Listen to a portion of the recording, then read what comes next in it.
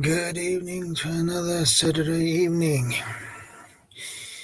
Two in the house. Welcome, my friends. Good to see you.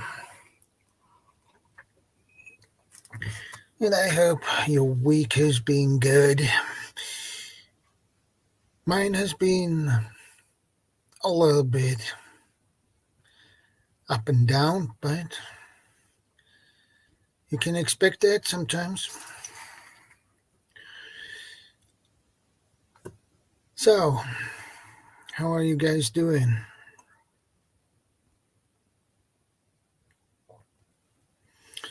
And we are still alone here. Okay, we have to wait and see if people are coming in.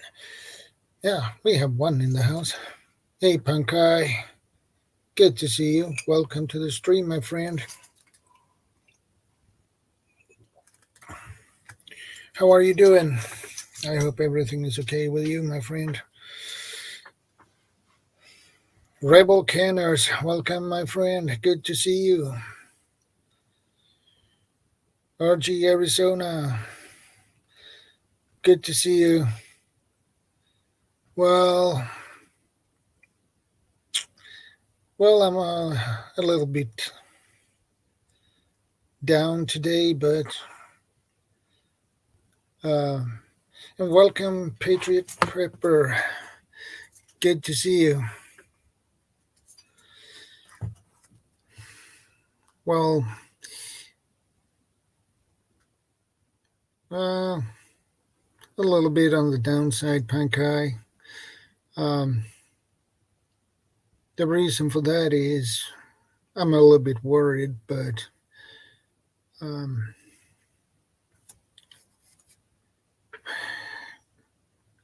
my wife got an epileptic seizure today, so she hurt herself pretty bad. But she's sleeping now, so that's why I'm a little bit under the weather. Nitha Nagadasu, good evening. And how are you doing? I hope you are doing good.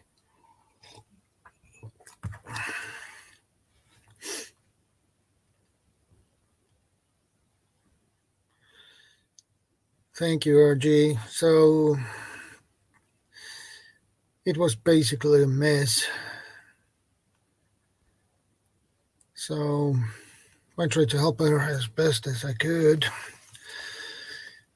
Not fun. And every time I had seen her 3 times and I never get used to it. It's horrible, actually.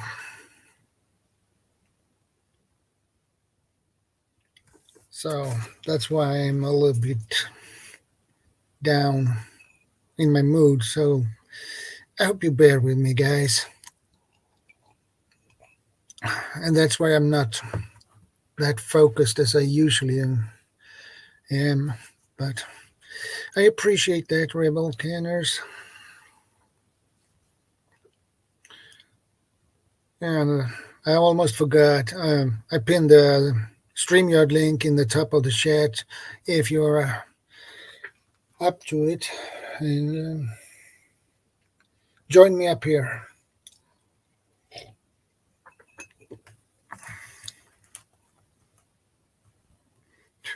No, it's really horrible, my friend. It's horrible, RG. Hey, Hando, good to see you, brother. How are you doing?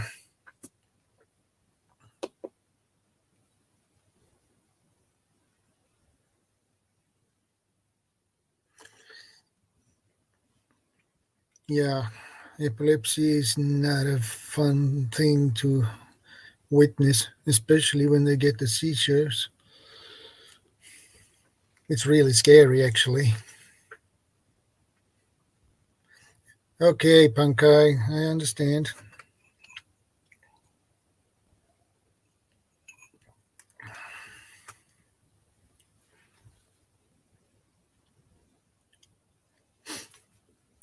But anyway, Today's topic, nuts to know in cargo tie down and security. Securing. Yeah. Interesting topic, right? I actually know one. Not for tie down and hold and secure a car, a load or the cargo.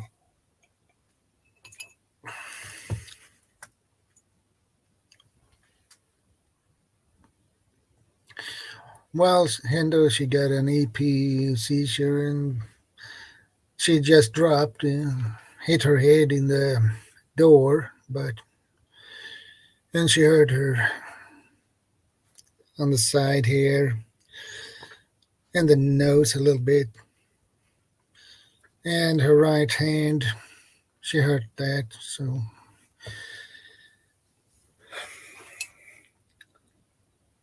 it is what it is.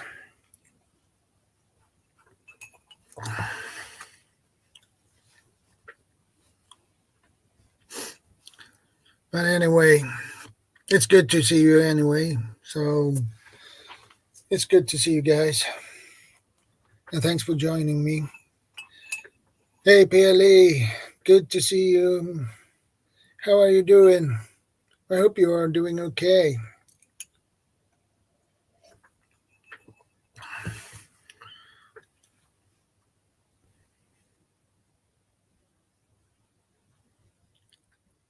Yeah.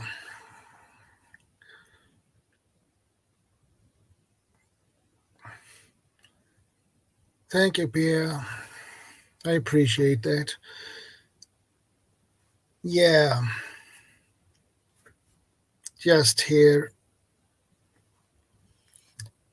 Just it took here. So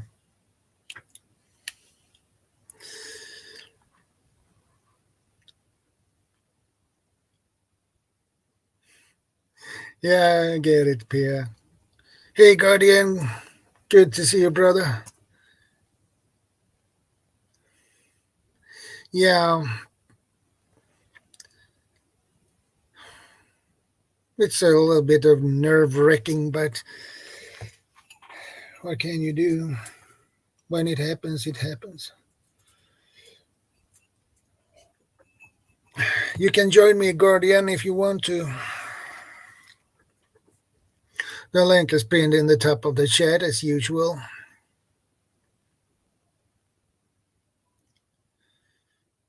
I have no idea, Hendo. I have no idea where CR is.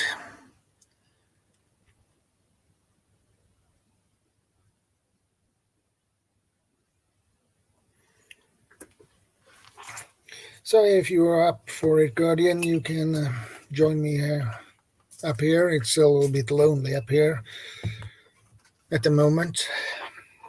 It's always nice to have people on the panel. It makes everything easier, actually.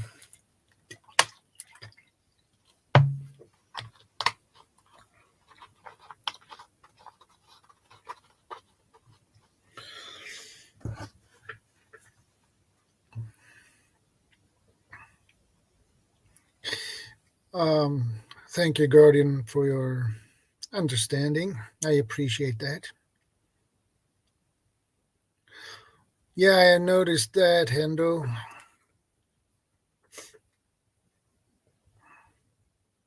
Yeah, I noticed that. He dropping exercise videos.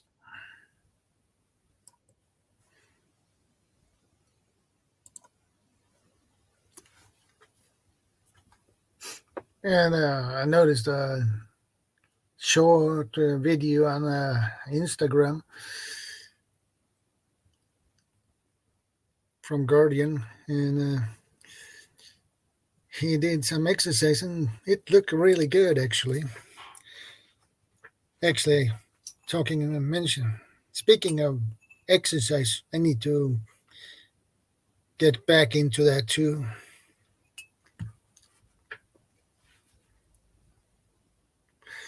Ah, I see. I understand that, Guardian. No problem.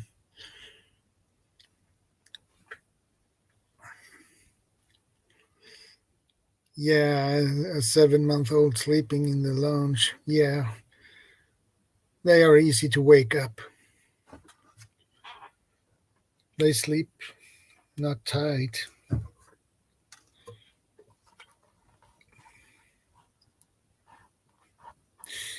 Thank you, Guardian. I appreciate that. Yeah, and that is another good idea to do. Hey, Vanessa. Hey, preparedness veteran. Good to see you. And welcome, Pasamaquoddy. Good to see you as well. Well, for you who are up for it, you can just click the link that is pinned in the top of the chat and join me up here. It's always nice to have people to talk to. It makes everything easier most of the time, actually.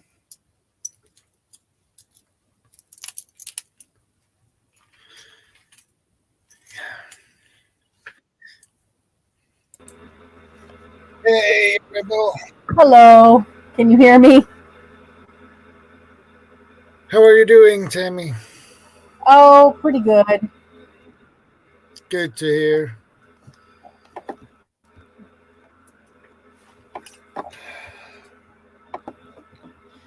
So, I had a little bit of a struggle earlier today. Oh, I'm sorry to hear that. That's not good.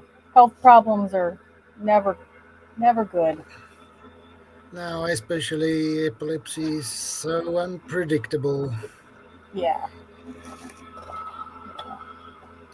Well, we'll be keeping her in our prayers. I appreciate that. So that is why I'm not that focused today. So I might mess things up today, but Well, I'm not going to be very much help with the knot tying. I'm That's one skill I need to learn. I I used to tie, like, I had horses, so I would tie yeah, rope halters and yeah, make rope halters out of rope, but I don't know the names of the knots, or that was so many years ago. I don't know if I could do it again. And I knew the yeah, knots to tie the horse, but yeah. That when it comes to horses, there are different types of knots you use. You don't use regular knots for to tie a horse. no, you want a quick release. Yeah, well, you can have you can't use a double half hitch because that is not a quick release. No, no, yeah. Everything I used, you could just pull one thing and Yeah, they were free, and they couldn't hurt themselves that way. yeah, they can, especially if they get scared Mhm. and they can't get loose. So, so you need to tie different knots for that. Um, I don't know the English name of it, but it's used by smugglers. It's a quick release knot too. They just pull it to release the boat because they if they need to get away fast. So Yeah. Um, my great grandfather was a smuggler. okay, He smuggled people. okay. I He took people from the South and took them to Canada so they could be free. So well, he he did a not the good bad, job probably. yeah. And then my grandfather was a smuggler. He smuggled alcohol from Canada into Michigan when it was prohibition and illegal. He worked for the Yeah, mob. it was a lot of people who did that. Yeah, he used the same route that his grandfather had used. They never caught him. Yeah. Hey, preparedness. Testing, testing. Yeah, we can hear you loud and clear. Right, so I'll just there we go, all in and working. How's it going? You all okay? Well, I manage. I feel I'm not that focused as I should be, but it is what it is. Right. So evening, Rebel Cameras, Tammy. Evening, or I've never seen it. it's No, afternoon. I don't think we've ever met. no. I was just about to say I've never come across you yet. So No. good to see you. I'm in UK and it's evening, dark outside. Yeah, UK are 1 hour behind us, so behind me. Yeah. So It's 2 o'clock in the afternoon here. yeah, Right. Good to see the couple of folks in the audience there. Guardian Prepping, Vanessa Kitty, Hendo, welcome, and a Guardian. couple Good to more. see you.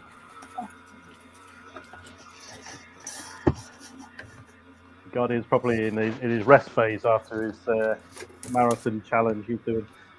Yeah, Oh, here he is.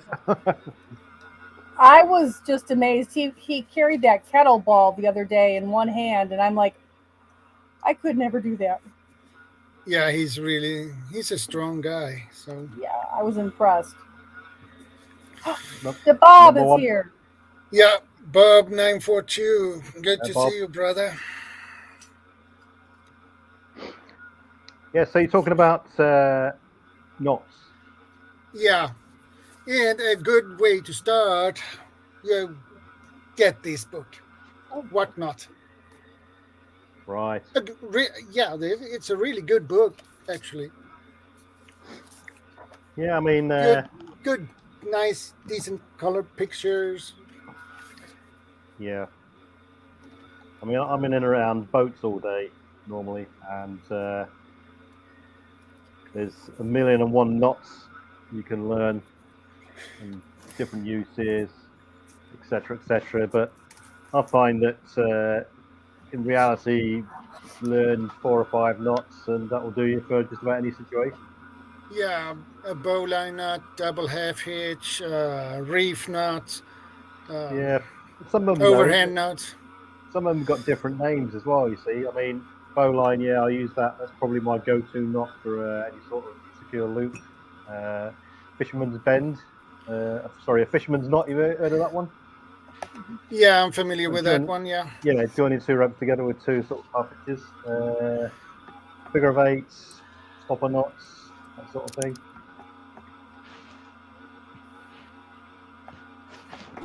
Yes, it's definitely very useful. Actually, I'm busy teaching knots at the moment to some of the scouts and the cubs here locally, Right. and Yeah. it's really nice. It's just nice to have a bit of a refresher course. And we're also busy learning mat knot. I'm sure you might be familiar with that. How to make like a mat surface, and then the monkey's fist actually. Yeah, yeah. Quite nice knot as well. Very basic one, but to teach the kids as well is also such a nice way to have a bit of a refresher course. And also, I just wanted to say hello to all the other South Africans that Hendo's brought over to Shadow Stream. It's always nice to have a couple of new faces around, and you're very welcome here. Every Saturday night, South Africa time, almost every night, Shadow will have a stream and we talk about preparedness, we talk about survival, and you guys are most welcome to be here every Saturday if you like. It's a great place to chat. Yeah, you were saying about the mat knots. I've got one of those on my boat, and it's a good way of storing rope, which has another use. I mean, I've made one which is about the size of a doormat. It is an old spare piece of rope I had. It's amazing how long it is when you can, or if you need to unravel it.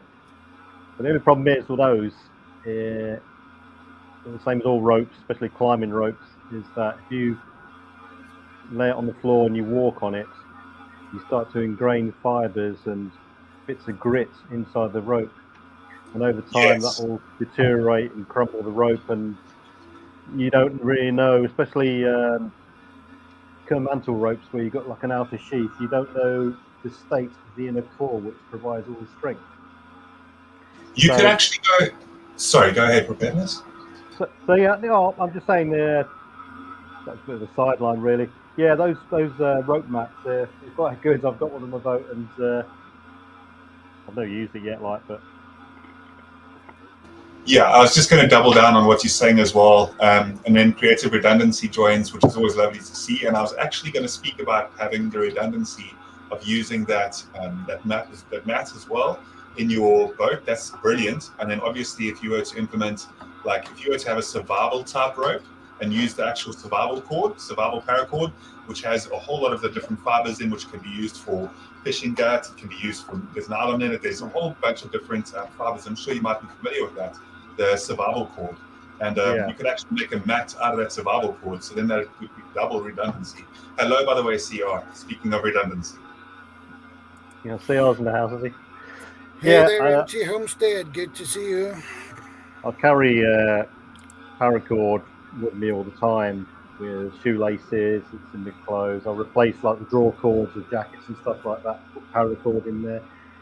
Because it's multifunctional and, you know, the inner cores of it, like you said. But I've never really used it in a boat setting, paracords. Only for really small problems, minor fixes. I tend to have the bigger, hardier ropes. It depends what the use is, really. But especially on the boat side of it, my go-to knots are the bowline figure of 8. That's really or a sheet bend. I've never really used on them. I don't really. But you use a sheet bend. This is two same sized cordage. But a sheet bend like this you use to connect to cordages of different size, dimensions. Yeah. And you can make this one double. Yeah, those are pretty good too. Pretty nice entry knot to be able to have for different uses. It's actually nice to have the aesthetic. I like the anchor rope. Sometimes if you go and look around different beaches, by the way, you'll find like an anchor rope. And bless you, Tammy. It's no problem at all. So sometimes you'll just get anchor rope that you can find on certain beaches, and then you can take some home if you're allowed to on that beach, and it just looks so nice. It's aesthetic around the garden. If you like a bit of a coastal look, I always enjoy that. Yeah, I use floating ropes for life rings and so on and so on, so that they're mainly high visibility ropes as well. So if you throw a life ring on near someone or over them and they miss it, they can actually got something else to aim for. That's the floating rope side of it as well. Only problem I found with those is if you leave them out in the sun, especially like in areas where someone's likely to fall in the water, or you leave them on top of a roof of a boat or anywhere like that, the sun will damage the rope so quickly that when you bend it, it will start to crumble. That normally kicks in after about 2 years, which sounds a long time, but you can forget quite easily about things lying around, you know. Yeah, you can also use for gardening. You can use certain of the anchor rope. It's thick enough and broad enough that you can use it for garden edging, and it lasts for long enough, and it looks really, really nice too. Like specifically the right colorings in. So like thick anchor rope, and to tie that around. You are muted, by the way, Tammy. I don't know if you know that you're muted at the moment. My computer is doing that thing where it takes off like the Red Baron, so I was trying to be quiet. No, it's fine. It's always just we always just enjoy having company as well with preparedness as well. So it's it's all good. Good thing about feel free to. Knots. What people have got to realize also is when you incorporate a knot into a rope, it reduces the strength of the rope as well, and it can do that by up to, I think it's about 50%, something like that, depending on the knot and what sort of use you're applying to it. Yeah, well, to answer Reno's question, synthetic types of ropes and cordages is honestly very useful. There are some really, really good synthetic cordages out there. Yeah, I mean, they've all got a use, isn't they? I tend to use all synthetic ropes. In fact, I don't think I've got a natural rope at all. The synthetic ones I find quite easy to work with in terms of if you are trimming ropes down, you can back splice them quite easy, and you can burn the ends off quite easy as well and trim it down. Yes, yes. You can also, obviously, certain routes, if you know which routes can be utilized, you can definitely weigh in on certain routes and then just tether them and combine them afterwards as well, straight them together, and you'll have really, really nice cordage off of pretty much any root system. You've just got to know how to do the process as well, to dry it out, to wet it, to combine it, to like seal it more, and then you dry it out more, and eventually after time, you can make amazing cordage just from the right rooting system. You're also usually going to be looking for advantageous roots of certain plants too, because they're longer and more tangly and more tethery type root system. So that's really good. And then you can use those and you just bury them out and you stretch them and then you wet them, tie them together, let them dry, wet them again and let them dry again. And they become quite strong after a while if you get enough of them tethered together. Yeah, I agree with Guardian. Roots are really good material. If you want to do some lashings, but it can be tricky to tried? Sorry, has anyone actually tried? Try to. Has anyone actually tried to use stinging nettle cordage and successfully managed to use it in any sort of strength setting? Hey, Lisa Jean, good to see you and welcome to the stream, my friend.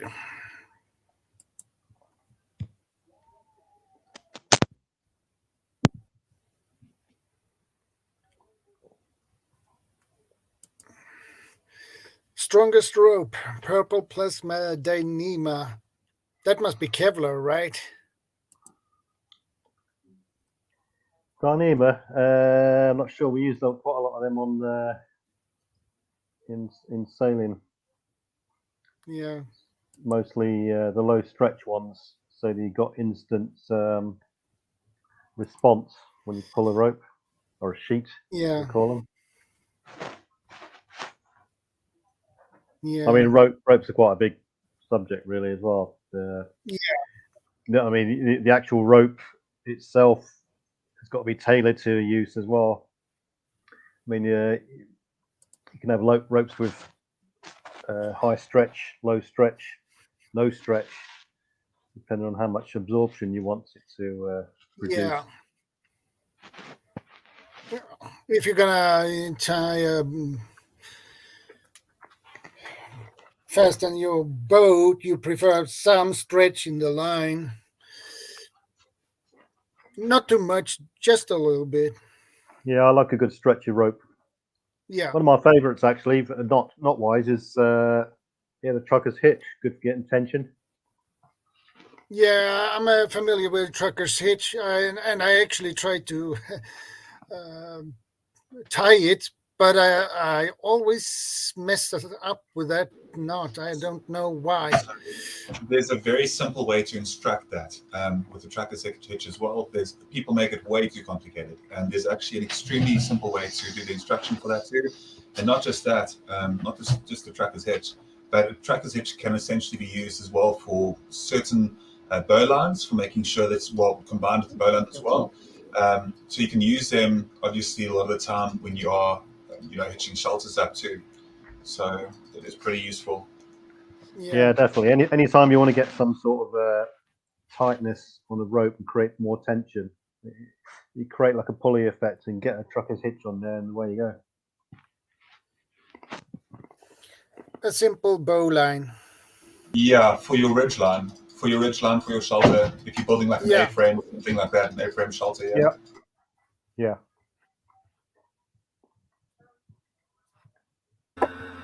Well, I'm going to go ahead and step down because I think I have somebody at the door. So I'm going to step down. Okay. I'll be in the chat. It's Bye. Lovely to see you, Tammy. Have a good evening and enjoy your weekend further. Say hello to the family for me, by the way, please. I will. Thank you. All right, bye for now. Bye-bye. Give me just 1 minute quickly. I'm just going to take care of something, just help out here real quick, and then no problem. Yeah.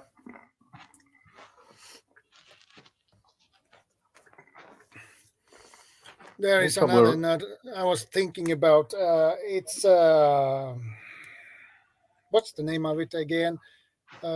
Siberian hitch. Yeah. Are you familiar with that one? I've seen it done and heard of it, but I've never used it because it just goes in one ear and out the other. It's too complex to learn for me. They're used for tarps and stuff like that as a supposedly easy quick release method, but I just end up using the trucker's hitch.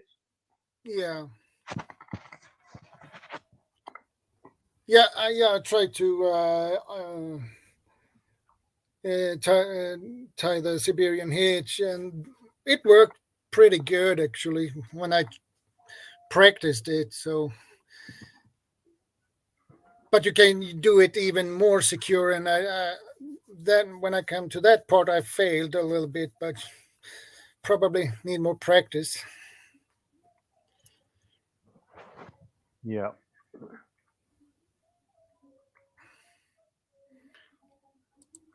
I just had to come back for a second and mention spider silk. Mention the strength of spider silk as well. Just had to add that in there real quick while we are on this topic. Okay, I'll be right back now. Yeah.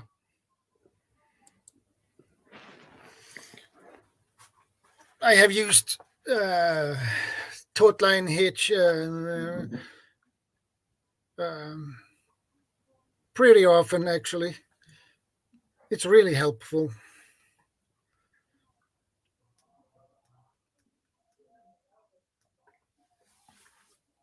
Especially if you want to put up a line to hang your clothes on to dry. Yeah. Yeah, and you need some tension. I don't know if anyone's done any climbing here, but Prusik knots are very good. Yeah. For a backup abseiling device to stop the rope feeding back up through a standard figure of 8 and fouling, and they're good for an emergency sort of climbing loop to get up a piece of rope if you haven't got the strength to do it, arms. Yeah. And another one which I use quite a bit is a method of shortening a rope. Is you make it, I can't remember the name of it. You make a loop and you go through another loop and another loop and another loop, and it shortens the rope by a third, and you end up with like a long herringbone type piece of rope. And to undo it, you just pull one end and it all just comes up undone quite easy. I'll have to Google what that is. Can't remember.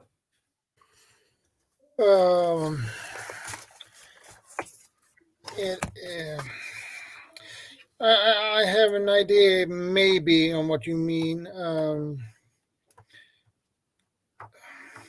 Right, it's a chain sinnet. It's called. It's a chain SINNET, chain sinnet. Yeah, I think it's like decorative. You can use it for decorative purposes. Yeah, I suppose it's you shorten the rope, easy to carry around then, and you can store them quite well, quite quick. Yeah.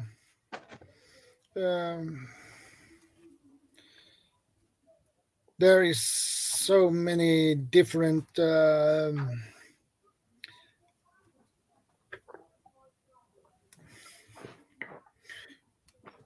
well, basically it's similar to this.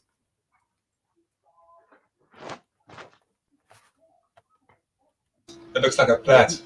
Yeah, that's right. It's like that. That's a tight version of one, but I don't think that is the actual one because it looks a bit more intricate, that one.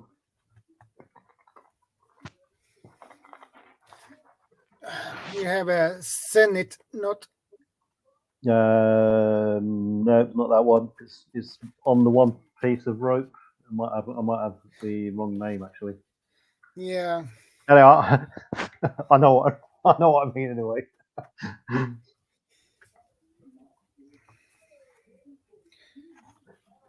There's a chains in it. Yeah. Monkey braid is another name I've seen. I'm just Googling now. Monkey braid. Okay. Yeah, I think it's monkey braid. I got shown it years ago in the hills and stuff. But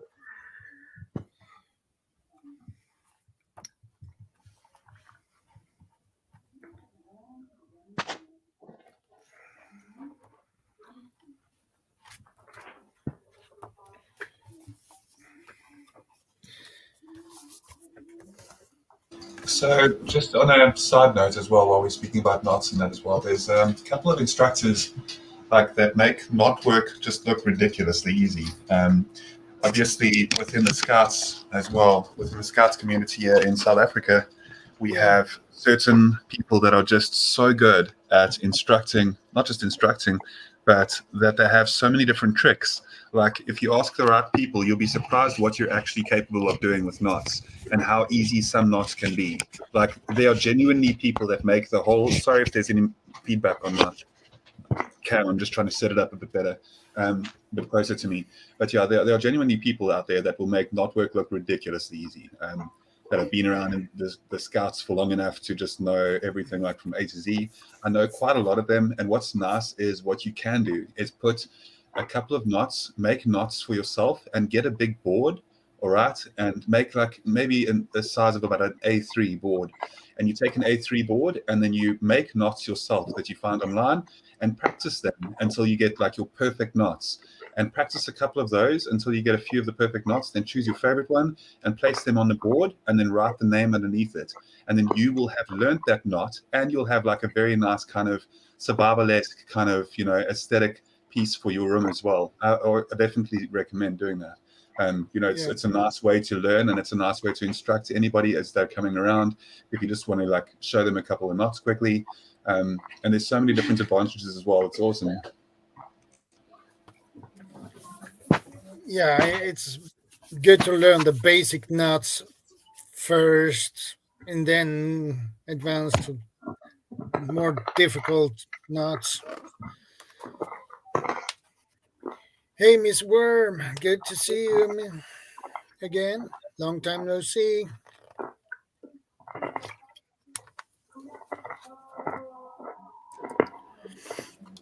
I used to know. By the way, Guardian said I had to say hello. I'm laughing here on this side. Yeah, good evening. This is Guardian. I used to know how to make dozens of knots. I learned at the Army Mountain Warfare School, and when I was a rappel master for the Army, that was 30 plus years ago. Yeah. I hope you remember the knots. Main thing I remember is the abseiling side, mainly. Mainly because it's good for, you know, you can escape and stuff.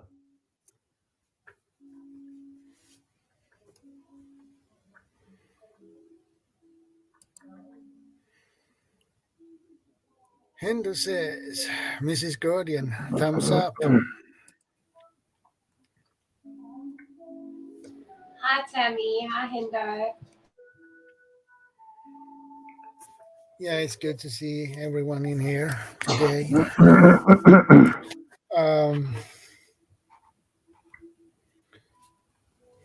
Another knot for shortening lines, sheep shank.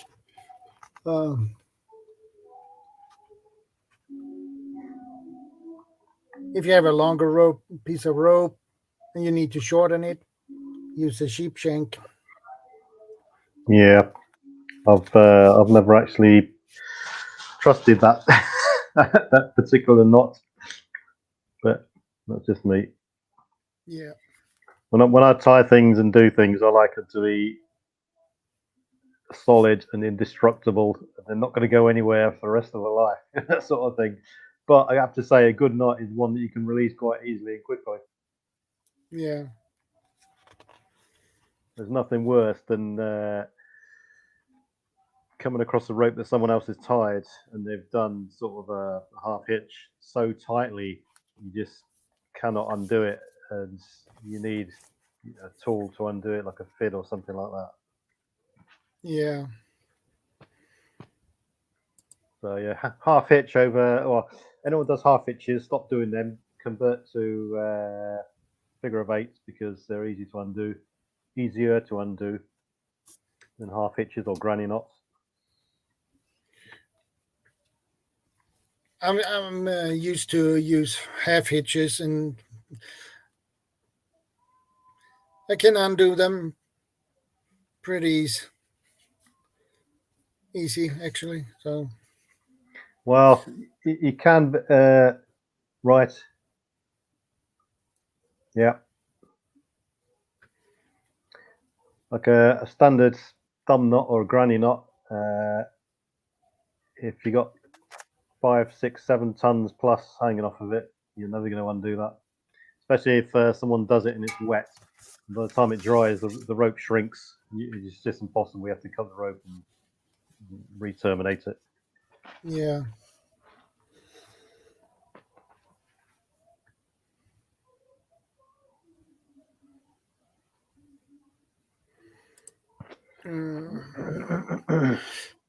Look up dynamic splicing. They don't use knots.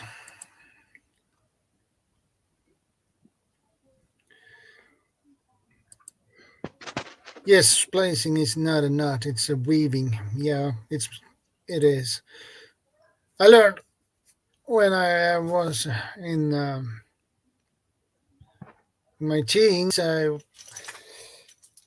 school, I learned the basic knots. Basically, it was bowline, half hitches, double half hitch, and with a round turn. And yeah, I learned that, and I also learned to do an eye splice, and we tried to learn to splice steel wire. Oh yeah. my, that was a nightmare to do. Yeah, I had to replace a couple of wires on a boat once, and just end up the best and safest option I found was to take it to a chandler's and let them do it properly, because once they're under tension, you don't want it to fail. Your mast will come down, you know. Yeah. And the wire we practiced on was like this thick. So right, multi-core. Yeah, and try to get under that. That was a nightmare. You can't just twist it like this. You can't. No. That took basically forever to do a splice on that one. And I was not good at it, so I think it's always good to have a rope in your house or something like that, because they're multi-use items. I mean, you can even make a ladder out of them. They're quite easy to do, and it's a good opportunity now to go down to your local outdoor store and just buy a rope. I mean, I don't know what they're like anywhere else, but they're quite cheap here. And just get practicing. Yes, not just that, but I think that it's almost the standard for. It's almost, you could see it as a bit of a cheesy item, the paracord bracelet, but I've seen it definitely emerge more and more as a kind of like a thing that allows you to have a bit more of an in-depth conversation about the outdoors. If you see that somebody else has one, that's I guess the most beneficial part of it. You know, it's not to say that you have to have one as a token of an outdoorsman or something stupid, but I'm just saying that like it definitely is like a very nice emergency bit of cordage to have if you really did need to have. But I mean, who doesn't have shoelaces as well? Like there's a lot of other threads that you can use from your clothing. There's a couple of other things, but I mean, just the benefit of having a nice paracord bracelet as a conversation opener is always nice, you know? Yeah, I mean, I see it's a good indicator of if you see someone wearing a paracord bracelet that A, they could be a prepper, B, they're into the outdoors, you know, and they've obviously got a use for it, and they see someone else have a use for it. But yeah, I know what you mean with that one. It's a good conversation starter.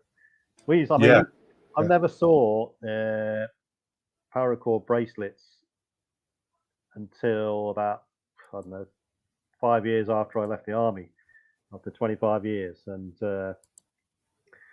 we all used to have rope with us, but and paracord with us, but it wasn't in any sort of form of bracelet or necklace or anything like that. We used to. Everybody had paracords as shoelaces. Everybody had paracords in their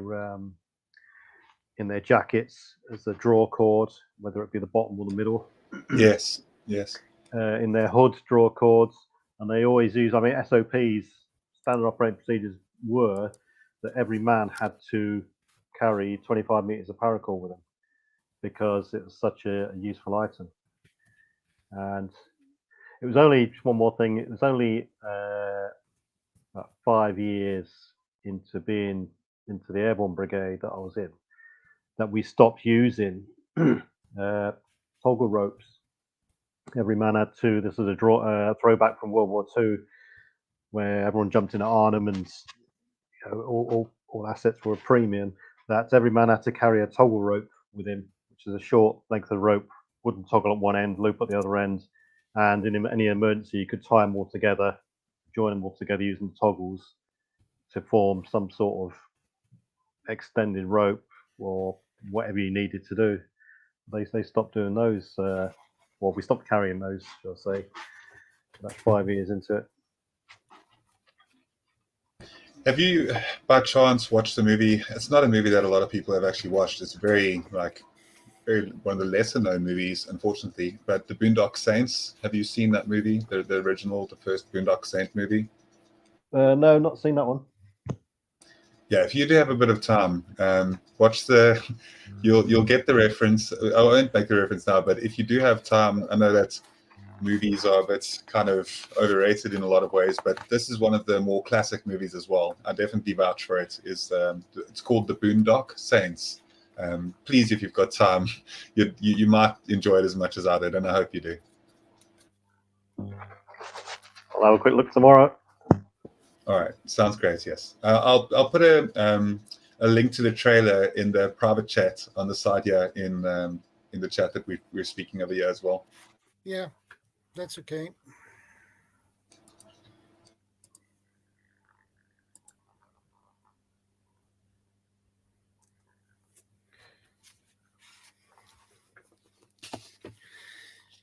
And this is the Ashley Book of Nuts.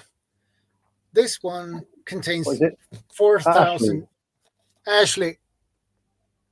Right. The Ashley Book of Nuts. This one contains 4,000 nuts. It's amazing how we've managed as humans to create 4,000 nuts. Yeah, it's I don't know how people can come up with over 4,000 nuts. It's yeah. And this book is totally on. I mean, is that book split into sections of uses, or is it just alphabetically listed? Yeah, it's splintered up in sections. Yes,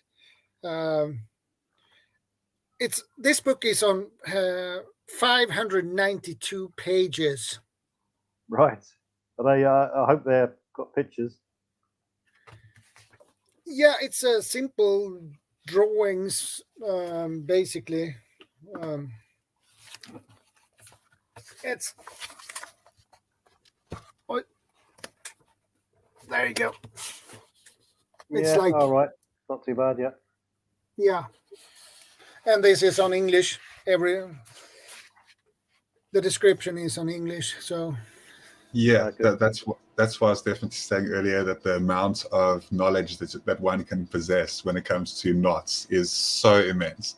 There really is no limit to the amount of skill, and not just the knots, but the way that you do them, the way you set them up, which knots work the best for which scenarios. It really is a study, and it's something where it's like, I can tie a couple of knots. That's not really the thing. It's like always just how can you perfect, or how can you delve deeper into the current thing that you're looking at, into the current subject. You know what I mean? How can you advance on that?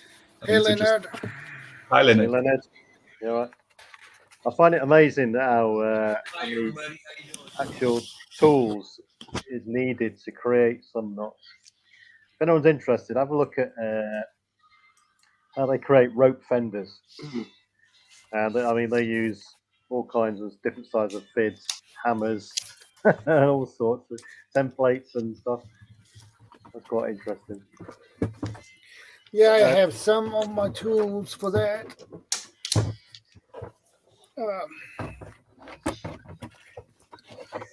Let's see if I can get them up. Go on, Ed. Show some fids. Yeah, this is a fid. Yeah. Made of wood. Yeah. Yeah, it's a wooden. And this is my brother made for me. Nasty. No, that's nice. Yeah, and you have this when you do some splices. Yeah. And even if you do some knots, more difficult, more advanced knots, this could be very handy to get in between. Yep. And then the heavier thing is this one. Yeah. Right. I believe this is a marling spike. Yeah. I think so, by the looks of it. Yeah. And I have this too. Really Well, you're nice. all set up. You're all set up for making knots. Yeah.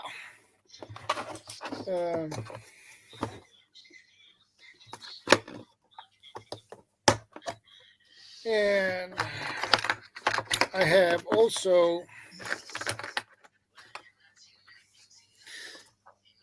this one. You have a hole in the back, and you put the cord in this hole, and you can just use it thread like it through. this. Yeah. Yeah.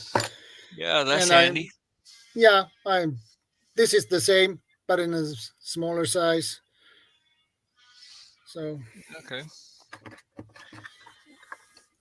And this is a netting needle, so. Oh yeah. All very useful.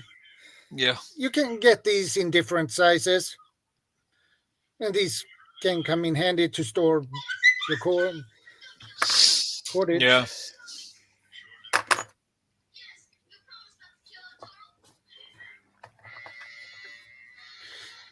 And this is actually a stopper nut, more decorative one. Oh yeah. This is a figure 8 stopper nut. Yeah. Figure 8 stopper knot. Let's have a look closer. Yeah. All right. Yeah, the pattern you mean. Yeah, I see.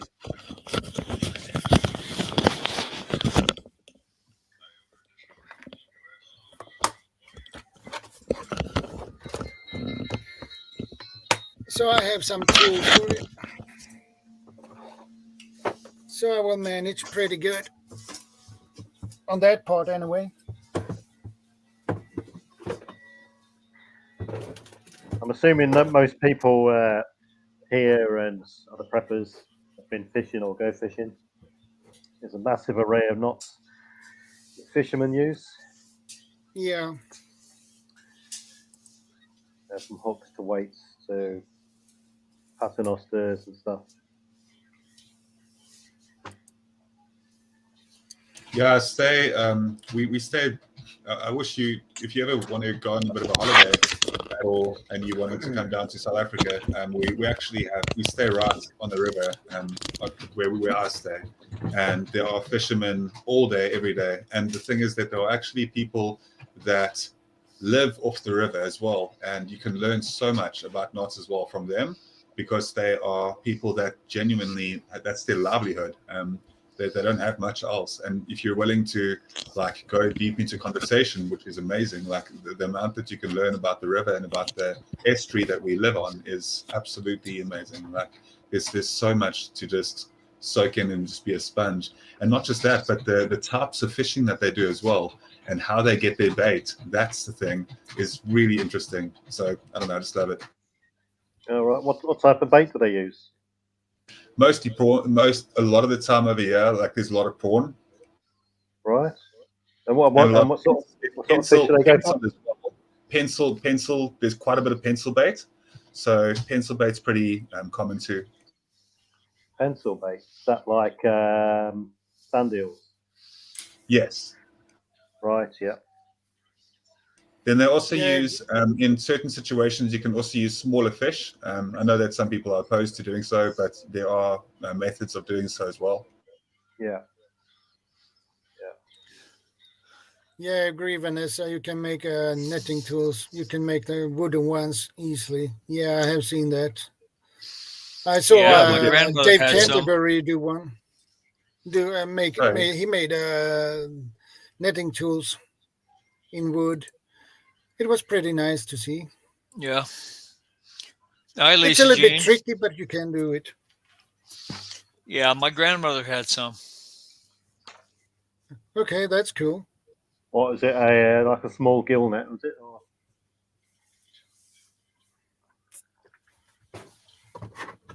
It's a netting needle, basically. Yeah. Netting needle. Oh, yeah. Stupid light. You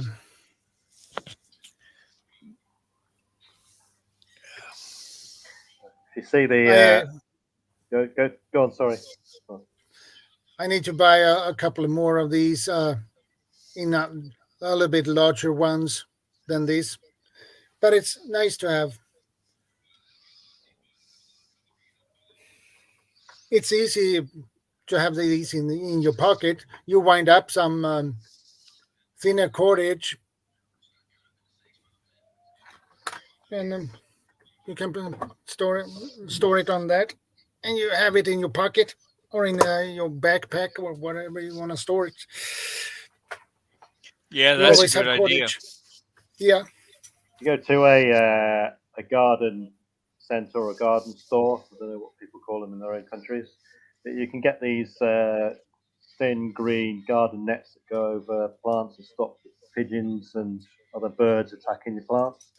Yeah. They make a good makeshift cheap survival gill net that you can throw in a survival kit if you're near you're specifically targeting a river or seaside survival situation. If you're making any kits and stuff, or you can actually make one yourself if you can remember how in a certain situation. Yeah, that's good to know. Yeah, I could definitely see how that'll be useful. I can absolutely see that. Yep. Yeah, I can see that. Very useful. Yeah, they scrunch up to a nice little small bowl, and for the return it will give you, it's immense, and that's what it's all about. Maximum return for minimal effort, Yeah, Vanessa, it is fun to learn. I learned a lot of knots when I was in Boy Scouts. Yeah, Boy Scouts. Most of them. Yeah, you forget. If you it's easy to forget them. Yeah. If you're not using them regularly, frequently, you forget them after a while. I probably couldn't even tie a bowline anymore. You probably could if you somebody teach you. So. Well, yeah, I used to know how, but I'm just saying it's been so long. I probably wouldn't be able to. Well, it's pretty easy actually. begin with a loop Yeah. and up, and then you go around. And then back down It's always through, right? yeah, and back down. Yeah. Yeah. Actually, I might. You I just hold might that have up been again. able to figure it out, but You just hold that up again, Shadow.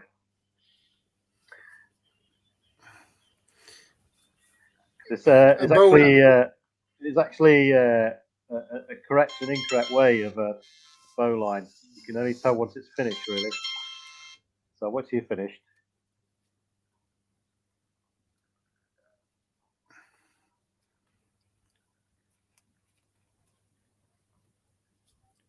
There right. you go. Right, the tail, like you've got there, should be on the inside of the loop. Yeah, it is. You can actually do another variation where the tail is on the outside of the loop.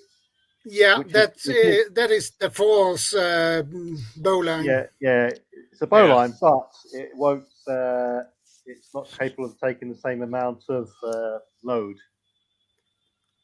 as a standard one. The interesting thing with knots is if you look at a standard knot like that bowline you've done there, most knots, this is the false bowline. Yeah, most knots. If you turn that around, come closer, turn it around.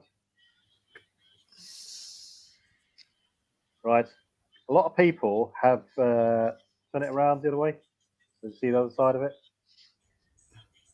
Turn it around. That's it. Yeah, most people have sausage fingers and so on, or they may have problems undoing knots. Most knots have a spine, and if you break the spine of a knot, it's much more easier to undo. And what we're looking at there is the vertical part of that knot is the spine. So if you just bend it, it will break the spine, and it's a lot easier to loosen it, basically. Hey, McBean, good to see you, brother. Hey, Mac, how you doing? Hey, Mac.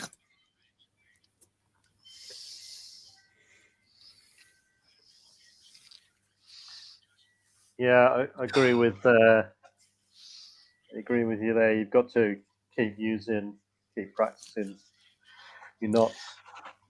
But I think in general, just through work, the way you live, you'll get to know which knots you need. And it's only in the odd situation, unique situation where you have to make another knot. But you can improvise then, can't you? There's quite a few knots. There's a limited amount of knots that have such a good range of use that negates the use for having to learn 4,000 knots and so on. So, yes, like you got something there. It's this book mentions occupational knots. For it is depends on what kind of job you have. They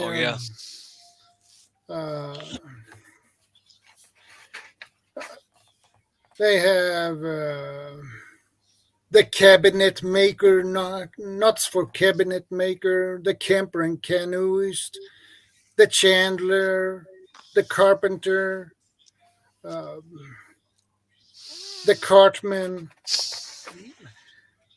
the climber, the cobbler, the cooper, the cowboy, the drayman. Well, they have, and that is all occupational knots. So, yeah, the executioner. No one's mentioned the handlangs knot yet. Yeah, I know that one. As kids, that's the one thing they always want to learn first, isn't it? Yep. Yeah. Well, we the did. dressmaker, the electrician, the electric lineman, the falconer, the farmer. There is this book mention a lot of different knots for different types of occupation you have. Yeah. It'd be handy to have. Indeed. But thank God we got YouTube. Yeah. Yeah, there's some good sites out there, animated sites as well, which, Yeah. you know, I looking at pictures okay, but some people just can't figure it out. Yeah. Well, most of those pictures are pretty well done and very explanatory. So you can, Yeah. you know, if you're have an aptitude at all, you can be able to figure it out.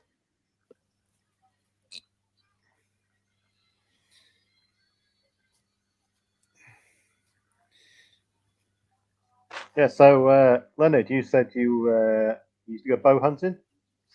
Yes. Is there any unique knots you used to use on the bow?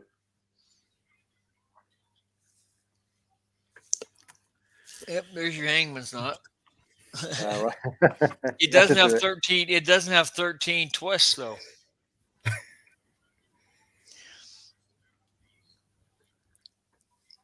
But what was that? Yeah, did you when you used to go bow hunting, was there any unique knots you used to use specifically for that? No, I never did. So you always fell back to sort of standard knots that Yeah, everyone used? I use a square knot more than anything. Right. I think the only area that, I mean, even climbing and those activities, climbing, sailing, boating, Yeah. you always go back to the basic sort of knots that everyone gets taught. You know, Right. clovage, fisherman's bend, figure of eight, and so on and so on. Bowline, Reef as well, yeah. reef knot. Yeah. That's why I think fishing's quite good to throw in a couple of knots there, because not only have you got to be able to tie the knot, you've got to be able to tighten or cinch the knot up in such a manner that it doesn't destroy the actual rope itself. Or the Right. fiber. That and you got to be able to tie your line so it won't come off, or your hook won't come off. Yeah. That's what I was leaning to is the Yeah. fishing side. So if you're using monofilament line, Yeah. and you do a long half blood knot, for instance, if you just pull that tight, it can actually create so much friction it will burn and melt Yeah. the filament line and reduce the capacity of the line. Yeah, that's true. We used to There like are tie a the lot knot of- loosely. Sorry, tighten the knot loosely, and then sort of put it in your mouth to lubricate it with some spit, and then Yeah. tighten it up. Yeah, Yep, that's the best lubricant for monofilament. yeah. And then snap cast on the first cast. Yeah. This That looks like a square knot. actually it's not. Well, it's the thief's knot. Oh, okay. This looks like a reef knot, but it's not, because Closer. you see, you have this one end is downside below, and this one here is above. So this is this is the thief's knot, and the sailors used this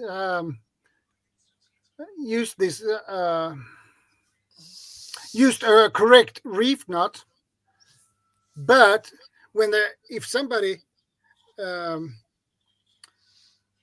opened their bags, they didn't tie the correct. So this is the correct reef knot. Yeah. Oh, okay. Right, yeah. So that when the thieves tried to do the same, he got one end below and one above, and they know somebody has opened their bag. Right. So Yeah. Oh, right. Good. One thing I noticed with that bit of rope you got there, I just mentioned, is securing the end of a rope. Not just by whipping it or dipping it in some sort of sealant or burning the ends, but securing the end of a rope with a knot. stop the ends fraying apart.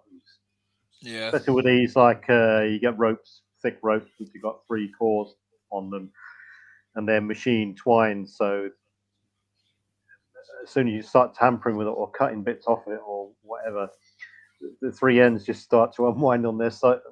Right. And before you know it, Right. you got three pieces of useless rope on your hand. You can always take some string and wrap it real tight and prevent it from fraying, but Yeah. and then not have to have a bulky knot on the end. Yeah. You can get paints nowadays which solidify into like a hard plastic. You dip the end of a rope into it. And Oh, that's true too. Yeah. Seal it. Okay, Or- I didn't know that. That was I never heard of that before, but so that's Yeah. new to me. It's quite expensive, so you're better off cutting the rope with hot cutter and whipping it probably if you know how to whip properly.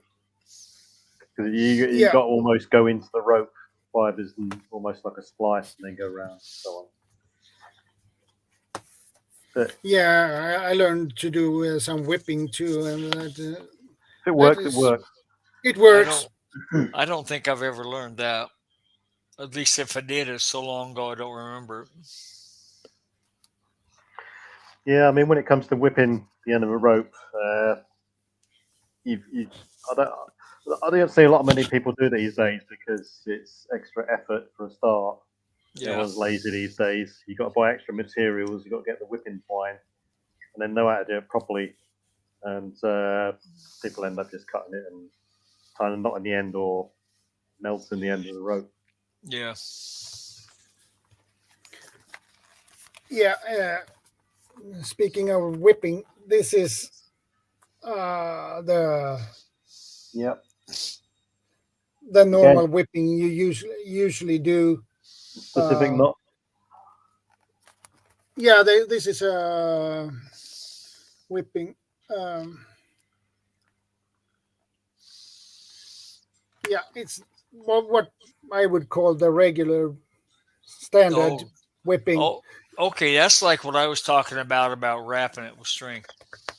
Yeah, and you have another type that is called sailmaker's whipping, but this one is a little bit more tricky to do. Okay, I just never knew what it was called.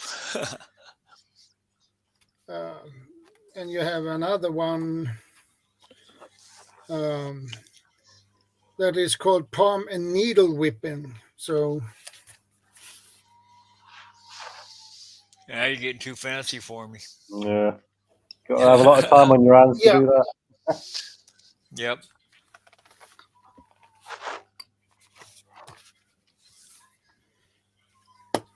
But whipping in general, it works.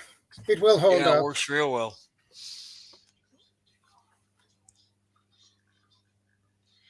Yeah, I've done a lot of that. Just, just the regular kind of whipping. Yeah. But it's been years since I dealt with ropes at all. Yeah. And this is the complete. I have this book too, the complete book of knots. Really good one. It has more like drawings. Yeah. Oh yeah. But those are pretty explicit drawings. So you can see where the end's going and all that easy enough. Yeah, exactly. And that's good. I knew. Hey, Thorhaven, good to see you, brother. I knew a radio technician once. Hey, Thor, how are you?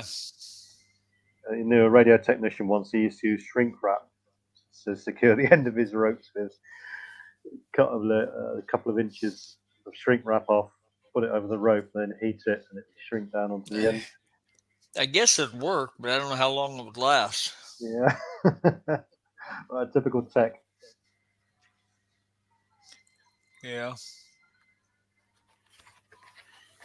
And here we have the trucker's hitch. Oh yeah, trucker's knots. Yeah. Hey Thor, how you going, right?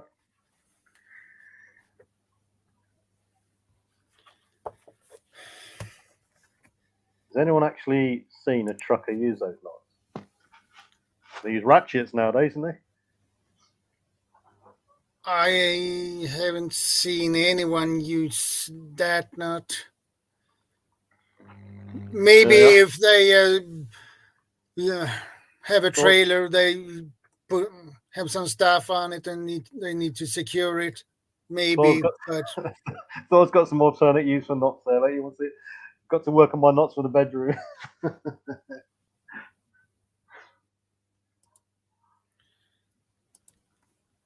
knots for lashings, etc. are good to learn. Yeah. I found that very amusing. I just didn't know if I could unmute or not, if it'd be appropriate. Which one's it? Thor's last comment. Yeah. Right. He's probably laughing. No, it's all good to see you, Thor. I hope that you've been well. It's always lovely to have you. Are you going to be jumping on the panel? Or no pressure, obviously. I'm just wondering.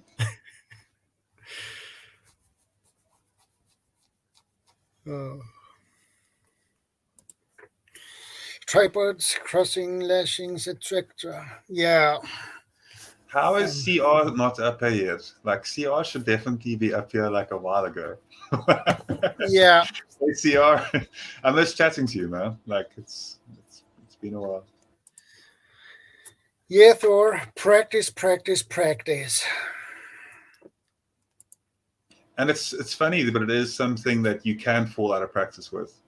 You can know the basic concepts for all the knots and know the fundamental ones, and you know the ones that you use more often, but the more tricksy ones you do kind of lose over time.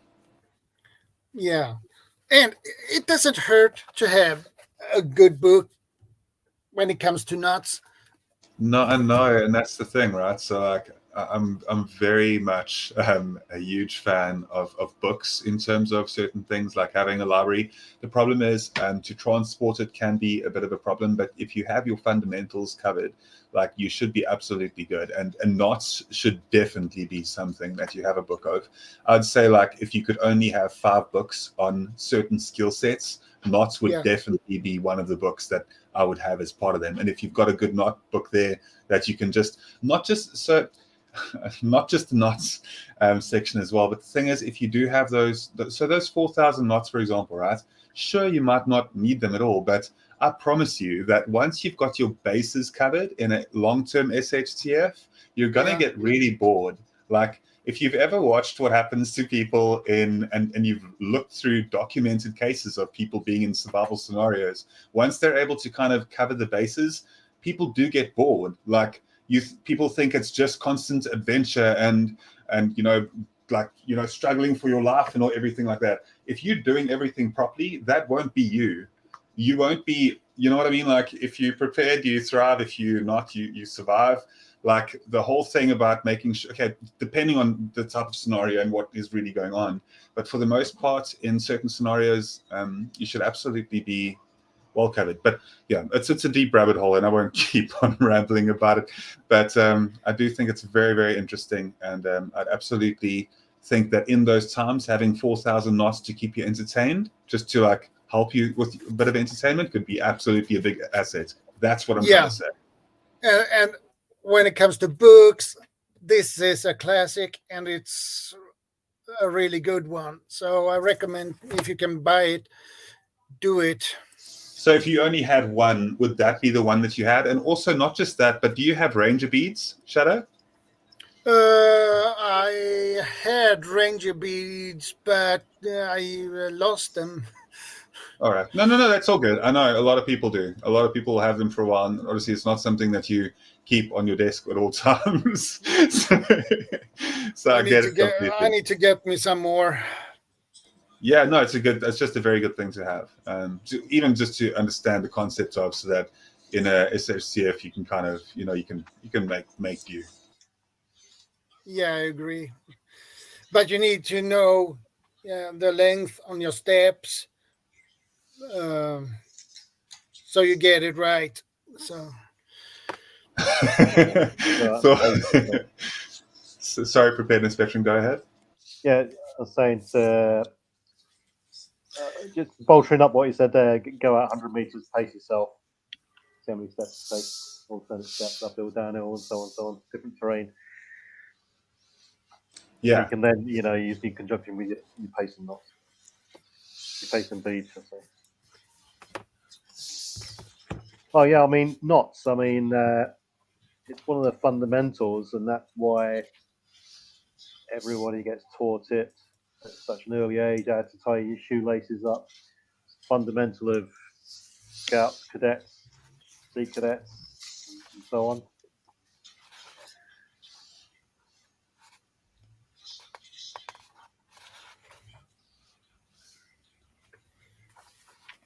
Here are some types of geese.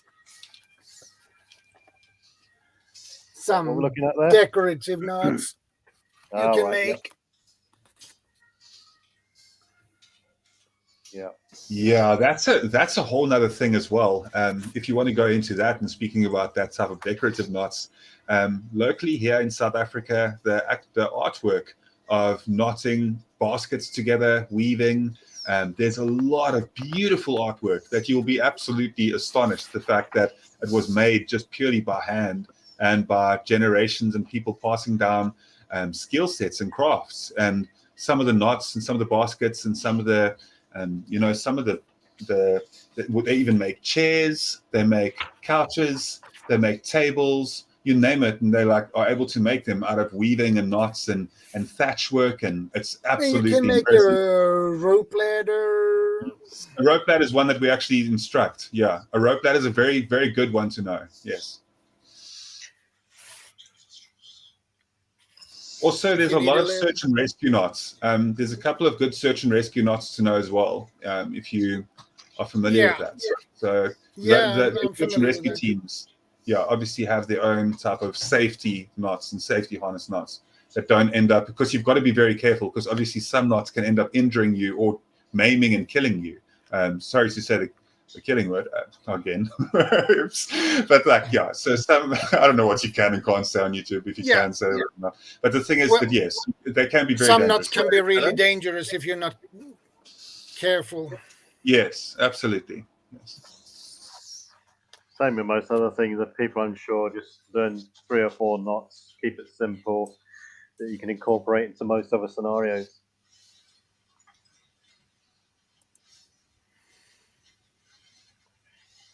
Adventures with Saw. Good to see you, brother.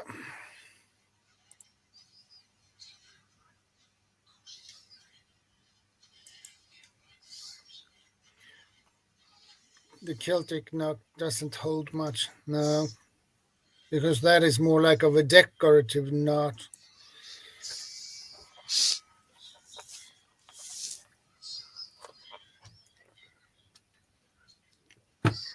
One thing no one associates with knots really is knitting, which is just made up of a series of knots, if you see.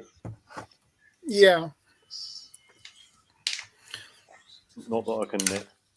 Speaking of knitting, there is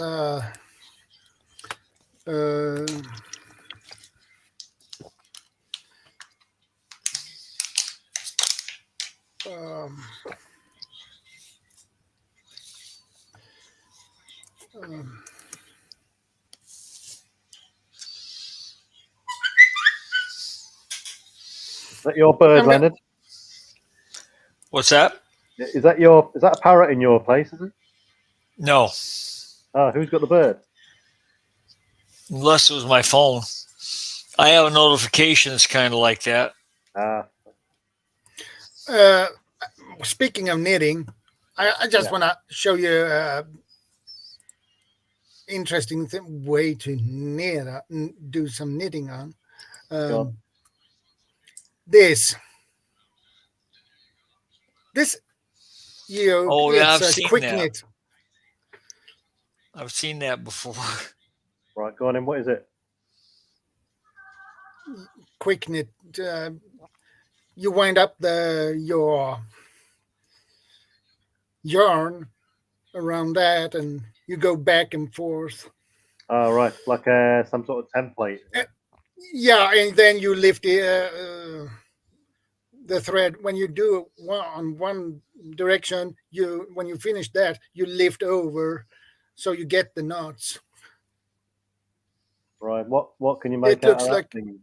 it looks like this, basically. Right. Yeah. The loose weave. Yeah, Oh, right. Yeah, I see. and this is what I mean when they lift over. So you have that. Yeah. So you can make some sort of basket type arrangement and stuff. You can knit a good hat. You can, Oh, right. yeah. So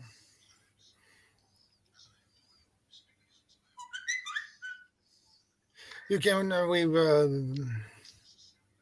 socks, and you can probably make hollow tubes too. Right. Just like Vanessa, their socks and so on. Yeah. Yeah, and you probably can make gloves too. So Right. my wife began to do that kind of knitting, and it's fascinating to see her just do that. Yeah. Wind up around it, and then lift over, and Yeah. then I've do the next turn. seen people go into knitting and they just go into like automatic mode and they're doing something else and talking and watching TV and meanwhile they're churning out a jumper. Sort of thing. Yeah. Yeah, my mom used to knit. She made us mittens and stocking hats and slippers. All right. Yeah, my grandmother used to do that, knitting a lot.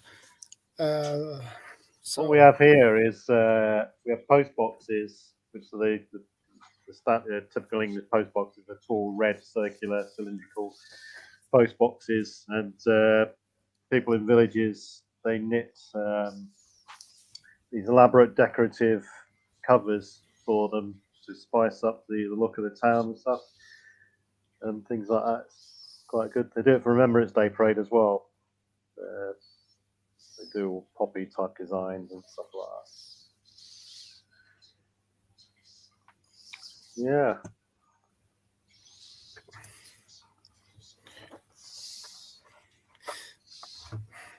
do you know any more types of securing knots? The trucker's hitch is, well, That's a the good one I know about, but I guess there is a lot more than that. But Oh, I'm sure there are, but that is a good one. yeah, trucker's hitch, yeah. Yep. I've I'm, used that one a lot too in the day. I'll probably use a rope just about every day and tying boats up and stuff like that. And for standard sort of they always go to knot is bowline tying up. Trucker's hitch, stopper knot, figure of 8, standard overhand granny knot. That's probably the main ones I use on a day-to-day basis. Yeah. Yeah. Or a double half hitch or something like that. Yeah, I mean, on an anchor, I can't remember the name of the knot, but round turn and 2 half hitches for an anchor because it's subject to motion. Right. You know. I wouldn't have any idea what that'd be called. Yeah. One thing to note, it's quite an important note, is when you're working with ropes that if you're not, and this is especially the smaller ropes as well, if you're not used to working with ropes, it can be very tough on the hand. That's true. Yeah. Not just for rope burns or rope slipping through your hands and causing burns, but when you're pulling on ropes, people that are not used to it, what I see with them is they pull that hard on a rope that it rips away the skin in Yeah, between again. on either side of the fingernails. And the next 3 or 4 days, 4 or 5 days, they end up with sore fingertips. Yeah, that's true. I've seen that happen before. Yeah, I know the feeling. It happens to me too. So if anyone out there wants a good pair of well, obviously gloves is the recommended solution. Yeah. I find the best gloves are performance sailing gloves, which are like especially for when working in and around water, when they get wet, Yeah. they keep your hands relatively warm. They maintain dexterous ability, and they're sort of rough leather on the inside, or cowhide, and they can quite easily sustain and tolerate and protect you from rope burns and so on. The rope sliding through your hand. Yeah, that sounds good. We always wore uh, good pig skin leather because it was tougher. Yeah, yeah. Of course, it wasn't that your fingers weren't as nimble, but No, that's right. Yeah, kept you from getting rope burns and things like that. and even the selection of thickness of rope can have an enduring effect. Oh yes, It's harder to grip and pull a thicker rope because you haven't got your fingertips don't meet your thumb. You can't get all the way around. And well, I was going to say it depends on the thickness because you have the same issue when it gets thin. yeah, and especially if it's cold, you haven't got the dexterity going on. Right. You really start to notice it then. Yeah, your fingers get stiff. Yeah. And then, well, that brings us on to another one: is when your fingers are cold, what types of knots can you actually manage to tie with cold fingers if you lost your dexterity? You know, so as well as having a use for a particular knot, it's too complex to tie because your fingers can't move.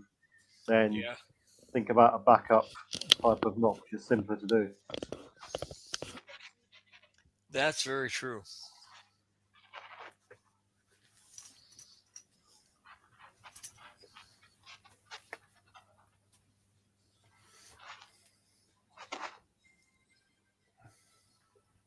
Be interested to see if anyone in the comments has got any sort of unique suggestions or uses for any types of knot or their go-to knots.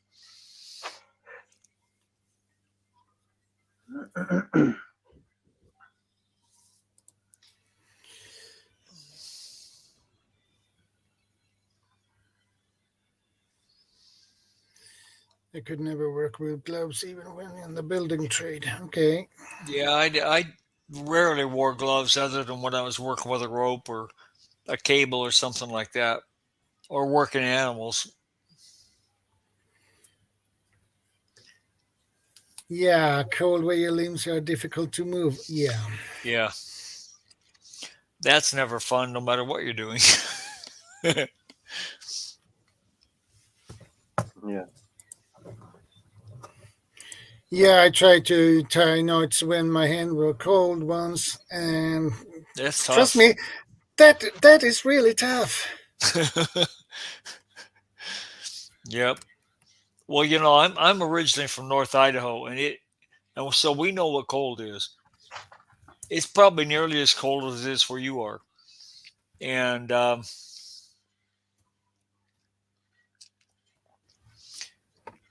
we basically grew up in the country and we had Yeah. animals and whatnot, so I had to be able to tie knots no matter what. Yeah. Yeah, especially if you have animals, horses. Yeah, You need to. you have to be able to tie solid knots, Yeah. whether your hands are cold or not, or you'll lose Yeah. your horse. Yeah. In that case, you need knots that are easy to tie and easy to lose. So. Yep.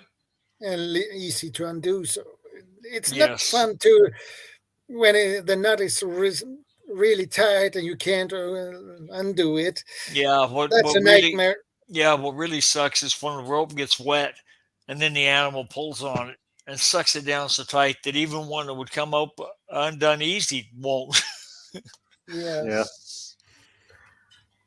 We you do a really tight rope, tight knot when it's wet, Yeah. and then it dries out and shrinks, and then forget it. It's there for life.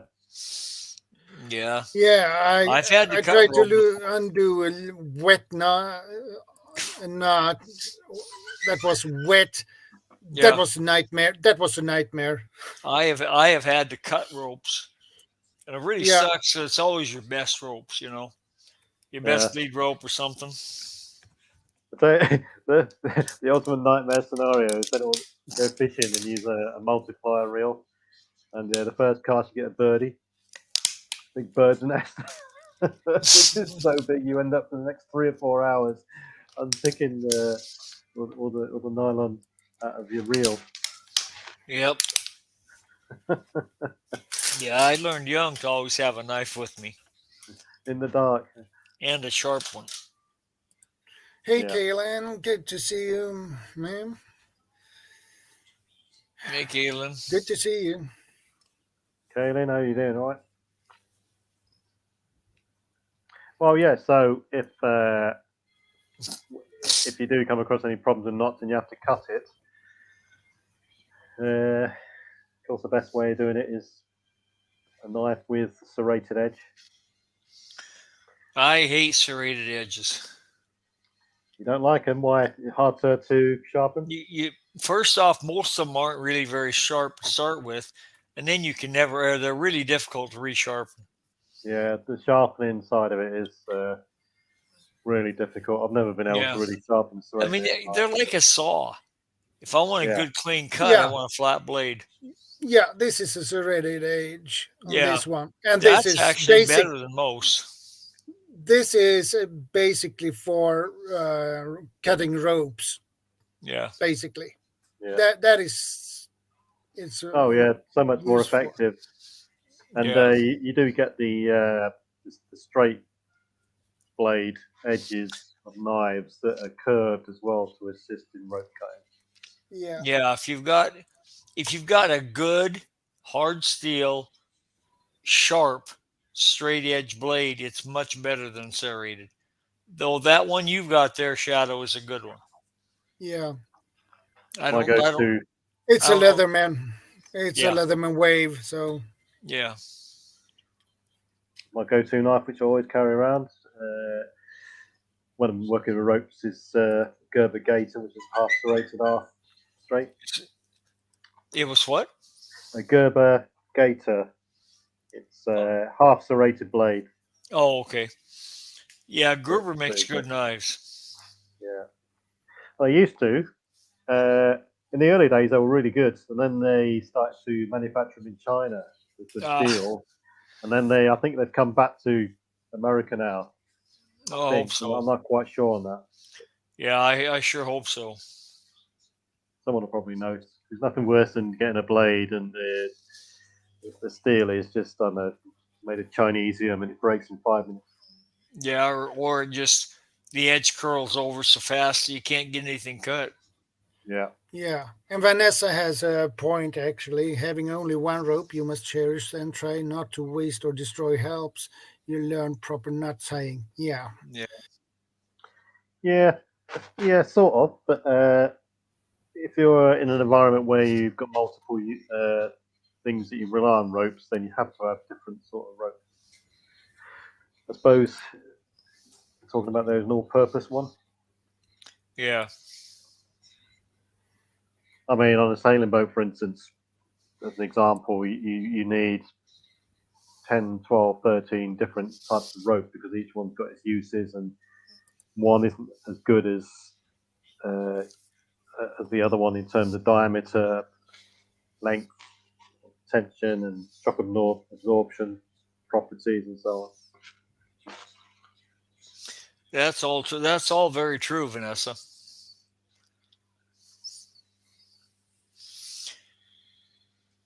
I have probably forgotten more about knives than I ever knew.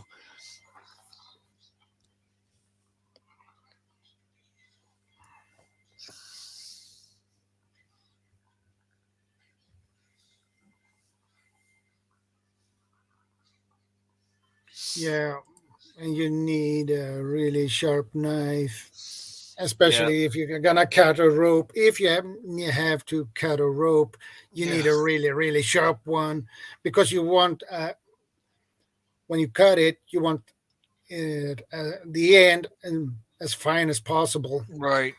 Right. Yeah. And to keep a knife sharp, you need a steel. You just absolutely need a steel. Steel, as in, say that steel knife, as in. No, you need a steel. It's it's what you sharpen your knife on a stone or whatever, and Yeah. then you take it and put it on a steel, which really fine hones the edge. Oh, but leather strop, you mean? Yeah, only it's made out of metal. Oh, right. I've never come across that. Oh wow. Yeah, let's Well, have a look. I yeah. normally My use. uncle my uncle was a butcher, and they used them. And that's where I learned. Oh, you mean the circular steel? They're Um, round. Yeah, they're round. yeah, right. They're not flat. Yeah, I know what you mean. I know what you mean. Though that would actually probably work. But Yeah. but yeah, they're round, and some are Yeah, ceramic. But yeah, I see what you mean. No, yeah, I thought. Yeah, what I use some Japanese sharpening stones and strop. Hey, CR, good to see you, oh, brother. a stop would be good. Hi everyone. Hi, Famous Veteran Leonard. See, How are you guys all doing? how are I you? know, I know. Sorry, We're hanging I out. had to. I was tied up. I had to set up a few things. You're tied up. What knots were used? I figured I'd use a bag to bring some stuff out.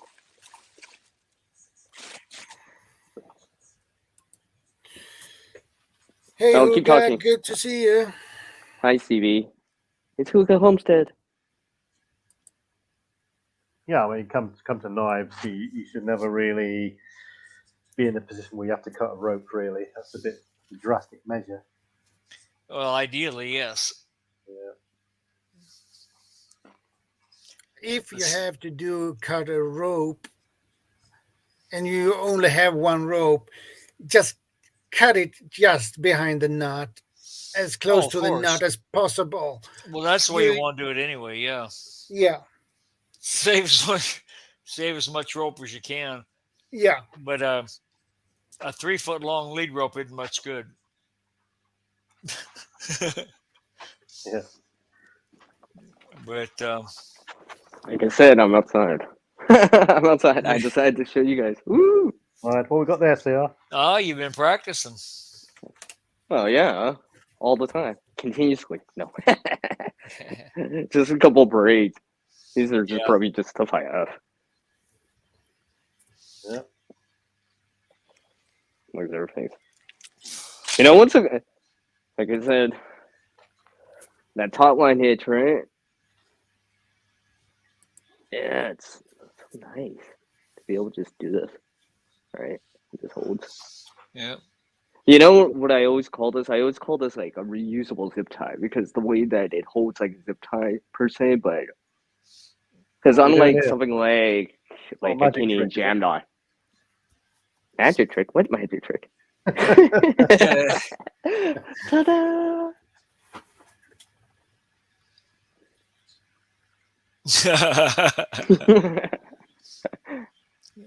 No, I have not. No, we haven't, Zog. I made a couple of those ones you go around your wrist, survival bracelets. And, Oh yeah. I prefer to use. I try to use one piece, continuous piece. Is that what you've used there? CR? No, this is actually two. That's it. All right. Yep. Yeah. Well, I have my reasons for it. It's easier to get the cordage off. Right. Because if it's You a mean a like, fit, Vanessa? I was gonna say preparedness veteran. If it's like a cobra weave, then you would have to. It's a little harder. Well, it would take longer. Yeah. So, I mean, I have one of those too, but it's so many different types of weave that people you see on YouTube making out of those bracelets. Some are really, really elaborate. Yeah, there's lots of ways to make those. Yeah, see, I have seen people do belts of paracord too. Oh yeah.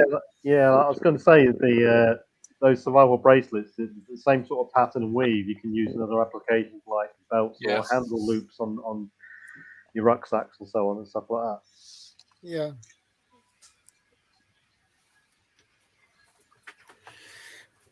Guys, I'm going for a short bathroom break. I'll be back Okay. in, Oh, in yeah. 30 seconds or a minute. Well, Keep the stream going, please. okay. Wash twice, it's a long way to the cooker. I'll be right back. Yeah. You know, Vanessa, I wish I could answer your question because I can't remember what they call that thing either. Which one's that? The pointy wood or metal object you use to thread a line, thread a line back onto itself. Oh yeah. In the comments, marlin spike. Marlin spike, yeah. Marlin spike hitch is a good knot to do for. You can create ladders out of that. Yes. Really simple way of doing it as well. And I think it was one of those knots which was made so that just about anything could be put into a rope and hoisted up to another person above or below you. Yeah. Hey, Vanessa, sorry about that, but I just couldn't remember.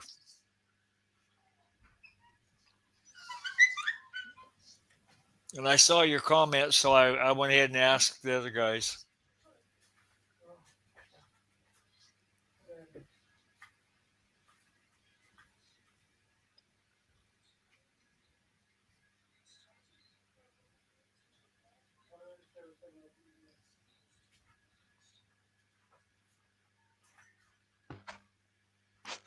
So what else we got here? Yeah, I got to agree with that. Be part of the solution, not the problem. And stay safe and be prepared. Always a good idea. Especially these days. Yep. You just never know what's around the corner. Yeah, that's true. There he comes.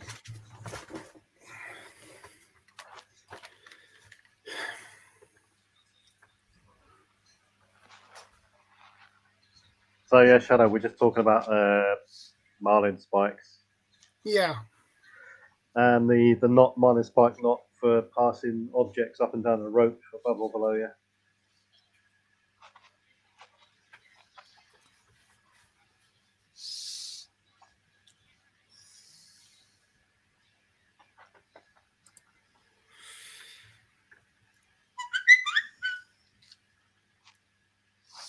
Okay, that's good to know. I'm back. That's always nice.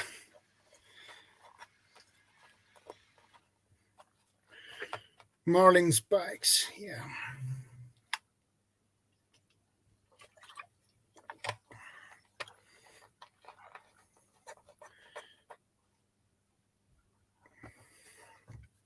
But a marlin spike is pretty heavy, so that is nothing you carry around with. Yeah.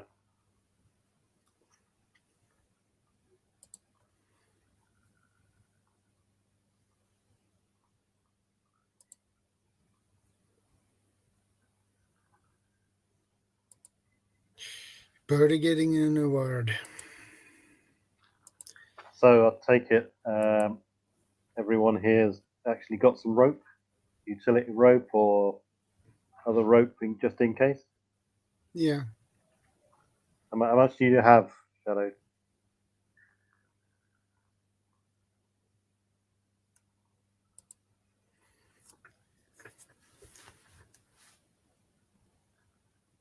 Yeah, it's good for that too.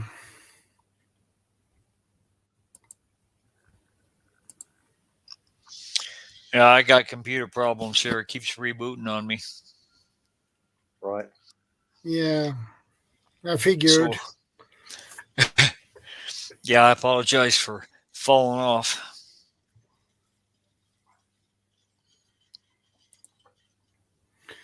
Smaller marlin spikes help to freeze some knots. Yeah. That is true.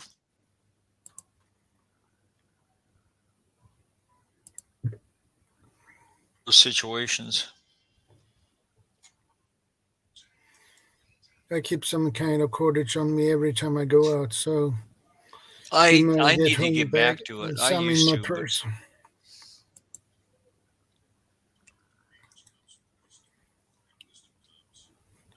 That is something I don't have on me,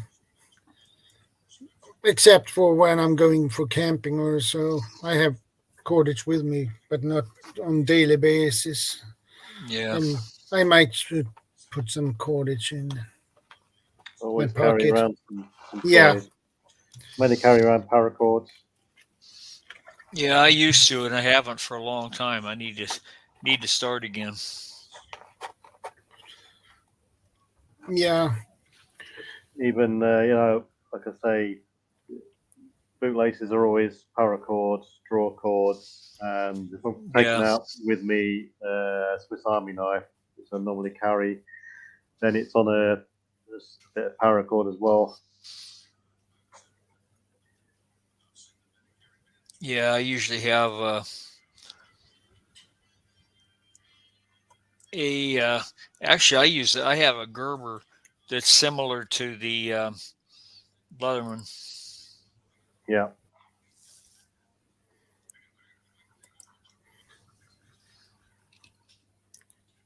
Bank line is always nice to have. Yep. Card bank But line. yeah, bank line. Yeah. The problem is you can't find bank line here in Sweden. You can find another type of cordage that are similar to bank line, but it's not tarred. Right. Hmm. What do people do? Do they end up tarring it themselves? Or is it too much of a... You need more resources and somewhere to do it. And I suppose it's better off you buying it. Yeah, what is similar to bank line here in Sweden is the same cordage you use when you make your own net, fishing net. Yeah. So that is the same. It's similar, not the same, but similar. Really strong, but bank line is pretty expensive actually. It's if you want a cheaper alternative, it's not tarred, but if you look up British Army green string, that comes in a roll, which is about 300 meters, and it's similar, very similar to bank line. It's not tarred.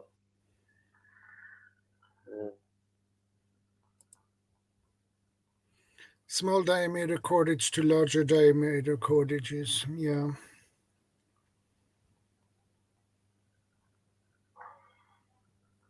Right. And that is why it's good to have a netting needle, because you can wind that bank line on that and keep in your pocket. So you always have some bank line with you. Yeah. Right, Shadow. I'm going to disappear. Yeah. So thanks for having us on. You're very welcome. Thanks to everyone else for the interactions. And we'll see you next week. Yeah, will do. Okay, see ya. Catch you later. See you later. Take care.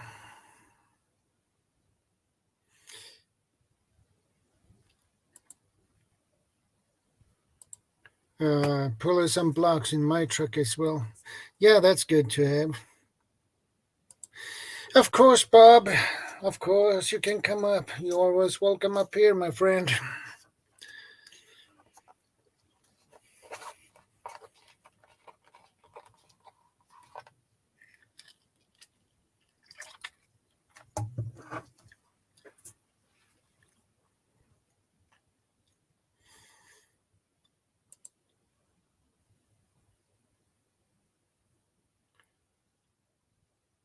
What type knife can you see in UK? I have no idea, and they have really strict knife laws.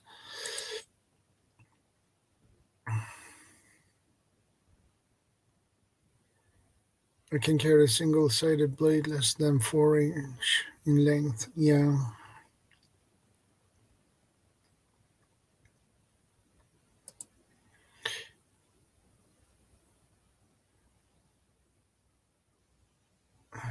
UK laws prohibit carrying locking blades. They have to be a slip joint folder. Okay, thank you, Kaylin, for the update on that one.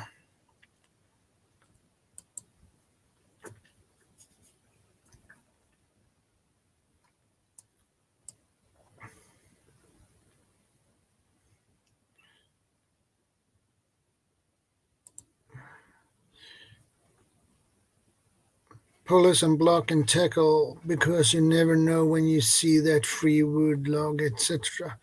I agree.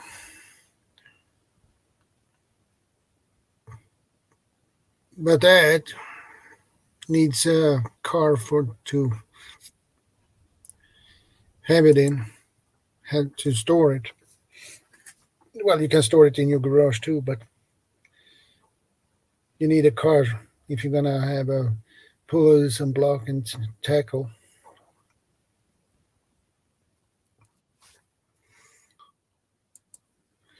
Hey, Bob, good to see you. Hey, Shadow. Hello, everyone.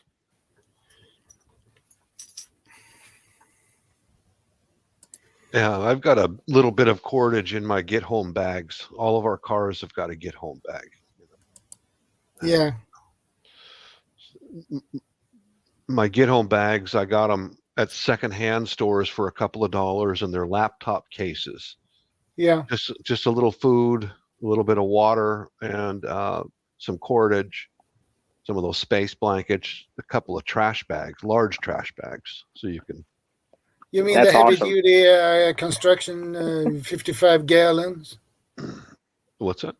Oh, You yeah, mean- like that. yeah. Like that. Mm-hmm. Construction. I believe they I've, call them construction ACR. 55-gallon trash Mhm. bags. Like that, yeah. Yeah, those are always useful. I Hey, always Hugo. keep 2. You can do Hello. a lot with 2. Hey, look, yeah, I have 2, and they're basically because the rain and wind here.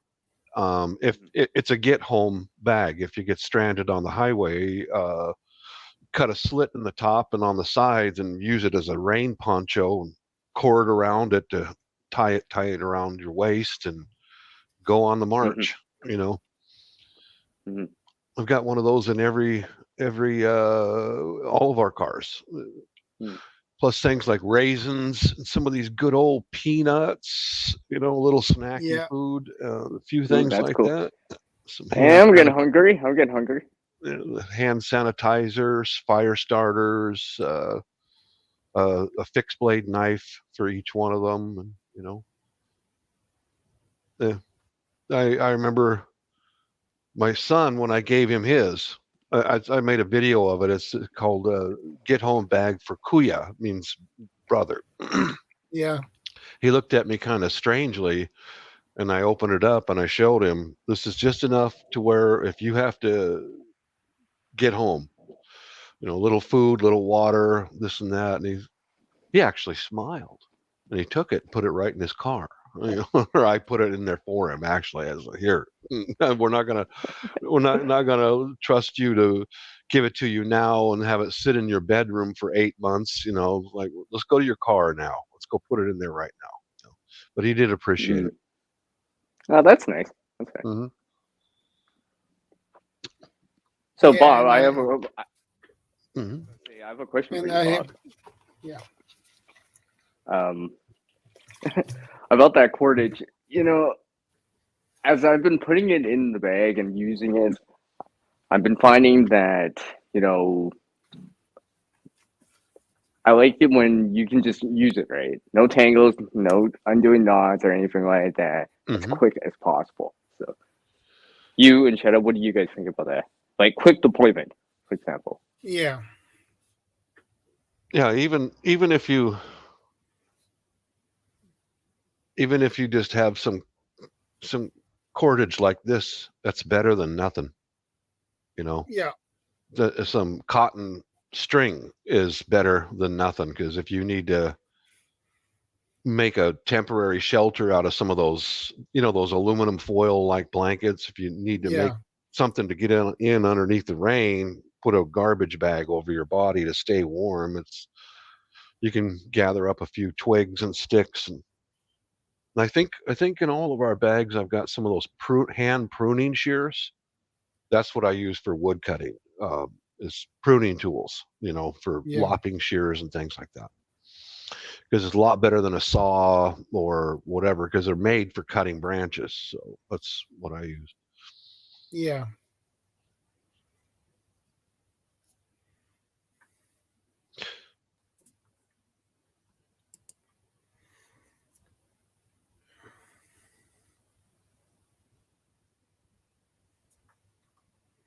Oh, okay.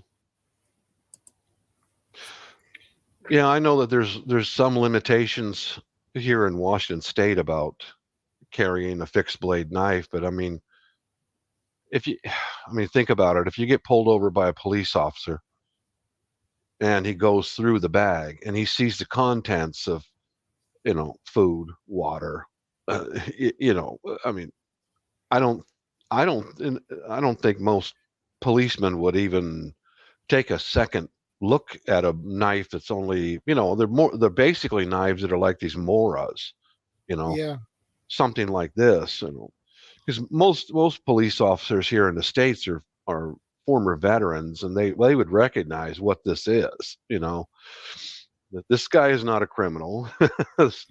Or my little wife in her nursing and doctor uniform, and they would just go, oh, where'd you get this bag, man? My husband made it. Yeah, go. Same with my son too. I started getting those bags, those get home bags, and around 2020, I went seriously at it because of the radicals that were stopping highway traffic. And sometimes people were being assaulted on the state highways by the radicals. So I thought, well, better get them some way to where if they have to shelter in the car or be able to get home, they can have some comfort, Yeah. That's important to have some comfort. Mm-hmm. But I agree with you, but most of the cops in US are veterans. Mm-hmm. I have watched cops on TV here, and most of them came from the Army or Navy or Marines or mm-hmm. So many. Oh yeah. That is pretty interesting. Why so many veterans want to be police officers? Yeah, it's. I guess it's a way in. When they're hiring, they look for veteran status, because that means, and they will look for your discharge status. Like for me, example, I didn't want to go into law enforcement or anything like that. I wanted to stay as an aircraft mechanic. Yeah. That's why I joined the Air Force, and I got out, and they looked at my veteran status, good conduct medal, all the education, and Boeing hired me like that. But a lot of GIs are looking at careers in law enforcement. Yeah, and they are usually good cops too. Yeah. usually. Mm-hmm. Yeah, usually because they know what to do if they stop some bad guys and some of them begin to draw weapons. They know exactly what to do. You don't point a gun at a veteran, especially a combat vet. A You combat vet. don't. Mm-hmm. He You won't don't. hesitate. He won't hesitate. He will put you down. Yeah, you're right. I know a lot of our officers here in the States. There are former Marine Corps, and those guys know how to handle the situation. those guys they're built and they're tough. So I would not want to take a swing at a Marine. You're gonna get hurt. Yeah. Yeah.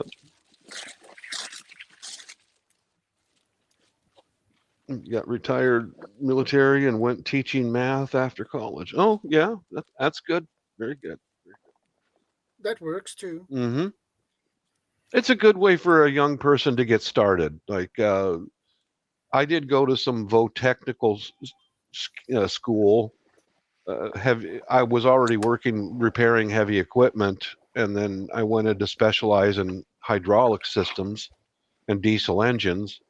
So I took some technical training, and then the economy wasn't very good, so I decided, well, I'll go and enlist and see what's out there.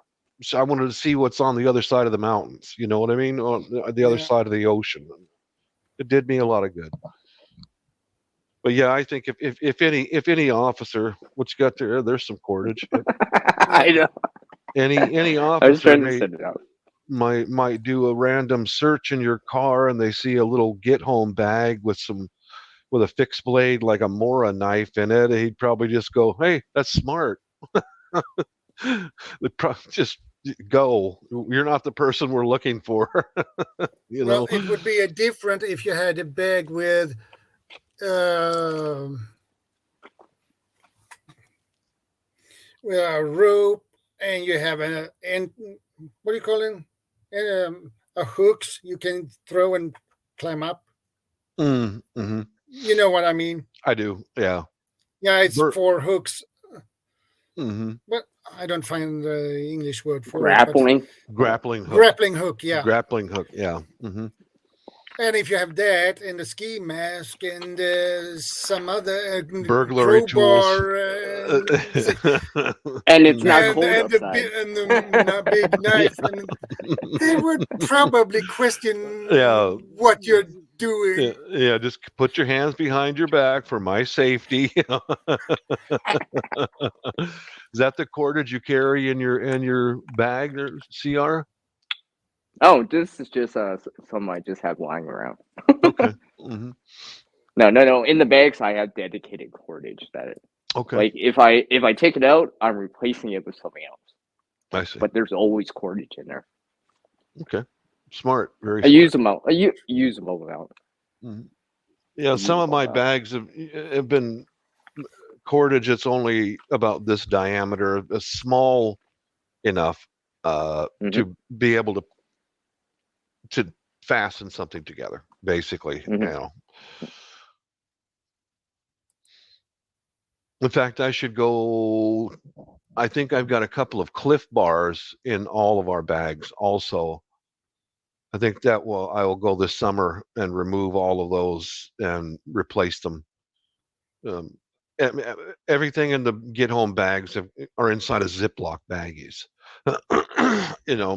to try to keep stuff dry. And I sprayed the bags down with a water protective stuff.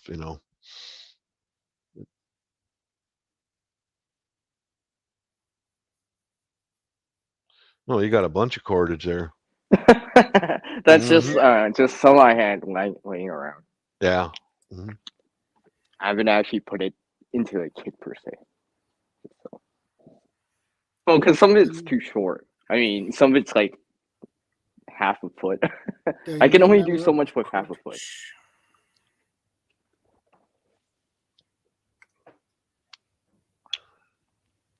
there's some twine Uh-huh. type and stuff like that. Mhm. Some of those in here too.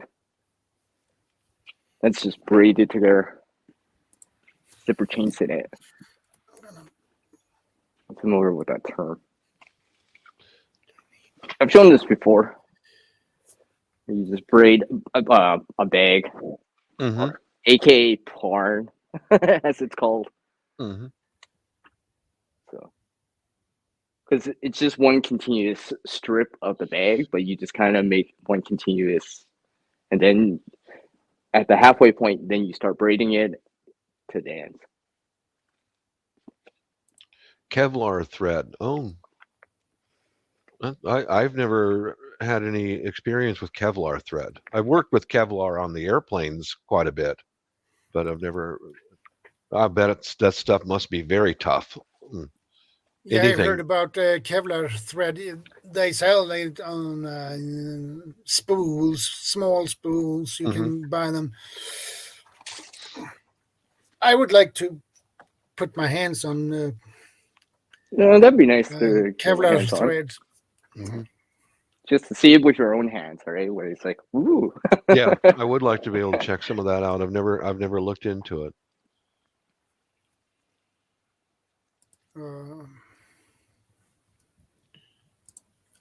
And all that stuff has different characteristics. I mean, like there's that twine that you can use a fire starter. The Kevlar is heat resistant.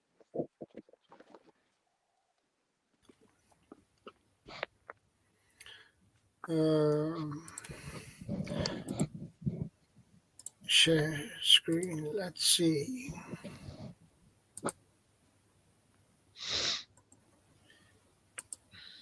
Kevlar thread. They sell it on spools like this. Oh, okay.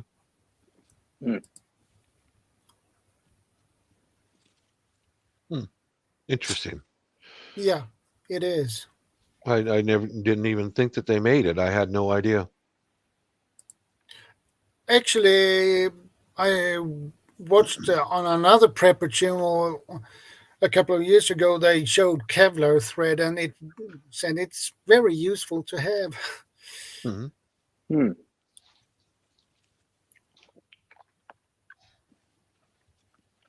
So, anything you can use that can get you out of a rough situation, it's certainly worth having it. Yeah, and the interesting thing, I don't remember what channel it was, but that Kevlar thread, he said that it was a military version of it. So what he used it for, recommended to use it for, was tripwires. Mm-hmm. And fishing line and whatever. It's because it's so strong. No, yeah, that booby traps. That's quite a.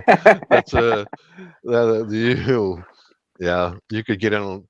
I don't know. I suppose if I owned a machine shop, I could do things like that, but never crossed my mind. Oh yeah, me too, Mom, me too. It never tricks. I mean.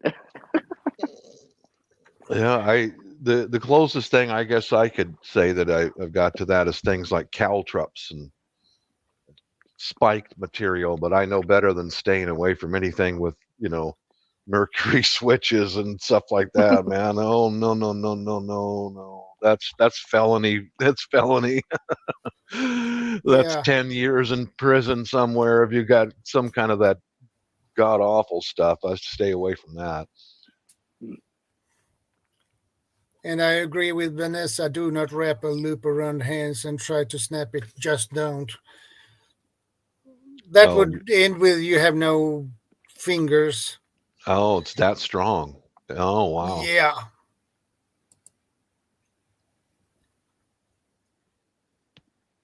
Oh yeah, it's supposed to have a high tensile strength. Mm-hmm. Also, Kevlar thread is a high melting point thread. if gloves or mitts are near heat, it won't melt. Oh, yeah. Yeah, that's why they use it in aviation for like exterior panels for the Kruger flaps on the aircraft. It's very lightweight and strong, and there's 3 requirements for any parts with aviation. It's got to be lightweight, stronger than what the requirements are, and fire resistant on every part of an airplane. They have to meet those requirements.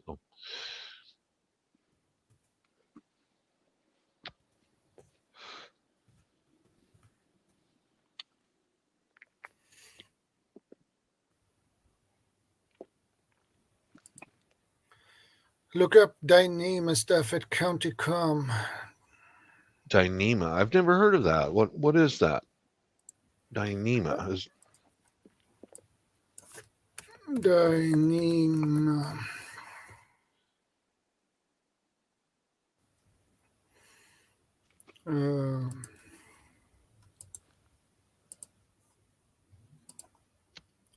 Dyneema.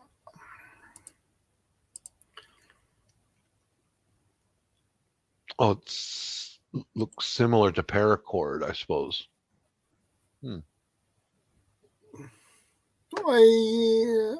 Yeah, well, but I don't. It's probably stronger than that. Okay. How much should they? Are they looking for a large roll like that? Is that in crowns or is that in? I'm gonna see. Just want to see. Yeah, it's in crown. So, this one for 149.69. Mm-hmm. Let me see how much that is in.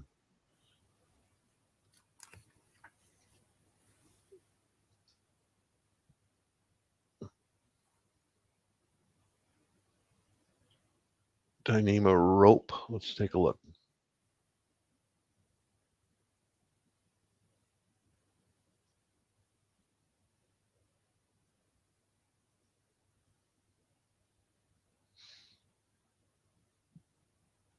Oh, that's interesting looking stuff there.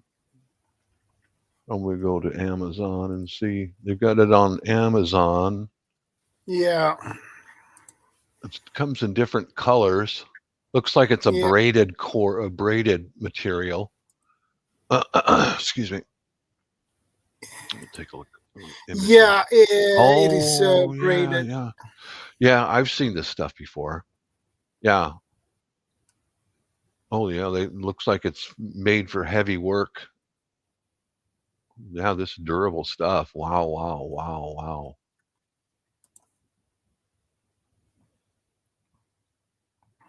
Dyneema cordage. Huh? Yeah, anything that's braided going to be very strong. Looks like they went from hemp rope to something like this now. I suppose. I don't know much about it. I don't know much about Dyneema either, so.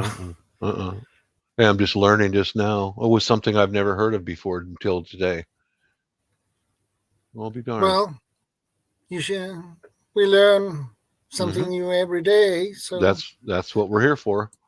Yeah, learn from each other. Mm-hmm. Oh yeah, I've seen this stuff, but I didn't know what it was called. Interesting. Oh. Advancements of cordage over time for us. Mm-hmm. Yeah, that's for sure.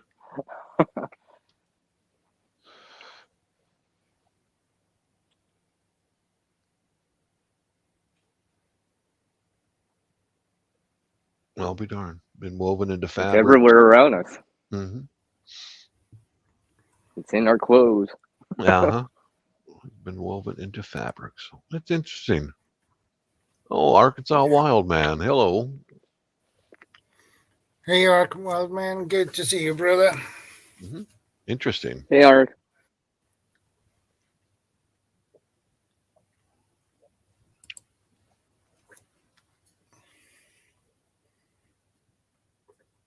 Yeah, Purple I need plasma to check that. Yeah. Uh,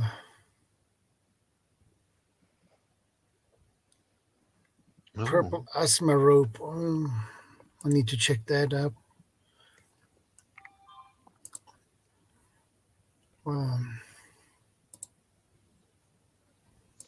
Okay, interesting. That's what it looks like on. I did a Amazon search for photos and all that. It looks like it's for very heavy work. Well, I suppose it's being a synthetic.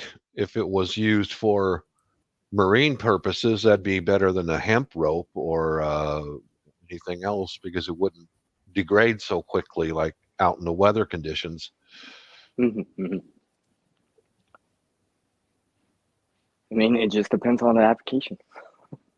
Yeah. Sometimes you need something that can weather the storm, so to speak. Packs of Dyneema fabric, several. I'll be darned. Okay.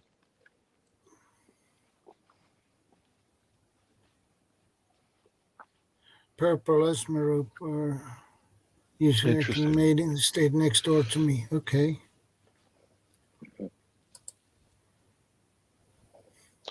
Well, that's I believe a Dyneema material is older than Kevlar, I would think, because I recall the first time I heard of Kevlar was when they in the 80s we had the steel pot helmets and they took those away and they gave us the Kevlar helmets, the larger one.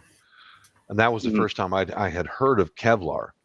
And then they started making vests and all sorts of materials. And then it moved its way into aviation. They replaced fiberglass panels with Kevlar panels because it's thinner, lighter, and stronger. Yeah. Yeah. So if you have the bad luck to have a fire, that will resist it. So I get if you have fiberglass, that would be destroyed. Older. Yeah, that's older technology, fiberglass. Yeah. They went from metal panels to fiberglass because it was lighter, and still the aviation grade had to be fire resistant. And then they went from fiberglass to Kevlar. I wonder what they're using a lot of carbon fiber now. Man, that carbon fiber, it's expensive. So is Kevlar. Oh yeah, Kevlar is expensive. Yeah, those carbon filaments and all that. Oh, I've heard about that. Yeah. Graphene, graphene, I think. If you ever heard of Cuban fiber, that is what the Dyneema was called. I guess the name changed because of being confused with V Cuban. Okay. Okay. Didn't know that. No, I didn't either. Me too.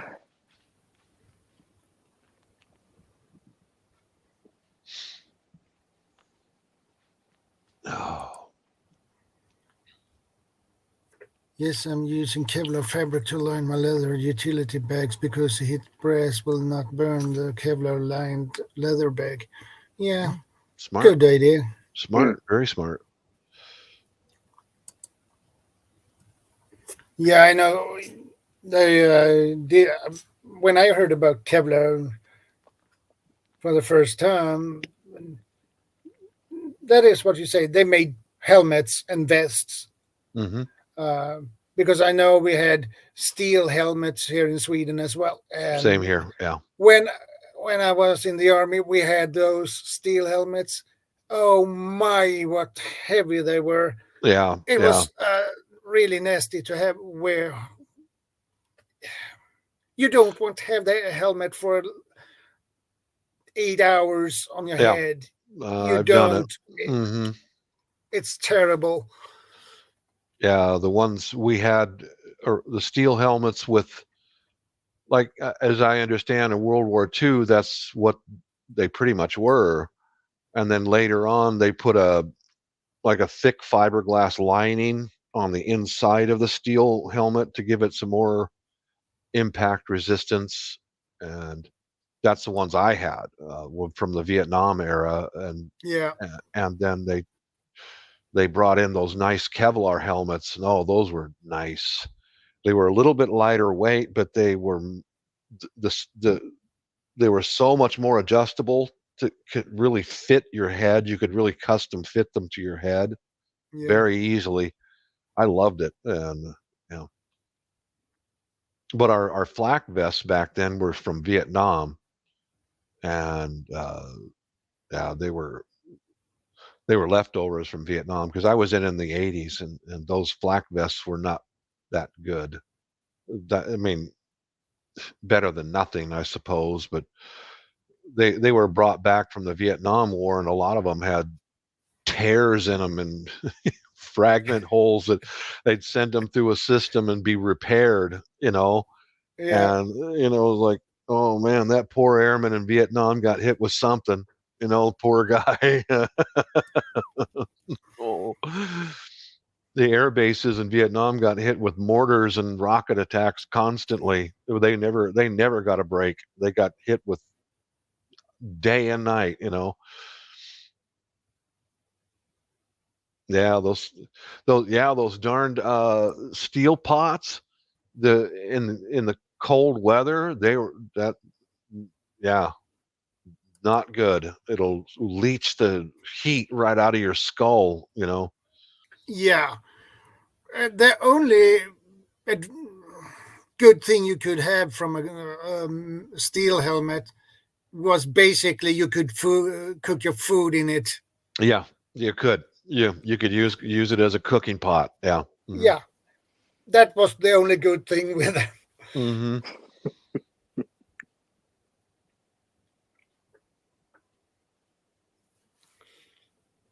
That is what I learned when I was in the army. Mm-hmm. I remember my dad made sketches and little drawings of the daily items all the way through World War II that he had. And when he was stationed in Burma, he had a sketch of, they took a large bamboo pole and they put that in their tent, and they had split the ends of the bamboo, and they wedged in there a steel helmet and used that as a washing basin.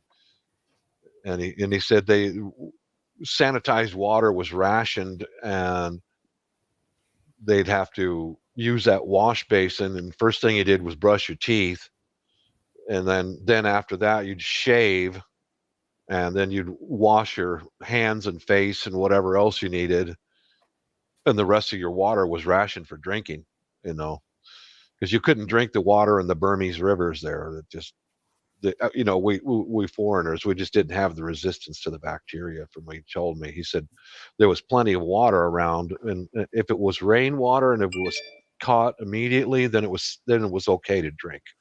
But out of the Irrawaddy River, he said it would kill the foreigners. It would make you so sick they would want to die. Well, you figure for 10,000 years the Burmese had been using it as a wash basin, a sewer, on and on for 10,000 years. All the bacteria in there would kill a foreigner. If you want to test that water and see how bad that water is, well, in US and here in Sweden, they would say that is not drinkable. Right. Mm-hmm. That is not. This water needs to be cleaned, purified.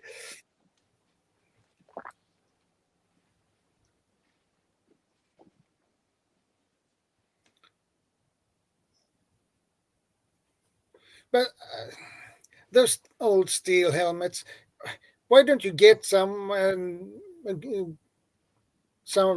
of those old steel helmets and make something new of them? Oh yeah, that'd be fun. That'd be a fun project, wouldn't it? I could weld them. Yeah, just an idea. You can make something of them. Put 4 of them together and make it into a hanging lamp. That'd be heavy, but Wow. it would be a fun welding project. Yeah.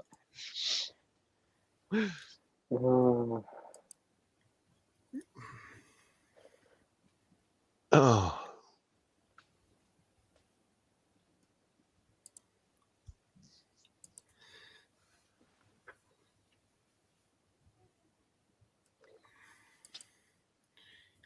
Yeah.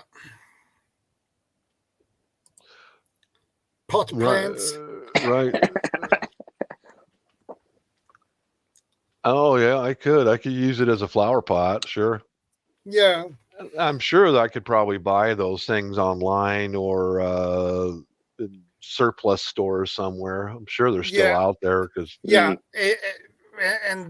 And those steel helmets would be not that expensive because nobody wants them anyway. nobody. Yeah, they've been phased out.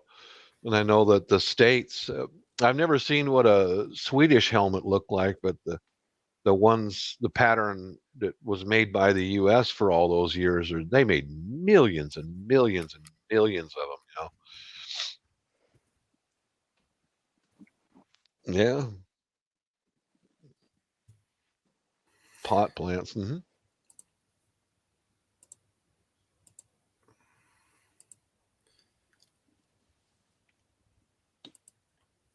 Yeah. Yeah, Hendo, there's no need to try to grow your own pot here in Washington State. That's all legal here. Is that a Swedish Army helmet? Yeah. Okay. This one is what I had when I did my when I was in the Army. Yep. Mm-hmm. And you had this net, and you have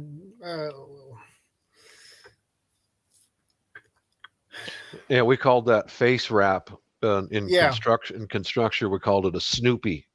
Yeah. You wrap it around your face to keep from freezing your skin. Yeah. Yeah.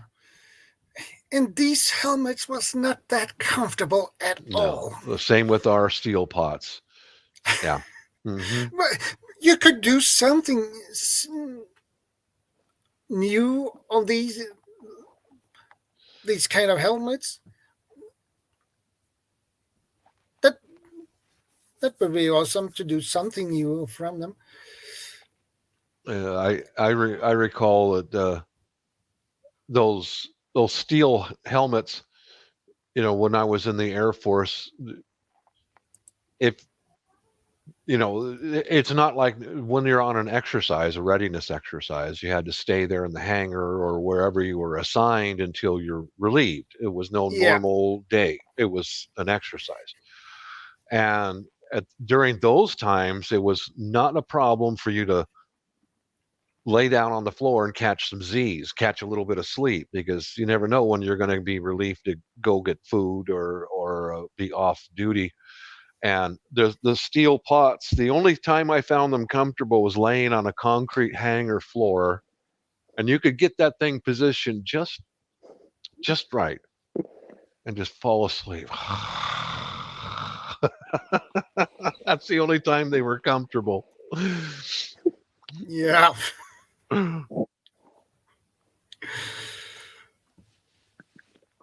Yeah, I agree, Hando. Thank God they did evolve those to the Kevlars, and I agree with that. Make them more comfortable. It's better than nothing, better than having a piece of concrete fall on your head, I suppose. But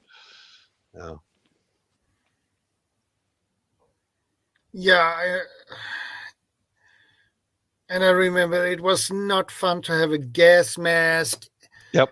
On you and that steel helmet on you. That was a nightmare. Yeah, we had working on the airplanes, we'd have to have a pistol belt with a gas mask, M17A1 gas mask, a canteen of water, a steel pot, and then we had those MOP suits, the chemical resistant suits that we'd have to, they'd send out an alarm and potential gas attack or whatever. We'd have to wear those things fixing the airplanes, and it was already hot. And then you put that stuff on, it's all charcoal lined. And well, I was stationed in Nevada in the desert wearing that that chemical warfare gear. You could do it. I mean, you could maintain and repair the airplanes, launch and recover, but it made a miserable situation already even much worse. It was very uncomfortable. But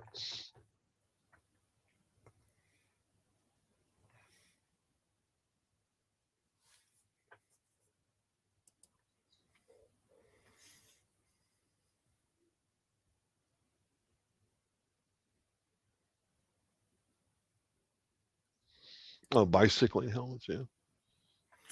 But you were half baked at the end of the day. Oh, you know it, Kaylin. I remember. Well, this was Nevada, and they would have an explosion for a simulation. Boom, and that meant you put everything on, and you don't dare take it off. You don't until you're given the orders to take it off. And I recall standing in line, waiting to get decontaminated. There's simulation, and the gas mask was my own sweat was right up to the edge of my mouth, full of my own sweat. And Disgusting. it was pretty gross, but I avoided protocol once because it was going in my mouth, my own sweat. And I looked around a little bit, and I reached underneath that hood. You gotta have the hood and all that. Yeah. And no one's looking, so I pried that off. All that sweat poured down the front of my. Oh man! That was, yeah. Those were not the good times. I could do without that, but it just Oh yeah. Those yeah, our suits for the training suits were charcoal lined with a rubberized outer with charcoal on the inside. And I remember the pilots, they wore a different suit. Now the pilots would have to wear all that stuff and climb into the cockpit of an airplane until he could get hooked up to his oxygen and then take off. And I recall going through chemical warfare training, and I asked, really, how effective are these charcoal lined suits? And the one instructor was very honest. He said, and I said, why do the pilots wear a different suit than us? He said, you got to remember that you're in the military and you're here to launch the airplanes. You got to get the airplanes off the ground. And that's about how long your suit will last. I said, well, and then we die? He goes, yeah, basically. You're here to get the pilot in the airplane, get the weapons loaded on the airplane, refueled, whatever it takes, get the pilot in the airplane and get him up to fly, and he survives. So we're expendable. Well, yeah, didn't you? Duh, you're in the military. Duh. Yeah, it's like the infantry or cannon fodder. Yeah, basically, that's pretty much what he told me. He said it'll last long enough for us to be able to get the airplanes loaded up, get the pilot in the cockpit, pull the chocks, get him in the air, and then from then on, good luck. Just hope it never happens. Yeah, exactly, Hendo. Expendable. Yeah. The airplanes and the pilots had the higher priority than anything else. Yeah, and Vanessa says pilots are more expensive than you. Yeah. Correct. I believe I heard something about what it costs to train a fighter pilot here in Sweden.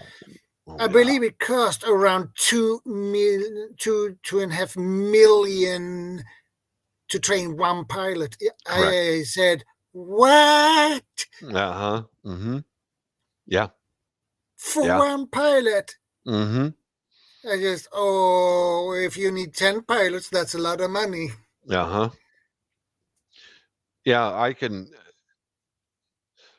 I remember we would watch right down the hallway from where I worked was back in my day was VHS tapes. They had a VHS camera and recorder in the F-16s, and we would watch them go up there and dogfight and drop bombs and on and on. That takes quite a special person to be a fighter pilot because these people don't get excited. They're stone cold. You understand what I mean? They're under extreme physical duress and mental duress and fatigue, and they never raise their voice. They don't get excited. They don't make quick decisions, and that's a very rare person who can do that. So I understand that in the Air Force, it was a minimum of 2 years of training before they could even be considered a pilot. You know, they have to weed all those people out who will panic. If you panic, you're not going to be a pilot. That's it. You've got to remain calm, focused, handle a situation, go through it, and then not react after the situation. That's a yeah. Yeah, and you need a very good eyesight too. Yes, yeah, it has to be perfect eyesight. Yeah. Yeah, it probably won't be too much longer before they don't need a person up there. The drones are taking over an awful lot of that. Yeah, but there are still people needed for to fly them. Mm-hmm. Yeah, they do. I looked into the drone pilots a little bit, and they have wings, but they're not a pilot. They're a drone pilot. Yeah. They're different. Yeah, and that is trickier to fly a drone like that than fly the plane by yourself. Yeah, to me, that would be. Now, a drone pilot is seeing on a screen is what they're seeing. Now, a pilot up in the air, he's seeing it with his own eyes. That's if I'm going to take somebody out, I'd rather see it with my own eyes so I can make sure before I hit the pickle switch that I know exactly who I'm killing, But I know they've got all kinds of advanced cameras and sensors and all that, but night vision, infrared, everything, so forth and so forth. Those guys can pull that stuff down over their helmets and stuff. Yeah. I think eventually they probably will have everything unmanned eventually. Yeah, it's the Nellis is where I was at, and the drone pilots are actually at an air base that's farther north from Nellis. It's called Indian Springs. And we've had drones, the Air Force has had drones in operation since the early 80s. That's how quiet the Air Force is about what goes on. We just don't talk, and we don't boast, and we don't brag. We've got, since the very early 80s, they've had drones, and I learned about that from when I did a temporary duty with the Army. I met a guy from Indian Springs Air Base, and he was telling me briefly about they've got airplanes up there that have no people in it. It's driven by remote control. And I looked at him like, are you kidding me? Now, remind me, this is like 1985. And I said, are you kidding me? He goes, no, dude, stuff we got up at Indian Springs would blow your mind. Well, that's the only reason why I knew about it was because the Air Force guys don't talk to each other about that kind of stuff. We're very quiet.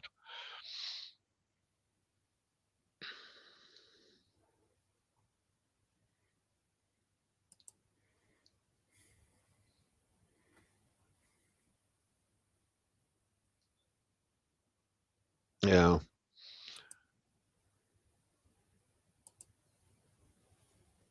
I know it's off the topic of cordage and knots, but goes from Kevlar thread to Kevlar airplane parts to pilots and all that.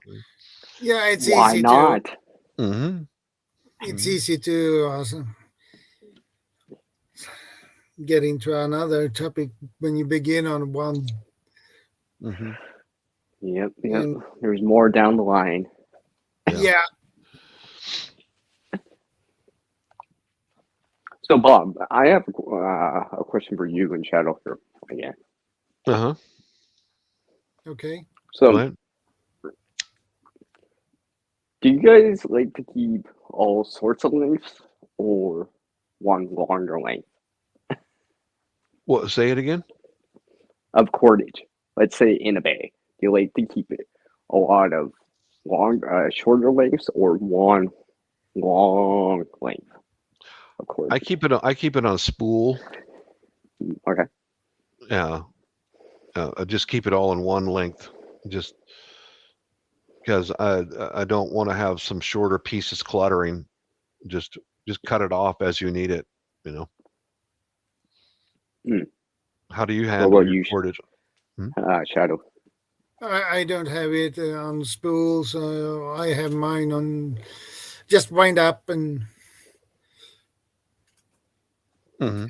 and I store it that way, and I put it in my backpack that way too. So, but I have some cordage cut up because I need it for my tarp. So, Yeah, I'm in the same kind of boat as you, Shadow. I mean, Bob, I also have longer lengths too, but let's just say, I don't know. Because I was just thinking, it really depends what you want to use it for. I mean, if you're using it as a ridgeline, well, would be nice to have long enough ridgeline going across. It's like it can actually cover those two poles or those two trees, or between these two cars, or something. All right, so have to cover the distance. So yeah, I usually would have like a 50-foot for that. So I don't have to worry about that so much. Yeah, I just leave mine on the spool. The spools I've got in my get home bags and all that are only about the size of a fist, something like that, and just cut it off as I need it. And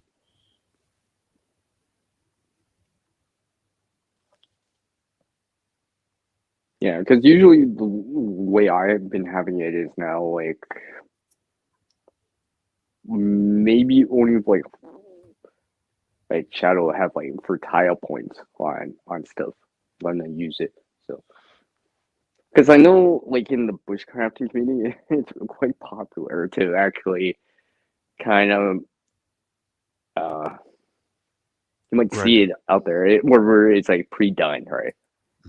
And I guess in terms of printers, it might be beneficial to a certain degree, but I mean, just like tile points on your tarp or something like with Shadow, right? Yeah. Just enough, right? Because generally you only need with a tent.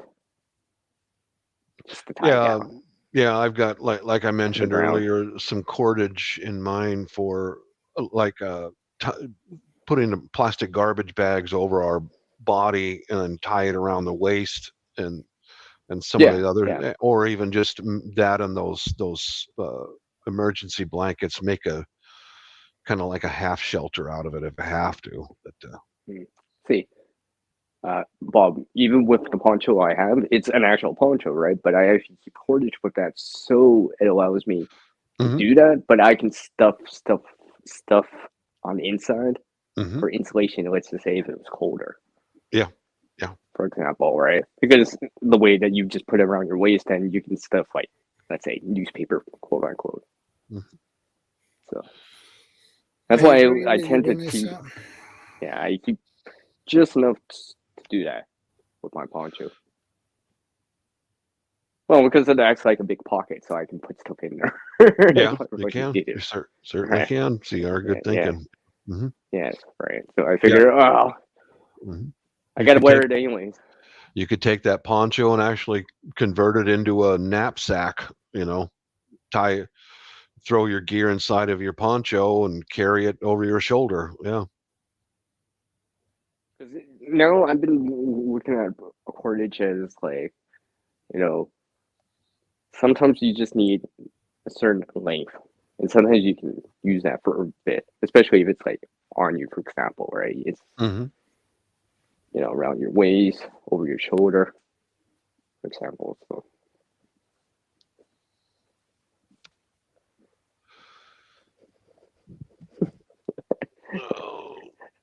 hey, Shadow, hey, Bob. Did I tell you guys the story about how I was pulling this tricycle? You're pulling a tricycle. Okay, remember a tricycle has free wheels and Mm-hmm. handlebars, right?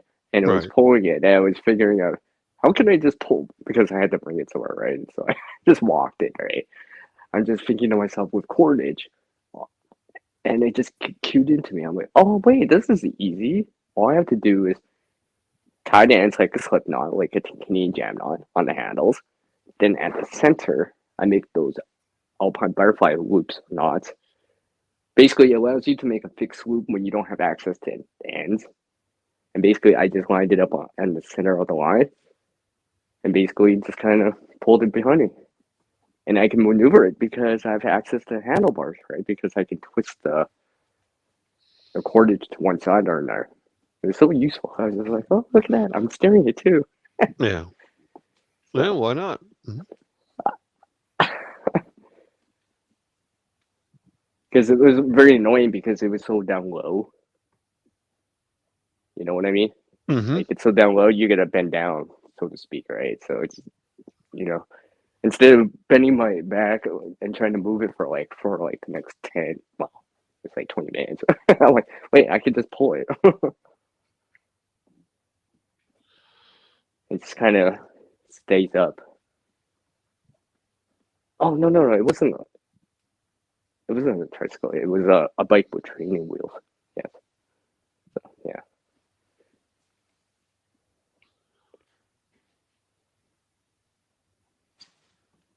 Let's see. I'm looking at Lisa Jean Cebu, USA. Okay. Family bonding. Gotta be a Filipina.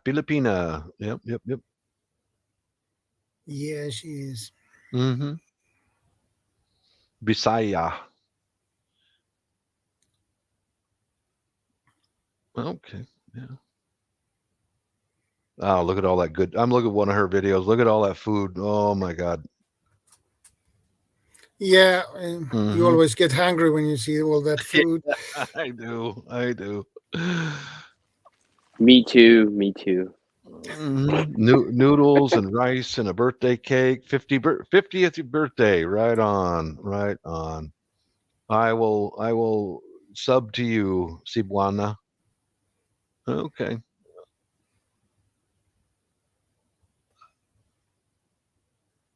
There we go. You got one more sub, Miss Cebuana. My wife is from Davao, so.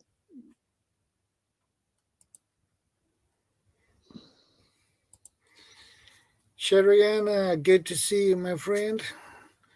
Well, I'm doing pretty good, but I'm a little bit down today, but not that focused as I usually normally are.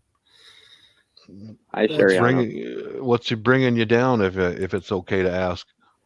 Well, yeah, my wife got an epilepsy seizure today, so she hit her head in the door, basically. So she has a little bit of a bump here. Is she in hospital or home? Home. Okay. Oh. So she is resting now. So I'm a little bit worried, but I'm sorry to hear that, my friend. yeah, that makes me down. Yeah. And she hurt her right hand. She has bruises here and here, and on her hand. Hello, Sherrianna. That's a tough one, man. Really Yeah, especially, screws a guy up when his wife is not doing well. I know. I have seen her had 3 epilepsy seizures before, and I never get used to it. Yeah. Mm-hmm. It's horrible because you'll have no idea what to do, nothing, and everything is total mess in your head. Yeah. Mm-hmm. Yeah. I recall in my marriage here recently, was back when we were still living in the old house, like last spring, I think. Wife had to have a surgery, and I was calm and cool. Got the surgery, got her through it, got her home, and she's doing well. She's doing well, you know. Got her tucked into bed, and she's out of it, uh, and handled the situation. And then I went outside and I threw up. I puked my guts out. You know, but I understand what you're going through when your wife is in a problem. You got to handle it, stay calm, get through it, and then react. I try to stay calm as possible. Mm-hmm. But it happened. I said, just watch a YouTube video, and I heard a bang, basically. And I just paused the video and saw my wife laying on the floor. Oh, Lord. And she about twitching and about, that sound. Oh, Mm-hmm. that sound, that's nasty. Yeah,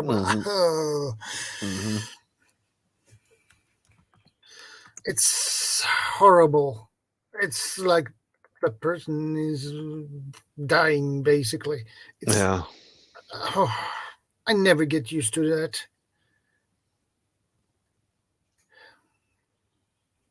Yeah, that's all we can do, Sherrianna. Yeah, I do. I love my wife very much. I love her. But it was quite a strange reaction. I got her situated and all that, and it was in the old house, and came down to my shop, was sitting there and lit up a cigarette and was unwinding a bit, and it was just an automatic thing. I got to run outside and vomit. You know, I'd never had that happen before. I guess I'm getting old and getting soft, I suppose, and The problem is you never know how you will react to situations like that. Mm-hmm. But I'm glad my body made me wait until we got through it. You know, but I didn't let it get me down. I just cleaned up, and then I still got to be there for my missus.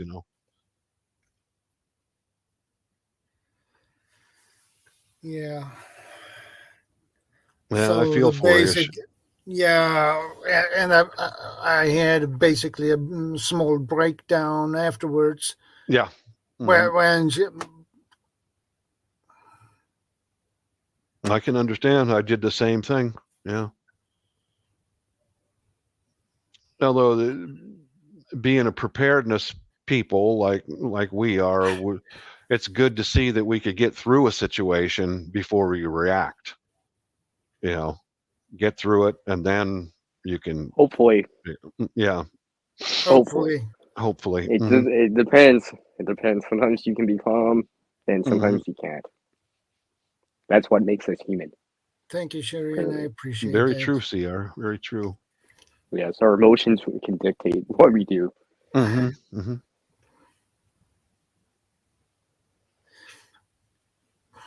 So that she didn't had any seizures for a while now, but for a long time. But she got one. It just happened. Oh, yeah, it's tough. Yeah, and speaking of preparedness and prepping in general, what happened when her medicine, when the whole country has collapsed and you can't get any more of that medicine? Yeah, that's yeah. That would be. I can't. I don't know if I can prepare mentally for it because Hmm. after what I've seen today, it's nasty. It's horrible, Yeah, and you're and gonna. I don't like to see her when that happens. Well, that's like being preparedness is like a spider web that's going to take your preparedness into that direction. You know what I mean? Yeah, Yeah, yeah. It is like a spider web. It goes in all directions, and all you can do is learn from others to see what maybe they're doing to prepare for a epileptic uh, or someone else with a handicap, and work towards that. Like my wife and I, we both take blood pressure medication. We yeah, have extra to last for a while, you know. yeah, And just now thinking about that, I should take some of the blood pressure medication and put some of those tablets in our get home bags. yeah. That sounds like a good idea to do. I do Yes, have that'd be a good idea. just yeah, just now thought of that. I do have these in all of our get home bags and all that. These are glucose tablets. They'll Yeah, they'll even if you're not diabetic or anything, this if you're hungry and you're tired, you can take one of these glucose tablets yeah. and they'll start bringing your body's energy back. I have those in the get home bags. That is a good idea. And there is one thing that lower your blood pressure and blood sugar and whatever. Mhm. It's this Moringa. moringa. Uh-huh. Yeah, Yeah, I've heard of that. What does that do? Welcome back, it Leonard. lo- Hello, Leonard. it has a lot of health benefits. Among the health benefits, it's lower your blood sugar, keep that you keep that in check. Um, it lowers your blood pressure as well. So, Yeah, I've heard a lot of good stuff about it, but I couldn't remember what it was supposed to do. and it's nutritional too. It's contains vitamins, minerals, high in protein, fiber, iron, What vitamin E. protein's in it? It's a plant. Okay. So it's an incomplete protein. Okay. Mhm. Uh, so it's a good plant. Well, Uh-huh. I've heard good I things about it, but yeah. it Yeah. doesn't fit my eating style. But that's okay. So I begin to take this now for since Tuesday. So Oh, okay. Well, keep us uh, posted how it works for you. yeah, the problem is with the blood pressure medication I have now. I'm 32 milligrams. Dang, Yeah. that's a I lot. it does, yeah, but the problem is what I noticed is that I checked my blood pressure this Right. Tuesday this week, and I had 187, 112, Dang, and I still that's enough to having that's enough to put you in the hospital. Mm-hmm. no, well, maybe, but they don't here. You don't get into the hospital for that. Well, Um, that might be a different measurement than what I'm used to seeing. So I have 32 milligram of the medicine, and that's the highest dose I can take. So Yeah. I get tired. So on why I don't get my blood pressure down with that medication. So I test moringa and see if it's worth trying. push it down. Yeah, it's worth giving it a try.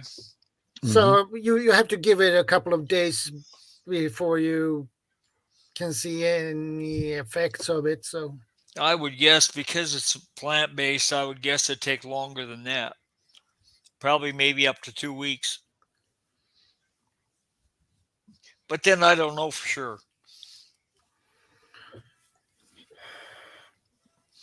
Yeah, just be sure and monitor your blood pressure while you're on it. Just because everybody's I different. have a blood Everybody's pressure to measure it, so that's okay. Can you stockpile meds for it? The problem here is you can't stockpile medicine here in Sweden. You can't. Yeah, it's pretty hard here too. You can only get for a month. You can take out for a month, and then when you have at least let's say 2 of these left, you can go and pick out another one. Okay. Yeah. So yeah, here you can take out more, but in that case, we have a high cost protection on the medicines. So if you take out more than that, you have to pay the difference. Oh, so you will have to pay more. Yeah. And that is not, but if you do that, it won't go on. It would not be added to the high cost protection for the medicines. So you lose that. Right. Yeah, here you can get, depends on what the medicine is and where your doctor. You can get a 30-day supply and maybe a 90-day supply. Yeah, it's about the same here. Yeah. Oh, where are you at? Seattle. Oh, well, I'm in Houston, so it's probably the same deal, pretty much. It is. There's like a high blood pressure medication that my wife and I both take. It comes through the mail, so we've always got extra of that. Oh, that's good. We always have that. We've got more of it in the house right now. They actually send it more often than we need it, but that's fine. Yeah, that's good, because if it's something you need, you want to make sure you have it. Yeah, we've got a supply. Yeah. That's the thing. And my wife's in healthcare, and she speaks their language, so she calls them on the phone, and they know that she knows what she's talking about. Yeah. And she knows the system. So if we need extra, she'll get it, and that's really helpful. Yeah. It's like when we were designing a kind of a first aid kit for the house, she put that together because she knows surgery, she knows on and on and on, and she was in charge of that. Same with the over-counter medications and the prescription medication. That's her thing. Mine is the tools and the food and the cookware and all that. My preparedness is not preparing for total collapse and end of the world. It'll get it. I've got enough to where we're going to be comfortable if something happens for a month or two. Right. But that's probably the best way. Buffer time. Yeah, buffer time. Exactly. Yeah. Because because then you have time to think of like solutions or something that it is coming that you per se. Well, we've both been overseas during martial law and war, and society doesn't just disappear. It just doesn't. Things may be difficult to get for a while, and transportation is difficult for a while, but society comes back. Yeah, there'll be pockets of it still. Yeah, a few. Let's hope the society comes back. Yeah. Yeah, hopefully there's still pockets of it. Yeah. Hey, Timmy, how are you doing? I'll be right back, fellas. Okay. Well, thanks for waiting for me, Shadow.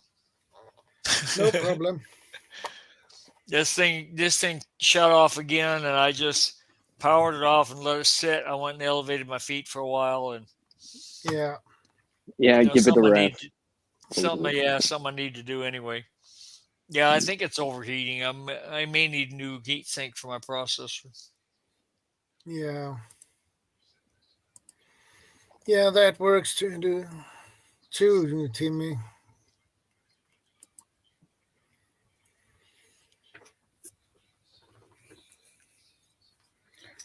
So that sucks, but Yeah. Where you're off to, Timmy?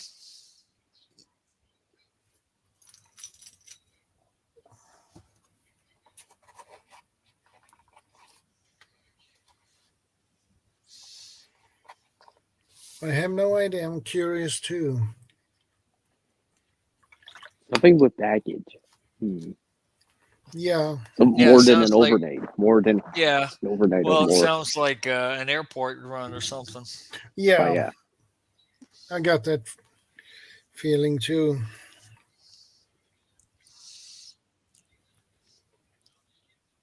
Yeah, she says she just boarded, so Mm.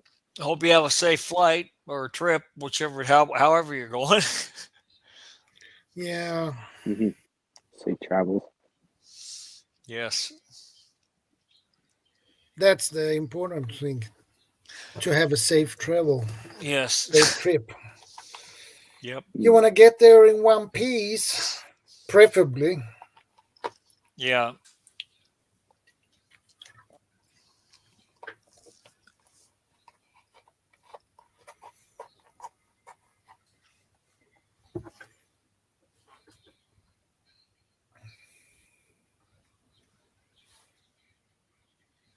Well, So- yeah.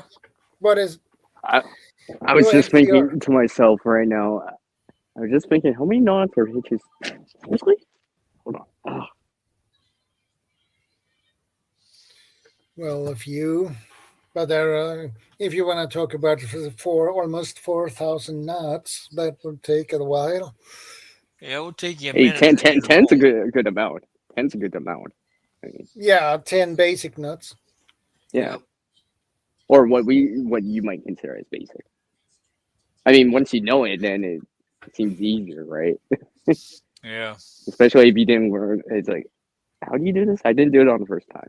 And then it's like, oh, I got to turn this way, Yeah.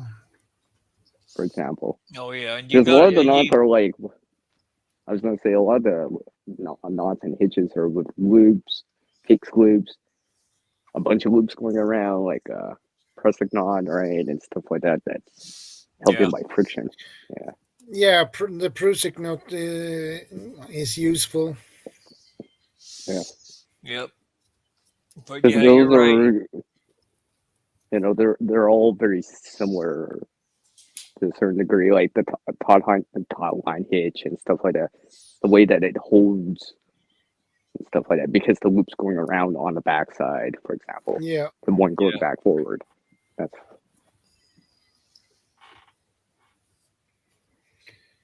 Yeah. and sometimes those slip knots, I should say slip knots, those quick release knots are nice. Because sometimes you just need to hoist something up or something like that. So it's just like, you don't want to make a hard knot that's like on, you know, let's Right. just say like a cinder block or something like that. You know, you got to hoist it up, right? Stuff like that. So you want something, a quick release. And it's just like, oh, I found out we can just release it and, you know, go from there. Yep. Those are nice to know too. Every so often, I actually use that. What's that called? I think it's called the tumble hitch. Is it the tumble hitch? I think it's called deployed. It's been a while. I remember how to do it now, but basically it's a quick release type of slip knot. So just the way, because one part use one piece of line, and you make a bite in it, and then just go boom. Yeah, I did it a long time ago. Learned it a long time ago. Yeah. That was fun. Yeah, it is useful. You know, because it allows you to secure something at the end, but it's a quick release. So, like, let's just say for a tarp or a ridge line, for example. That'd be convenient. Yeah, I've used a lot of quick release knots myself. Yeah. Or, you're just setting up a temporary clothesline, for example, right? You just, you don't want to make it such a hard knot, but it's going to be raining. You'll have your clothes out during the day and all that stuff, but the rain will be hitting it or something like that. So you don't want it. You want to be able to get off that stick or tree. Right. Stuff like that. Because sometimes being able to recover the cordage is just as important as the skills to make the knots and stuff. Because then you can use it a little bit more than just once. Yeah. You know what there's a time and place. This is actually lasso knot. Yeah. Mm. You just pull it. Yeah, another form of a fixed loop. Yeah. Yeah. Yeah. Mm-hmm. Right. There's a fixed loop, then there's another loop. Mm-hmm. That's a quick one. Now I have the wrong rope for it, but yeah. Mm-hmm. Some knots and hitches are harder with certain diameters of cordage, like fishing line, for example. There's certain knots you're not going to be able to do with fishing line. Right. And the grip of it too, right? And the best with this knot is it's basically a quick release. Yeah. Mm-hmm, mm-hmm. So you could do something just like an overhand knot in the end. If you can do something like that, you can wear a double hitch too. So basically, you do a loop and pull that. Mm-hmm. Pull that, yeah. Mm-hmm. Yep. There's let me see. Oh, there was a knot I learned a long time ago. I think they called it a slippery gym. It sounds kind of familiar, but I'm not sure.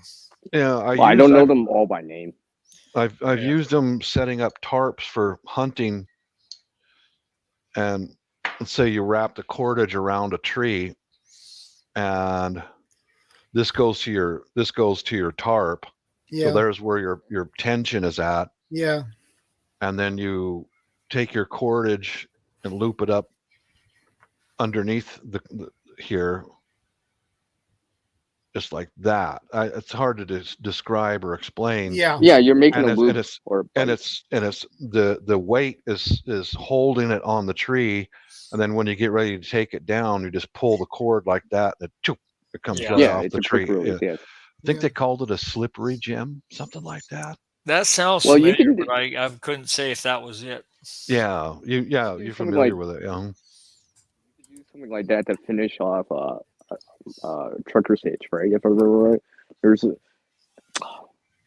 I don't know all of them by name, but I do know kind of the loops, and you just go one way or there, and you just kind of. It's one of those things you just have to do, right? It's always hard to explain it without actually showing it. So, but once you start doing it, it's like, oh, these are useful, and you apply it somewhere, and it's just like, oh yeah. Yep. Yeah, I recall. I think we're grouse hunting camp up in the Cascades, and I tied the tarp up like that, and one of the guys says, "What the heck is that? Is that going to hold the tarp?" I said, "Yeah, it's a slippery gem." Well, why don't you just tie it around the tree? And I said, "Well," so I pulled on the tarp, and I just pulled the rope, and it came right off. And he goes, "Oh no, that's smart." One of the fellows with us had never seen that before, and I said, "Well, right." Yeah, it's always handy to have some good knots in your back pocket. Mm-hmm. The knot I use the very most is a square knot, just a simple square knot. Yeah, me too. We talked about that earlier. Oh, you did? Okay. It's okay. You can talk about it again. We don't care. Yeah, Yeah. right over left, left over right, and All right, Yep. yeah. Nice bow. Mm-hmm. Yep. So, yeah, because I think if you can learn some of the ones that don't take a lot of loops or wraps per se, then you can start learning the ones that use more of it or Yeah. a combination of it, if that makes any sense. Because if you can do like a press knot, then you can actually probably do the Fairmont friction hitch, which is basically the same thing with those two free loops, but it's at the end of the line and you're just kind of securing like a trucker's hitch. From after going through that loop, and you're pulling it for that 2-to-1 advantage, right? So you can pull that line really, really tight. Then you can kind of just finish it off like that, and it's a quick release too. Yeah. Because it's a loop going release. around, and then you just kind of pull the end through it and tighten it. I'm actually surprised I explained that. Timmy's story sounds like she's traveling. She's a Filipina. I believe she's Filipina. I looked at I her think so. channel. Yeah. Just must be in an airport queuing up to check in my baggage. Just got bored waiting, so I checked YouTube. Right. Well, thanks for stopping in. That's Yeah, it's nice to have people you normally don't see on the stream. yeah, it is. Join. Yeah. What is it with you, Shadow? You always bring in the pretty Filipino ladies. What's with that? And What are you Timmy doing? is pretty. It's because of you, Bob. Mhm. It's because of you. Because of me? Wow. Well, I have no idea. You graced us. Yeah. Yeah. But Timmy is pretty. I've seen her on other channels where she was on the panel. I think the Filipinos are just the cutest. They are just really wonderful ladies. They really are. The majority of them I know are, yeah. Mm-hmm. I think one thing I really respect about Filipinas is that they're very adaptable. They can go in any society, and very patient people. They don't get upset. Just very. Always have a smile on their face. Usually, yeah, they do. Yeah. And they're also very passionate and caring and supportive. Uh-huh. Everything you want in a woman. Really. Yeah, well, that's why I married one long time ago. Yeah, I learned quick, Yep. And nobody ever thought you were a fool. No, the only ones who did were the females from here. Well, they don't count. No, they don't. They have made themselves non-entities. Yeah, correct. I agree with you there. Yeah, that's their own fault, Yep. And boy, do they get mad if they know you're going to the Philippines. Or or Colombia or any place else. Any place else. Yeah. And it's like, well, I remember for years I got divorced and I was single for years. And since I was paying child support for 2 kids and taking care of my over 80-year-old mom, the American girls wouldn't touch me. They would not date me. They would have nothing to do with me. And, well, nowadays they want a 666 guy. Yeah. What do you mean by that? The 666 guy? Well, I'll give you 2 of them: 6-figure income, and 6 feet or taller. You figure out the other 6. Okay, I got it. I'm not going to say it on I get it. On Shadow's channel. Yeah. Yeah, I think I got that. I get it. Yeah. Yeah, I think I got it too. Yeah. So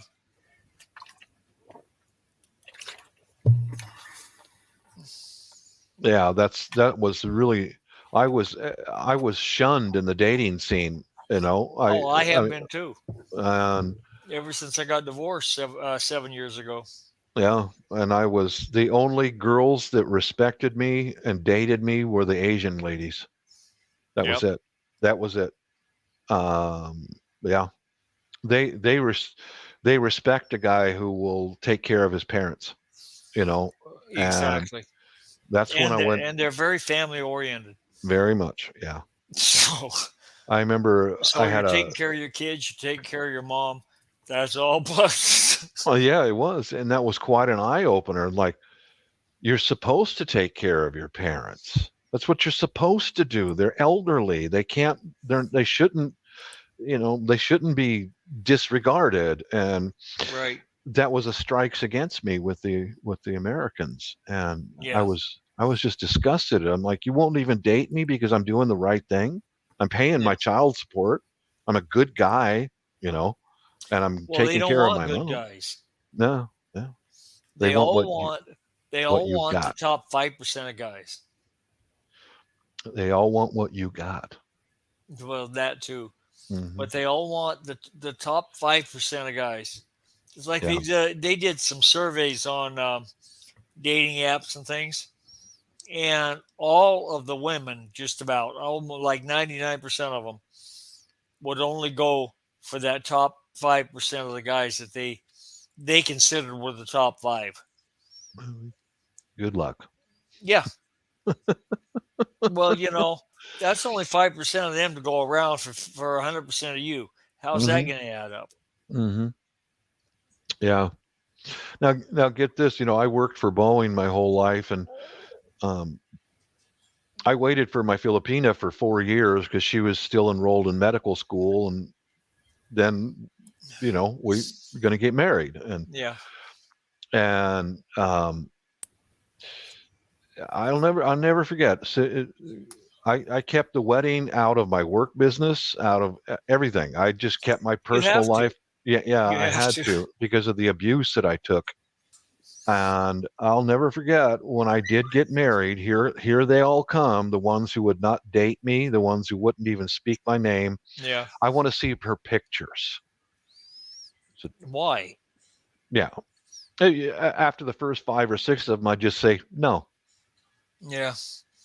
Well, They weren't interested enough in you yeah, to even date you. So correct. what businesses of theirs who you're with? Yeah, it was really intrusive. It was a very intrusive period of my life. Yep. And then the rumors start spreading around about that all that horrible stuff. Oh, the cradle robber and all that stuff. Bingo. Yeah. And how she, has a bone in her nose and eats grubs out of trees and shit like that, and No, that'd be okay too, as long as the rest of it was right. Oh, I mean, really. I mean, that stuff got back to me. Yeah. And I was like, you Oh, that people was are, because they wanted it to. and I remember one of them, she was an American Indian gal, and she says, this was after I got married, and she's here with me, and she says, well, how does she like working in a laundry? I said, a laundry? Yeah, she works in a Chinese laundry, right? I said, I think that would be a waste of her master's of business, and that would also waste her education. She came in third in medical school out of her class. So, and all That's of a sudden, good. oh, Yeah. and I had more of them and more and more, and I remember two of them that we'd have to go outside the factory and smoke. Two of them were saying different, talking smack about Yeah. me and about my wife, and Or you can't let them do that. no, but I'll bring up 2 points.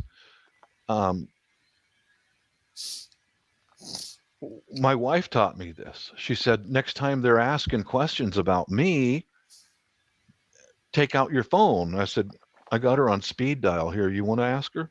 She's yeah, hi, hon. Hold on. So and so wants to ask you something. The bitches shut up. Oh yeah. They quit that immediately. They would come after me because they knew HR would protect them. Right. But here's your moment. You can go ahead, ask her all the questions you want. You just ask me 6 questions in a row about her. You can ask her directly.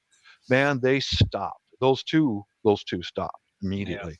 Mm. And then one other woman kept up with on and on and on. And I mean, at Boeing, we got paid really good, really good. And my wife is practicing medicine here, and I looked at this one and I said, how does it make you feel? How do you feel now? It's a question for you, just a harmless question, to know that my wife has been here in the US for less than 2 years, and she earns more money before lunch than you do in 2 days of work. How do you feel about that? Oh boy! Never mind. Yeah. No, how do you feel about that? I would love to see now your face. No comment. you should have attended university also. Exactly. That's some of my stories about. Man, I after all that stuff, that really turned them off for my own kind. I don't. Yeah. I shy away from them. They're just not worth the trouble. You know. I Nope. don't mean to be political on your channel, Shadow, but I'm just speaking the absolute truth. That's the He abuse is, that I absolutely. got. But You are very fortunate, Shadow. It hasn't got that far in Sweden yet. yeah. Yeah. Now, whether it will or not, I don't know. I hope not. I hope not. Cross I wouldn't fingers. wish that on anybody. Yeah, cross your fingers. Yeah, cross the fingers. Mm-hmm.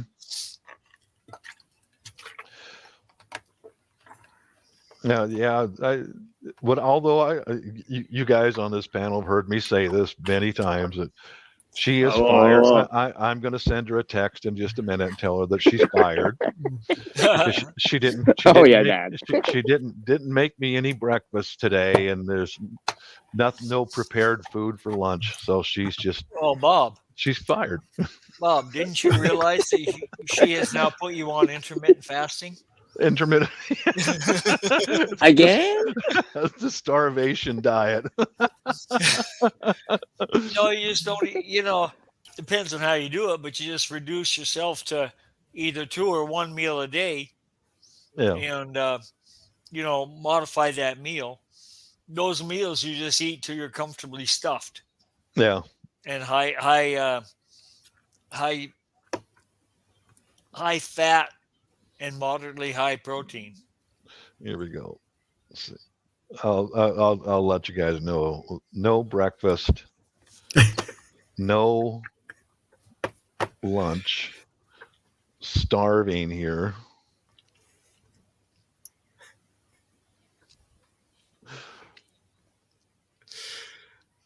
You're fired. Wait for it. Yeah, let's see. Yeah. She got Are you retired now, Bob? Yes, I am. Okay. Well, if she was an American girl and she's going to work while you're retired, she would expect you to clean the house, cook, and do the laundry. Well, we do got it all. Welcome, Reese, from Philly. We do got it all divided up, because I do the laundry and I do clean, and do the dishes, and she the cooking. She won't allow that. No, she will not allow that. No. Have you ever cooked for her? A couple of times, yeah. Just now as we a know surprise. why she won't allow it. Yeah. But I remember one time when I was cooking for her. We just got to. One time when I was cooking, she comes in the kitchen with her hands on her hips, and she said, "You shop? That's for you, mister. A man does not belong in my kitchen.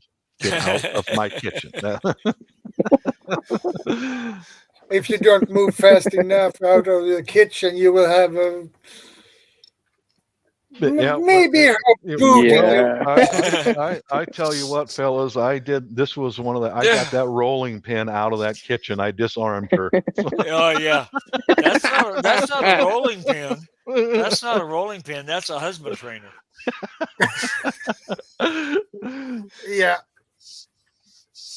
Okay, well, the message we got back here, I said, yeah, I sent her a message, no breakfast, no lunch, starving, you're fired. And hers was, oh no, I missed the hug with a smile. Mm. Yeah, Yes. that's our. Lucky for you, she has a sense of humor. Oh yeah, we've been married for almost 15 years. So. Yeah, Yeah. that's something you have to develop with the Filipinos because they don't Yeah, understand our sarcasm and it, a lot of our humor. it takes time. It takes time. Yeah. The only time she doesn't, well, like I met Verna Cordone here on YouTube. Yeah. On Shadow's channel. Gorgeous young lady, very pretty, very sweet. Yeah. And I mentioned her to the missus, but the missus doesn't care if I look at other women around here or Indonesians or Japanese or But she not don't care. Filipinos. Bingo. Well, you can tell I've talked to a few of them. Yeah. All I have to do is send her. There's 2 Filipinas on YouTube.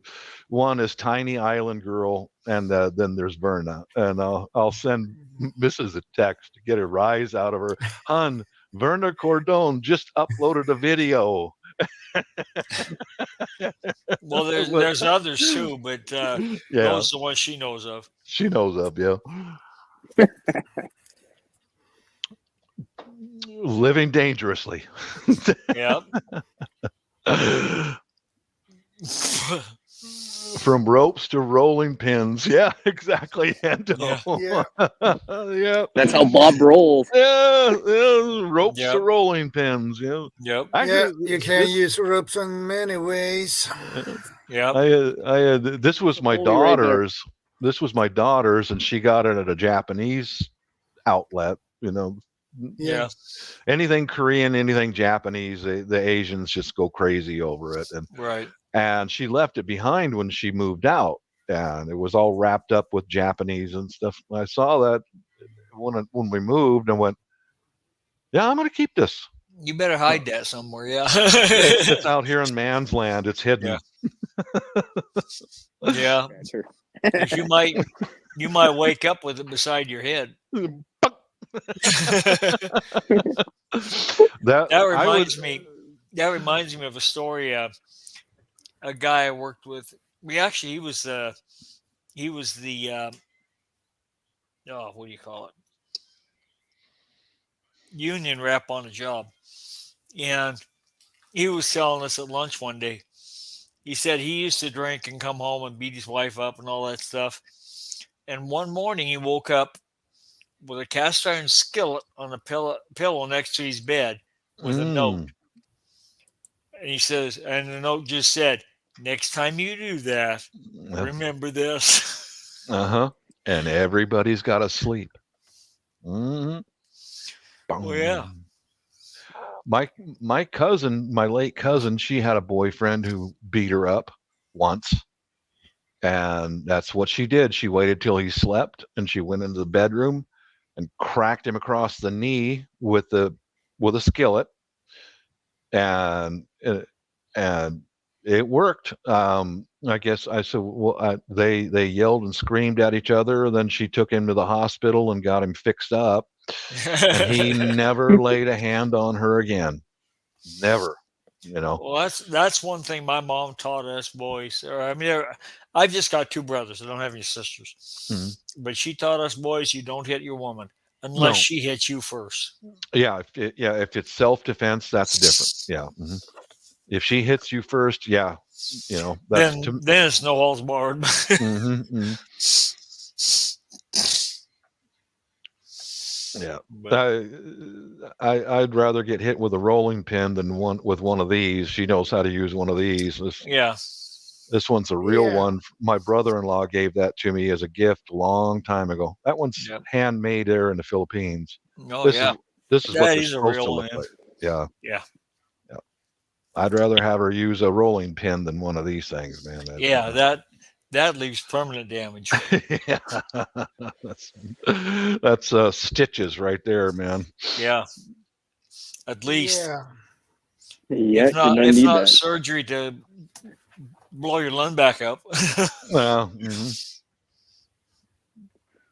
they stab you in the butt cheek, dude. If they want to warn you about something, Yeah, they'll stab you in the butt cheek. that's bloody. Uh-huh. And the reason Lots of blood. Oh, the reason that why hurts. the reason why they do that is it's to teach you a lesson. Every time you Yep. go to sit down or lay down for the next You'll 3 remember- months, you'll remember that. Yeah. Yep. Yep.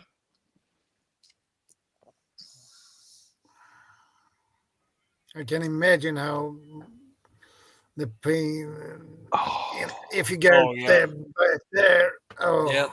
I've gotten some punctures in my butt cheek. I sat on a thumbtack once. Oh yeah, I've done that too, and that sucks. Oh, and then I got a pair. My sister used to use cuticle scissors when she was a teenager and all that, and she had a little kit with trimming, Right. She left those little curved cuticle scissors between the cushions and the couch. She left them there. Ouch. I sat on that. Yeah. Yeah. Yeah. That stabbed me in the hip, and it was sticking out of the bone. Oh, that's always fun. Yeah, because I was a kid and I came in and I jumped on the couch sideways. Bang! Yeah. What the heck? Oh. And I The bad stood. part's when it sticks in the bone, you can't get it out. Yeah, I was looking around like, what the heck? And those little scissors were sticking out of my hip bone right through the skin. Yeah. Man, that hurt for months, man. Oh. I can Yeah, because imagine every time you move, you irritate it. So I could imagine, you get a knife blade right in the meat of your butt cheek.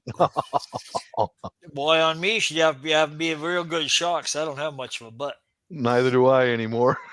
I got a white man's butt. It's flat. Me too.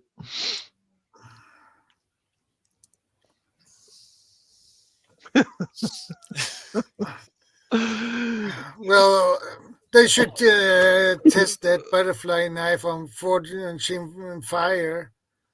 Oh, yeah, they could. Yeah. This is a real Yeah. one. Mm-hmm. I like what's his name again? Doug Macadia. Makati, yeah. Yeah, he should test it Yeah. on the ballistic dummy. See how they got the back strap is serrated a little bit. Yep.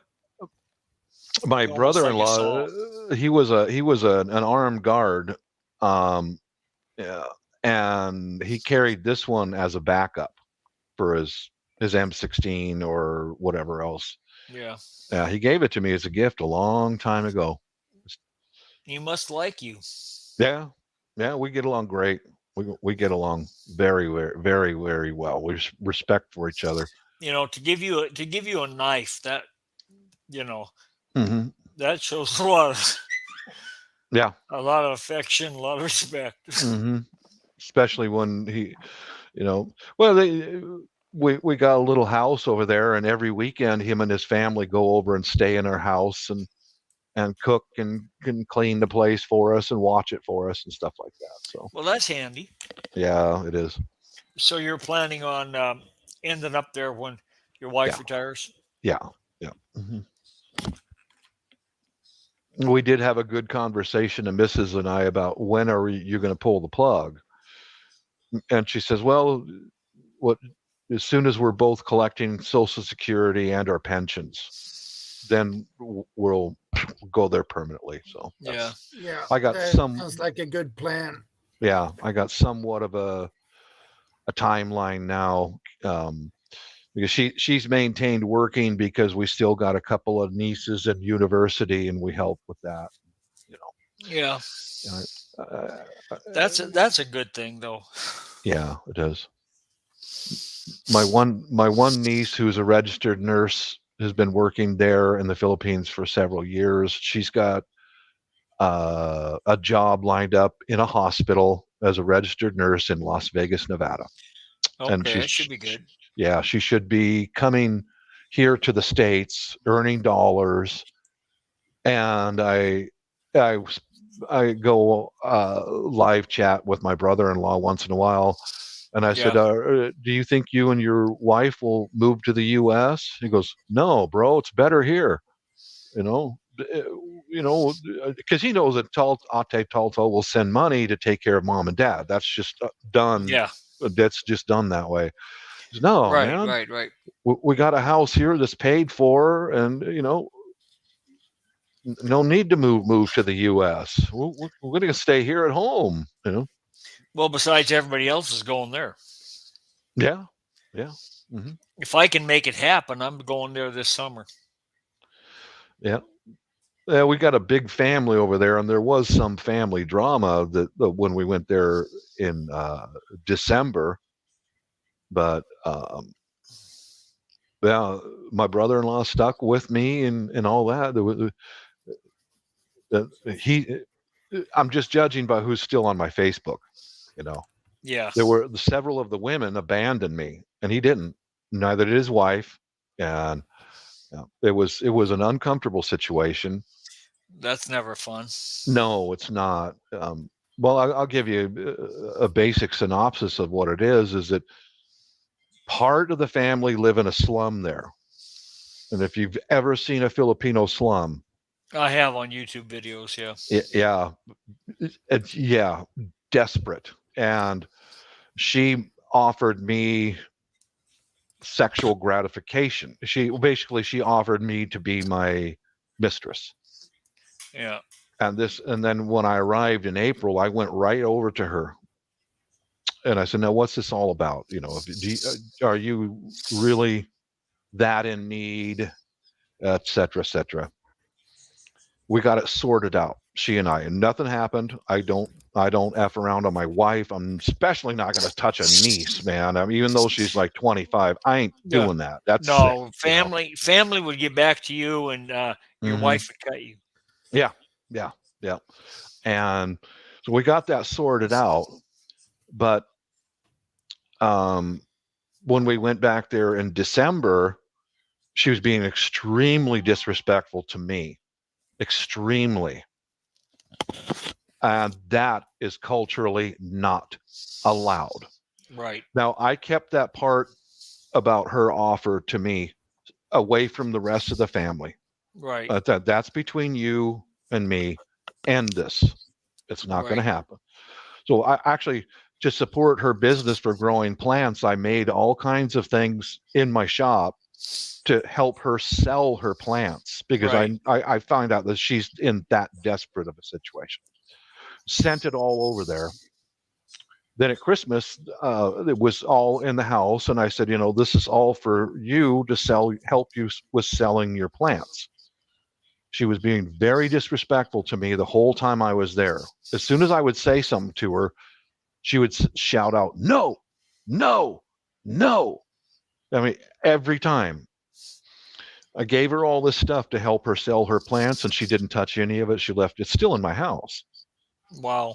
And that's when I went to the family. I said, now all the adults are at the dinner table and we're just talking. And I said, this is the situation. I'm putting it out there so that, and my sister-in-law from England, I don't trust her anymore. There's some of those meddling, invading sisters over there. You gotta be careful of them. I know what she's already started doing that. She had a temper tantrum because I forbid her, the young lady, from coming into my home ever again. I said, this is the reason why. Well, why are you telling us this now? And I said, because now we've got all the adults together. And she said, well, why did you wait until December? It's because we got all of the adults together. There's no kids around, right? Right. And I'm also doing this to protect my brother-in-law, my English brother-in-law. I said, I'm also telling you all this to keep her away from Gary. Know what his wife said, the English one? I don't care about Gary. I haven't cared about Gary for years. Now, she's the English sister-in-law, but is she Filipino? My wife's baby sister. Oh my gosh. Yeah, she really How long showed. she been in England?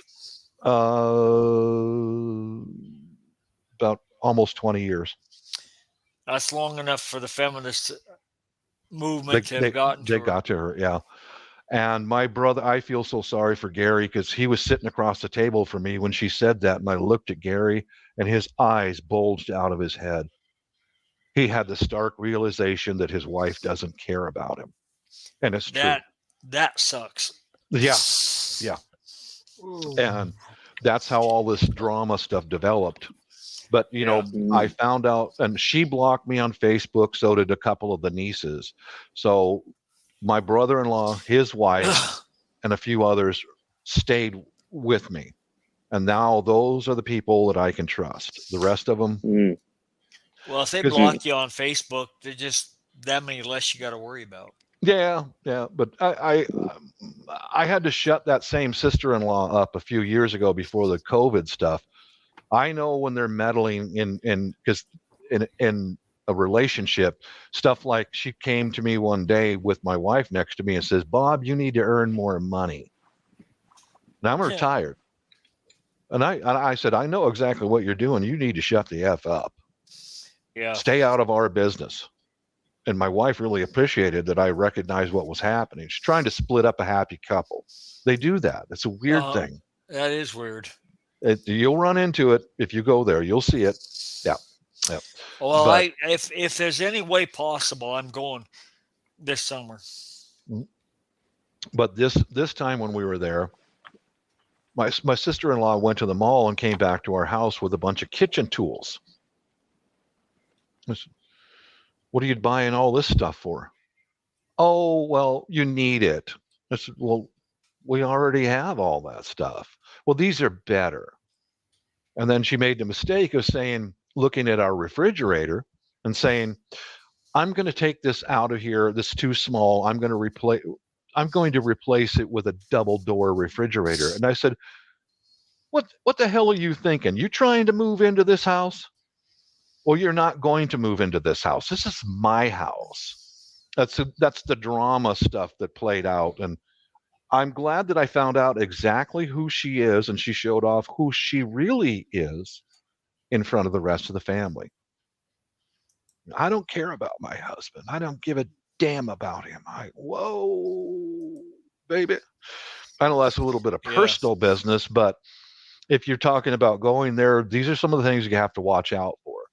Because if you're going there to meet a lady and have a relationship with her, watch out for the other women who will come around and try to split you up. Oh yeah, it happens. Well, that and the ones that come by, or that you happen to run into when you're not with your lady, that they try to flirt with you and stuff, and you tell them you got somebody. They'll say, "Well, is she prettier than me?" Yeah. You will. That will happen to you. Will happen to you. I got a video on my channel. It's called Trouble on Two Brown Legs, Davao City. And I was sitting on the front porch of our house, and this happened just the day before. I'm sorry, it's not about prepping, guys, but these are things my friend here you need to learn about.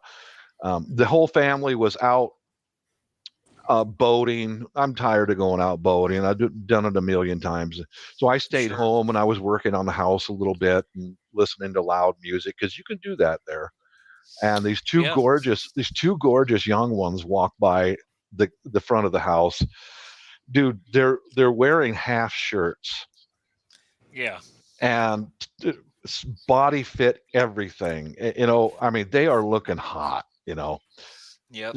And so they're walking by and they looked at me and smiled. And I said, hi, where are you going? And we're going to the store. In the complex, there's a Sorry store. I thought there must be one somewhere. Yeah. So I said, "Can I join with you? I want to show me where the store is at." So we walked to the store, and I could tell by the way they were speaking, they're not from Davao. Their language is a little bit different. Okay, so they weren't speaking Visayan. They were speaking Bisaya, but it wasn't a refined Bisaya. They're country girls from up in the mountains somewhere. Yeah. They work. I surmise that they were housekeepers. Right. Yeah. Okay. Got to the sari store. I met the sari store lady. Bought some cigarettes, and then those two girls who were smoking freaking hot. Yeah. Started saying, "Daddy, Daddy," and I went, boom! I beat feet back to my house, and I closed the gate. I locked the gate because those two were just freaking. God, Well, they saw a foreigner that had enough money to buy stuff at the sari store, so and had a house. A place to stay anyway. And the house and the wife wasn't home. Right.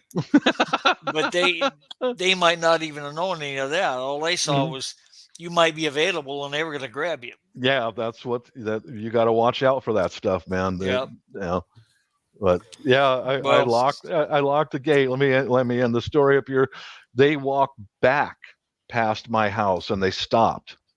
And they had one cigarette. Daddy, Daddy, do you have a light? So I kept the gate locked, and I reached through the gate and I lit their smoke, and they started ringing the doorbell, ding dong, on the gate, ding dong, Daddy, Daddy. Good evening, I'll hit some more. I went in the house. Yeah. Boom, click. Well, that was probably the best thing. Probably the best way to handle it. Yeah, Hendo. The gold diggers. They were, looking for me to make a mistake. Go tear off a piece, and then next thing you know, Daddy, if you don't pay me now, I'll tell your wife tomorrow. Get away. Yeah. That is what I call blackmail. That's exactly what it is. That's exactly what it is. Yep. Mm-hmm. I have the lady who cleans and at the work do some cleaning job at my work. Mm-hmm. She's from Philippines, and her sister have a house, and the neighbor is belongs to the family too.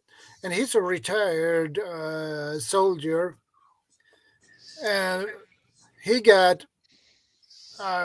She said he got 4 million pesos. Mm-hmm. So do you know what that dude did? He built a fence into her property, so she couldn't go either in or out on her front door. What? Yeah. So she'd have to go through his house? No, she has to move the front door to another place on her house. Yeah. Now here, that wouldn't be legal. You can't obstruct somebody's right away. Yeah. Yeah. And I think it was her sister or something. Yeah, sister. And she said, "Hey, you can build the fence there. Hey, I can't get out of my house." Well, spiteful. I don't care. I build as I want to. Yeah. What? Oh my God, that's spiteful. Yeah. Oh, yeah. That's you know what I heard too? He had bought a brand new car for 1 million pesos. Mm-hmm. Now, are they there in Sweden or are they in Philippines? Philippines. Yeah. Okay. Here, you see the comments. Al Hitsmore. He was talking to me when I was those it says, stay home, stay home. Yeah. Don't talk to strangers. Yeah. Watch out when they're wearing that body fit stuff. Watch it, mister. Watch out. Duck incoming. Yep. Take cover. Exactly. Take cover, close the door and lock it. Yeah. Yep. Bob, I'm taking notes here. I'm like, okay. Do not tie the knot. Oh yeah, check. Just kidding. No. Well, the nice thing is a lot of them have long hair. Yes. And yes. And I like the long hair. I love it. Me too. And I'll tell them, "Oh, I see you got long hair." Yeah, most of us have long hair. And I said, "Yeah, that's good. I can tie you up with that. I won't need a rope." Yeah, that is another way you can use a rope for. What's that, Shadow? That is another way you can use a rope for. Yeah. Yeah. They usually get the joke, and they usually laugh about it. But yeah.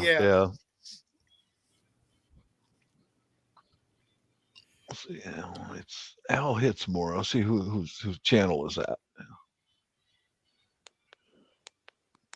Oh, that's.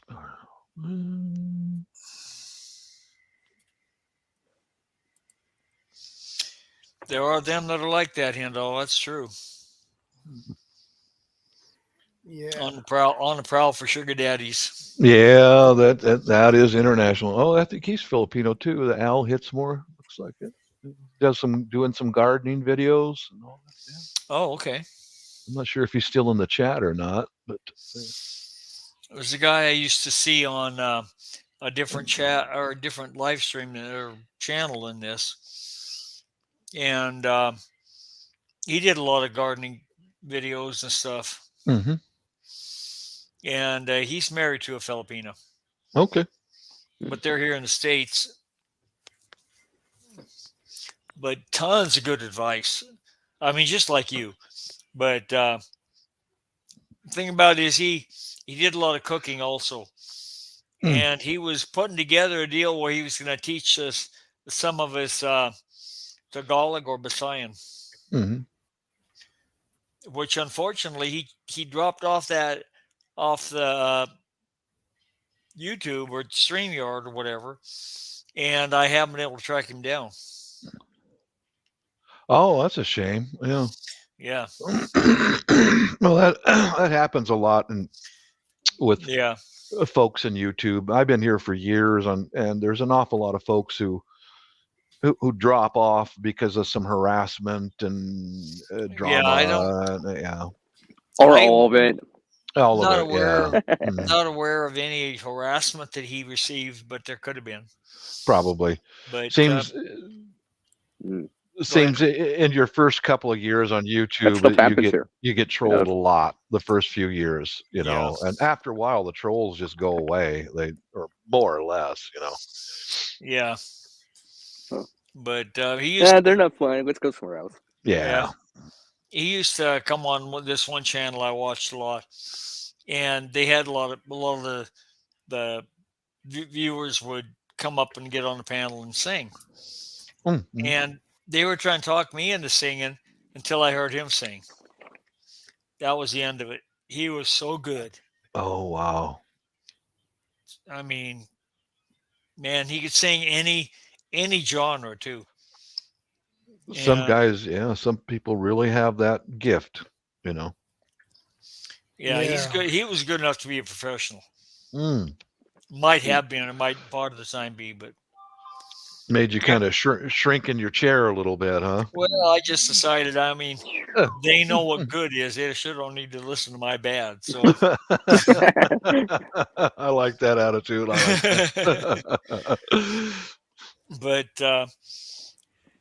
I kind of wish I had started doing it, but I don't really have the right equipment. So yeah. And I'm not saying I can sing because I can't, but I used to think I could when I was younger, but I've never gotten too much into the karaoke. I've done it a few times. I actually like it better when my wife and I will pair up on a song. Oh, that would be fun. Yeah. Yeah. A duet. Yeah. A duet. Yeah. Yeah. And those folks over there, they do it as a pastime. You can it's hear like every weekend night. All the time. Maybe Yeah. every night. Mm-hmm. Depends where you're at, but yeah. And there's several of the channels. There are several of the channels where they do that. I mean that's just part of what they do. Yeah. Part of the live stream. Well, I've known quite a few. Mm-hmm. Yeah, I enjoy it. Yeah, and I watch those a lot for nothing else but the singing because it's really entertaining and some of them are really good.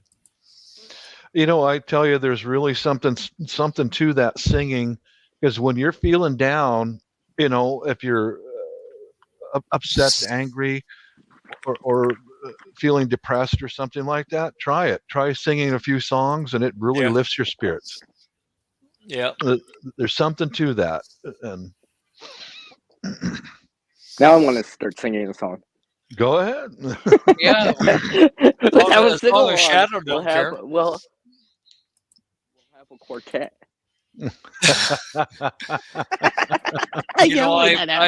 I've heard some people talking about it, and you can't get the timing right on StreamYard to be able to actually pull it off. Yeah, there's too much latency. Yeah. It's just that quarter, eighth of a second kind of deal. Just enough to screw it all up.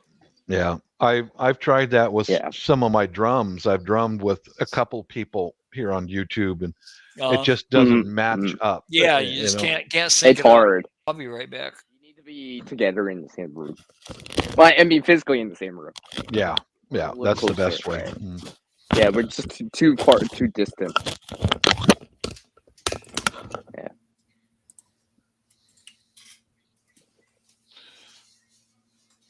What's the name of the band? I don't know. I have no idea. I can't think of the name. How about Daddy Band? The Daddy Band. Daddy.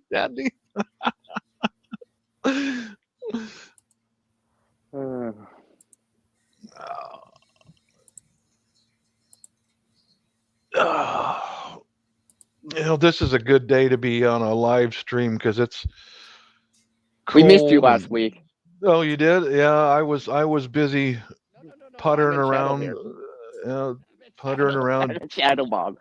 I miss you too, but no, he was gone last week. Mm-hmm. I saw you guys were on, but I was taking care of some business around the house, and it's rainy, windy, and cold. And I'm very delicate. So I'm not outside today. Well, that's because you're sweet like sugar, right? Yeah, right. Okay, maybe like salt then. I like that better. Yeah. I'm more salt than sugar. Yeah. I'm very delicate, Yeah. Just a crapola weather day, and I You have a few of those over there. Oh yeah. We get a lot of them here in Seattle. The guy rains over 200 days a year. I like that. Mm-hmm. I've heard something like that before. Yeah, just drizzling. Yeah. Yeah. Well, I'm originally from Sandpoint. Oh, okay. Idaho. So I had a hunch you might be somewhat familiar with it. At least know where it is. Yeah. And so I've actually been to Seattle years ago. Been to Seattle several times. Yeah. But I'm not direct in the city. I'm out a little farther out, but it is a beautiful place. But the winters are so long. 9-10 months of no sunshine and just drizzly rain every day, man. Overcast and overcast. I'm sure the Swede Yeah, and the but at Canadian least up there know what that's all about. yeah, but at least you don't have 40 below zero very often No, anyway. no, Hey, no. hey, Bob, I got a question for you. How many times do you actually see a rainbow down there? Pardon me? Never. And I How don't many? think I rename a stream, okay? I was gonna say, Bob, how many times do you see a rainbow down there? I'd say none because you don't even see the sun. But Seldom, seldom, very seldom. Yeah. I mean, it's like the sun has to be out too, right? yeah. It's like, You got to be able to see the sun to see a rainbow, Good to see you, or brother. Good evening. I How imagine often that. how often do you have a nearly perfectly clear day and it be a downpour? Oh, it happens. It does. Yeah, I've. we used to have it that way sometimes. Mhm. it was sunny this morning. I Oh, have. still while the rain was falling. Mm-hmm. Yep, I've seen it. Yeah. I've seen all I- 4 weather patterns in one day Yep. right here at this area. Bright blue sunny skies, and then sleet, snow, and rain all in one day. It's like, Yep. man, what is this? It's crazy. I thought I'd seen everything when I saw one of those sunny days and snowing. Yeah, I believe it. Yeah. Mm-hmm. Mm-hmm. That's called sun flurries, Sun like sun shower. No, that's what. Well, no. Because if you think about it, it'd be kind of the same thing, right? It's just converts, So sun flurries versus Somebody sun here showers. from Spain, Barcelona. All right, welcome from Spain. Is that Hyro? Yeah, Hello. how are you? How are you, Hyro?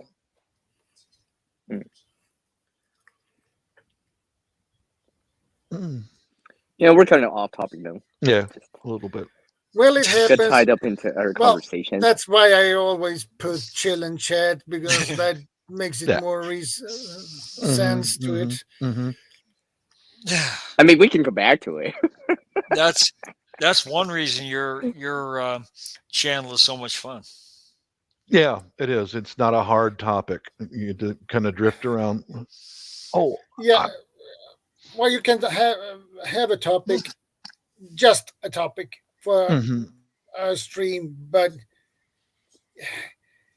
you at the end you have no idea what you're gonna talk about on the specific topic. So Right. that is good to have chill and chat and just drift away in the blue. Yeah.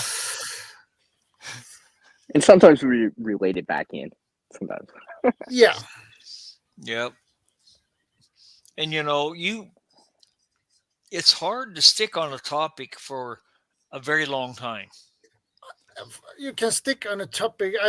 What I have noticed is you can stick on a topic for 2.5 hours.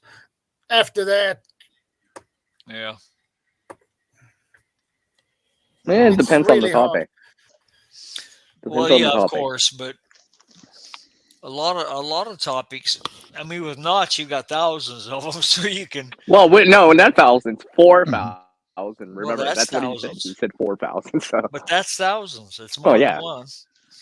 So anyway, so you can fill a lot of time with that. But I'll show you some Videos. what I'm planning on doing. There's a video on 4,000 knots. I got these delivered. Oh, what's this? Nice. Those are for bonsai. Oh yeah. Bonsai.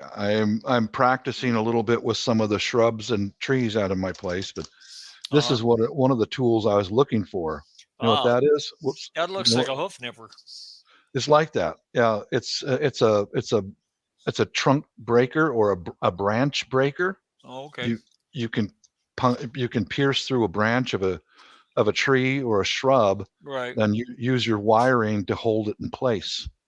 It's like, that's why I ordered this kit and for that these. was a kid for pulling your teeth out. That's almost like that, isn't it? Yeah. And some angled cutters. Yeah, there you go. That's a nice set. Yeah, it ain't cheap, but I mean, for crying out loud, I'm retired, man. I've got time to do this kind of stuff. Well, yeah, and you need the right equipment to do it, Mhm. so you actually do it right. Yeah, that's what I'm experimenting with. Some azalea plants out in the front yard and a tree out in the front yard. Yeah. And I'm going to do some of these. I trimmed some roadies, and I'm going to keep this for yard art. And yeah, that's what I'm going to be getting into here if the weather will cooperate.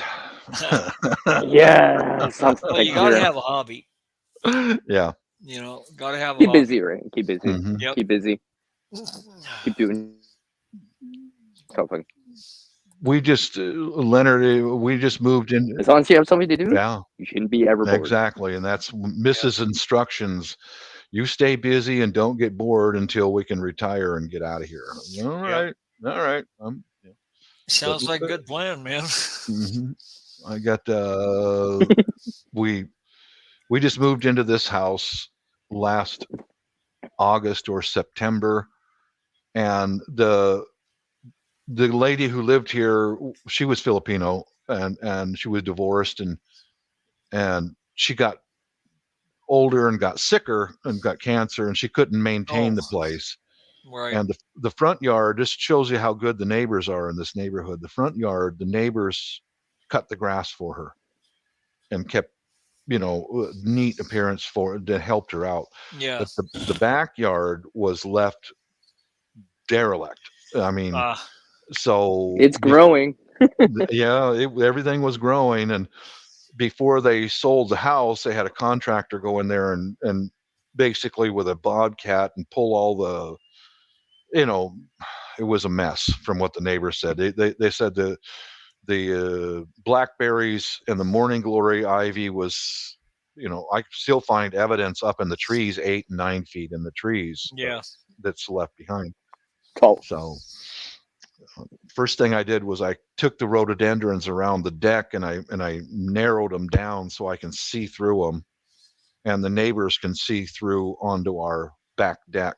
That's for home security stuff, Right. And then there's 2 large trees.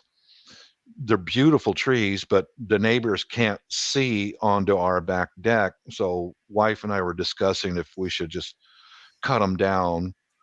And I said, well, let me try to get in there and bonsai those. Yeah, you might be able to prune them up and get it to where you can the neighbors can see visibility through there. Yeah. Yeah, and several days in a row I'd go out there and cut. I'm cutting the dead stuff out of the middle of them, which is a major chore. Yeah, and if something needs to be done, or the tree will rot in the middle, and it'll split out there or something. And these are like a spruce-like tree. Now, and between my sleeves and the gloves, I was getting like an allergic reaction. The spruce? Yeah,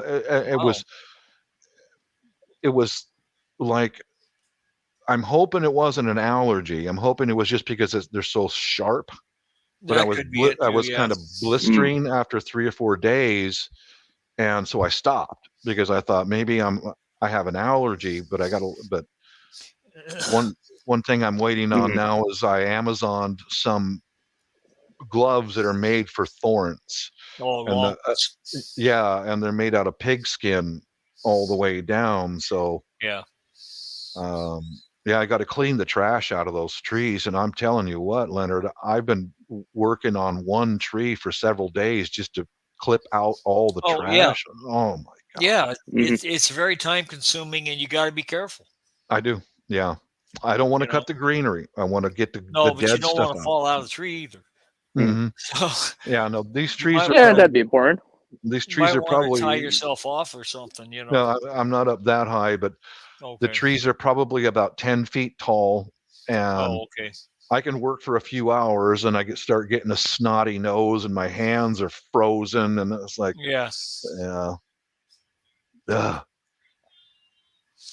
come on, winter, get over with. I want to go outside. Yeah. Bob wants to spring into action. I do. Spring into action. You know it, CR. He's up in Canada. He's in the He knows. Yep. Yeah. I'm just waiting. Mm-hmm. Yep. I got to remember it's only the third week of February. I know. Right. I still probably have to go through March. Oh, you'll have to go through March at least, probably. Now, where are you in Canada? I live in the same time zone as. No, actually, Mountain Time Zone. Mountain Time Zone. Is that BC or Alberta? That's Alberta. Okay. By the way, but yeah, so. I used to have some relatives in Edmonton, but I don't. We kind of lost track of them Oh, years ago, and I don't know if they're still there or not.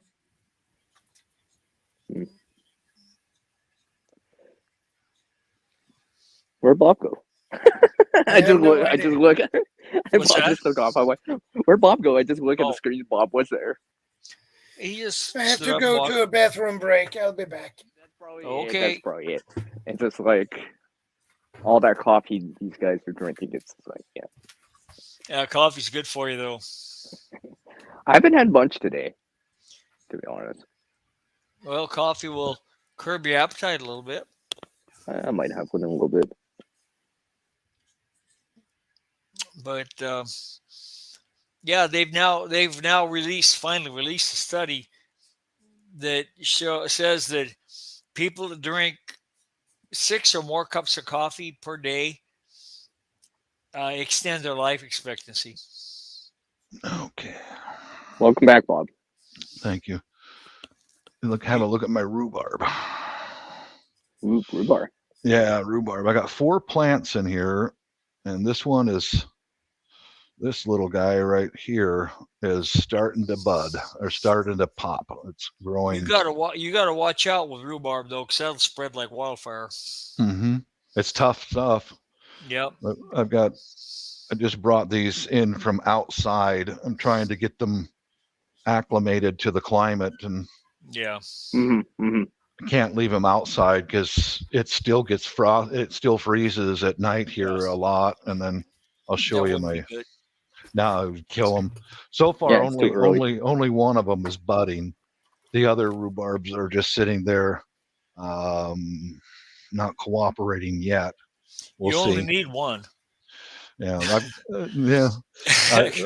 I know you can dig them up and split them in half, and the way it spreads by itself, man. Mm-hmm. But I bought a blueberry bush. Be just a sec.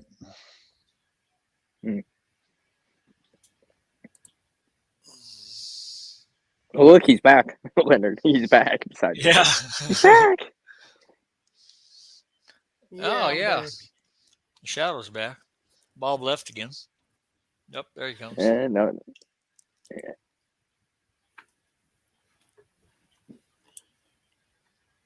Yeah, here's my blueberry bush.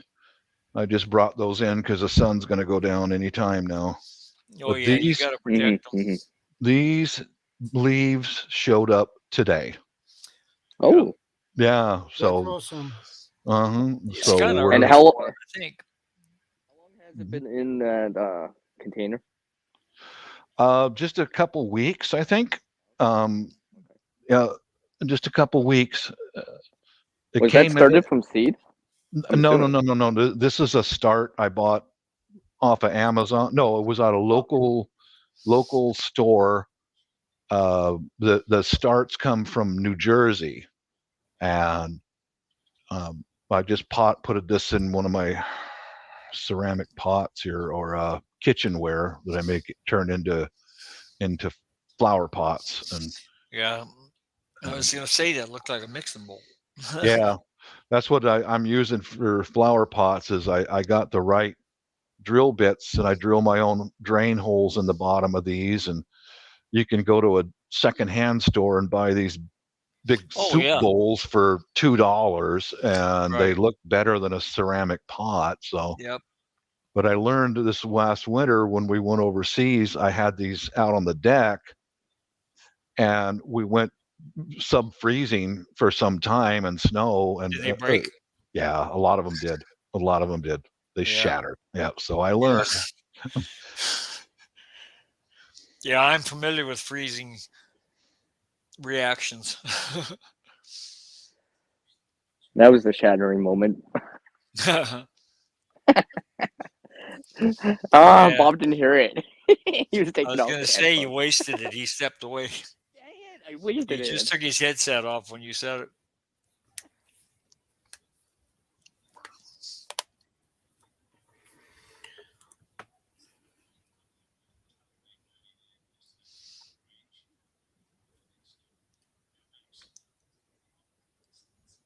Yes, as far as gardening, this is some of the things that I can do now. Like, well, yeah, you can get your starts all going and get them ready and transplant them when the weather permits. I mixed my I bought large bags of potting soil, and I have a blender right here that I grind up junk mail and coffee grounds and all that and leaves. Then I mix them 2/3 potting soil with my own mixture. Yeah. That I can do inside. And then yeah, that actually sounds like a good combo. Everything I've planted in it so far, I'm using it for indoor plants and outdoor plants. Everything likes it. It just going at it, Yeah. Well, it's amendments. Yeah. To the soil. I got this. It doesn't per se work right way, but it's over time. It's like a time release. Yeah. It's a slow release because it's granular. Won't that make a cool pot though? Yeah. Hand painted. It's doesn't have any maker's mark on it, but I bought that for just a couple bucks. I still got to drill the hole in the bottom, but those are some of the things I can do for gardening right now. Yeah. Well, that's good. You're keeping busy. You're getting productive. Yeah. So everything you're doing is working toward the end goal. Exactly. A little step by step to be able to get outside and grow a little Make food progress. and a lot of flowers. I want to grow a bunch of flowers, man. You do? Mm-hmm. Yep. Personally, I would only plant a couple, but that's just me. Yep. Well, it depends what you have. We lived for years. This is our first year in this house, and we lived in a place that was surrounded by crack junkies. Oh. And we couldn't have anything outside because it would get stolen, vandalized. So this is really exciting for us. Oh yeah. And you can plant it this spring, and it'll still be there in the fall. Bingo. Yeah, because I've got the place is fenced, got locked in, it's secure and all that. And we've got a nice deck, and I want to get it surrounded with flowers all the way around, so wife and I can go out there and have some lunch or have them coffee, Yeah. Well, that'd be nice. Go out there for your morning coffee and watch the sun come up. You bet. Hear the birds. Yep. Yep. Well, the plants will attract the birds and such, right? So. Yeah. Probably get a bunch of hummingbirds around if you get those flowers going. I hope so. Yeah. You're not too far north for hummingbirds. Yeah, they're here. They're in the area. Making some things to bring more birds in. Making these little tubes full of nesting material, and hang it in the trees. Make it look inviting. Yeah. So the birds, and I've done this at the last place. I got a very shallow dish I set underneath the water faucet outside, and every day during the summer I'll put some water in there with some stones and bring the birds in for the fresh water, and you guys can go out in the garden and eat the bugs and Yeah, if you get the right birds around, they'll keep the mosquitoes down too. They do. They do. See, that's why I want to attract dragonflies back. I do see that. Yeah, because they'll continue. They eat mosquitoes. Yeah. You bet they do. I want to attract them to come into the area. Yeah, because I'll just know I'll be. Try what I do with some water there, CR, is a thin thing, a shallow plate with a few stones in it, and fill it up with fresh water every morning. There's dragonflies came and drank out of that water. Same with the birds. And I saw one last year. Well, you saw one last year. There's more around. There's more. I know, but the idea is hopefully see more than just one. Yeah. Yeah, they're killers. Those dragonflies, they're killer. Oh yeah, they travel like a helicopter, right? They can hover. Right. It's just the way that they do. It's like... Have you ever seen fossils of dragonflies? Have you ever seen the fossils that they found? Dude, these things are like 3 feet long. Oh yeah, back then. Wingspans like 3 feet. No, man, no. That's a big dragonfly. Yeah. During the dinosaur times. Oh my God, no, thanks, no thanks. I like them this big, not that big. Yeah. Well, they wouldn't eat you, I don't think. But I don't want to find out.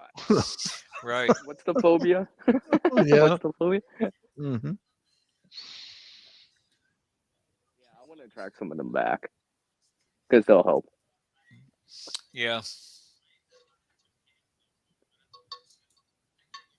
Oh, that's what. So there's always movement around, right? There's always movement of the resources, always movement of the wildlife and such, right? Mm-hmm. Yeah, Leonard, I know those guys are sick of hearing it, but I've got hundreds of tree frogs in my backyard because everything was left overgrown. Right. And that's what the rhubarb's for. I'm going to plant it. I knew he would hop onto it. Mm-hmm. I'm going to hop onto that subject. Yep. I'm going to stick to it. I'm going to climb that tree. That green tree. No. give the big leaves, and the frogs can go underneath there and hide. From the rhubarb. Yeah. There you go. Yeah, I'm so excited just to be able to get outside, guys. Oh, I know. Winter's long up there. Yeah, it is. Winter's long up here too. Yeah. Canada's got it. Theirs is a real winter. Ours is just a crybaby winter. Yeah. We'll see. Literally with the rain. Mm-hmm. Yeah. Yeah, have there in long Idaho, winters where here, I'm too. from, has a more of a Canada-style winter. Oh, okay. What's it? We were far enough inland that we didn't get any of the effect of the currents from the ocean warming it up. Mm. Oh, okay.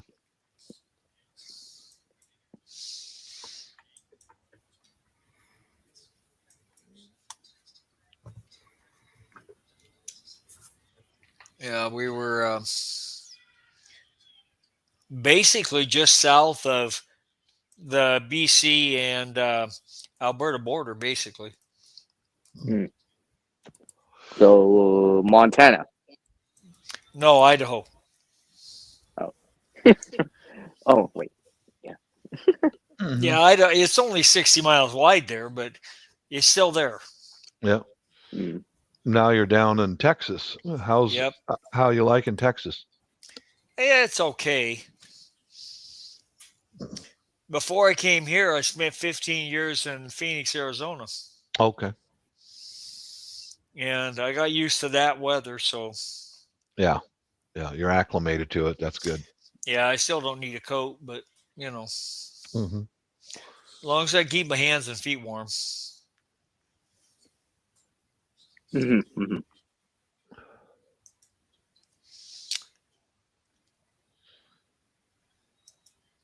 But unfortunately, since I had the stroke, my feet and hands both get cold way worse than they ever did. Mm-hmm.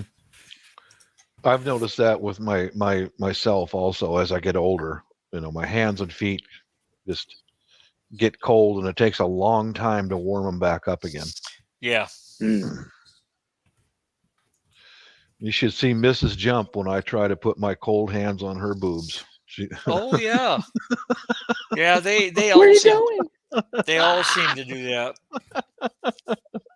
Well, I'm taking notes. Still taking notes. No illustrations, just notes. Just notes. There's no illustrations. No cold hands on boobs. Yeah. Illustrations. And the funny thing is, they don't even like them on their butt. Yeah, they don't like it either. Yeah. Yeah, no ifs, ands, or buts. Yeah. God. Oh, Canada. Yeah. Yeah. Mm-hmm. Oh, yeah. Stand on guard for you.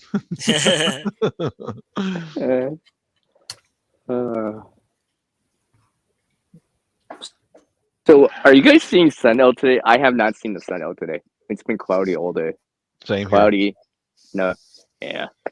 Same here. Yeah. Nice. We have had in the last 2 weeks, 2 sunny days. 2 sunny days and man, I tell you what, I was outside right away. Had the morning coffee and a little breakfast. And bam, outside. Yeah. Unfortunately, I can't get outside unless I have somebody here to help me. That sucks. No, Hando, that's not sugar daddy talk. Sugar daddy talk. Daddy. Here we go again. That's get killed talk. Boobs and butts. Mm-hmm. Yep. Yeah.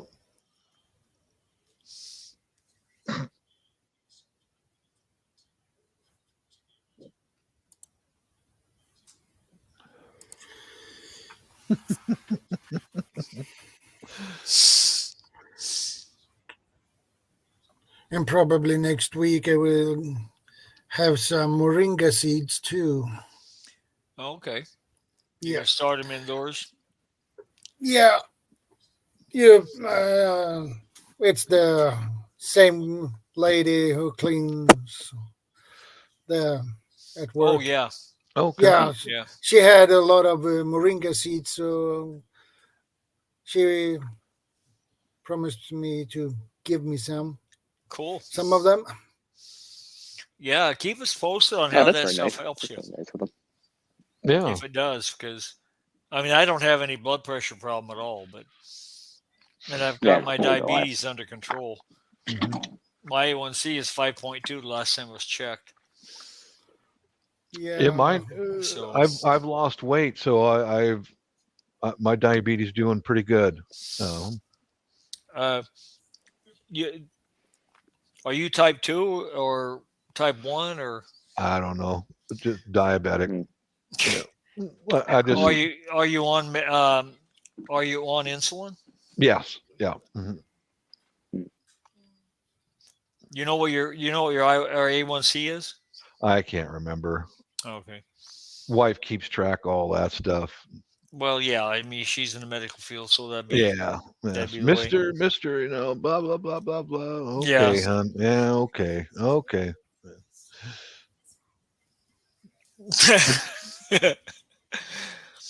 Yeah, Hando says start with all innocent talk about ropes. Then it went down. Ropes. Well, we're descending with that rope right now. Yeah. To know who knows where to the bottomless. Yeah. Well, what really helped me, Bob, was going on a very low carb, high fat, high protein diet. Mm-hmm. Basically, I'm basically almost carnivore, but a very low carb keto type diet would work well too, because there are some vegetables you can eat that are very, very low in glucose. Mm-hmm. Just not very many of them. Yeah. like cauliflower and yeah, I eat a lot of that and broccoli. Yeah, I think broccoli's probably another one. Spinach. Spinach is not one. I eat spinach and potatoes. Potatoes is high starch. That's lots of glucose. Yeah, but I usually snack on bananas and apples. Oh my gosh. You realize that bananas are the worst fruit to eat for glucose? Well, Mrs. buys them for me because she knows all about this stuff, and she'll give me a banana every day. You got to you need your potassium. You have to have some potassium. You get just as much or more potassium from red meat as you do from bananas. Yeah, and you don't have to deal with glucose. But you got her, so you don't want to fight with her about it. No, that wouldn't be good. But if you're interested, I can refer you to a couple of doctors that have YouTube channels that are into this stuff. Okay. Yeah.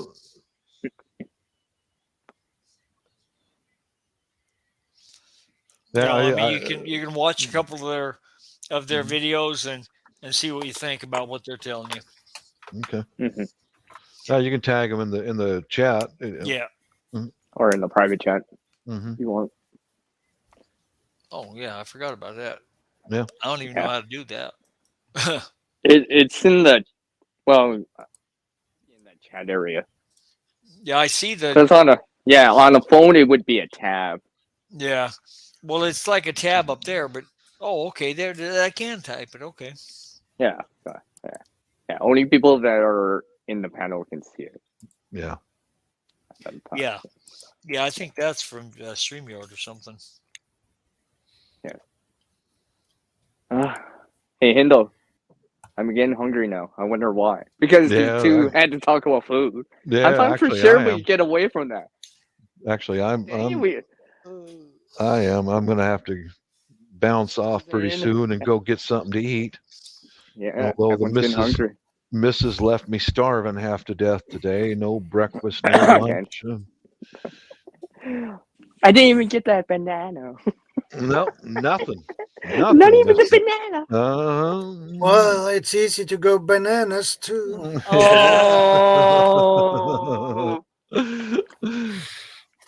That's my line. Yeah. Well, she said she's gonna work at another hospital today. The Filipino mafia, they put out the word when someone's going to be absent, and they fill in the absent employees quickly. That's good. But she's going to not be doing her specific job, but she's certified to do it. But she said that, and the manager said I'd get critical pay for working at that place. I went, oh, no, that's nice. That's extra, right? Yeah, that's a lot extra. Yeah. Critical pay is like, wow. Yeah. Check your private chat there, Bob, because I put 3 names in there, 3 of the more popular ones. Okay, thank you. Appreciate that. Because Dr. Ken Berry's got I think he just hit 3 million subscribers. Oh wow, that's a successful channel for sure. Yes. And these guys are all real doctors. And Dr. Chafee is a neurosurgeon, and he's practicing in Australia now. But and Dr. Baker stepped down from orthopedic surgery to go more into nutrition. And Dr. Berry is a family physician. Okay. So kind of a wide variety. There's lots more, but those are the 3 that I pay the most attention to, I guess. But then again, that's just me. But I know it's worked for me real well. Oh, Hendo said something in the comments. It said Filipino mafia. What that is, Hendo, is that a vast majority of our healthcare professionals here are Filipinos, doctors, physical very high percentage. occupation, very high, nurses, all that, and they network with each other. And if someone's going to be absent, then they send out the word.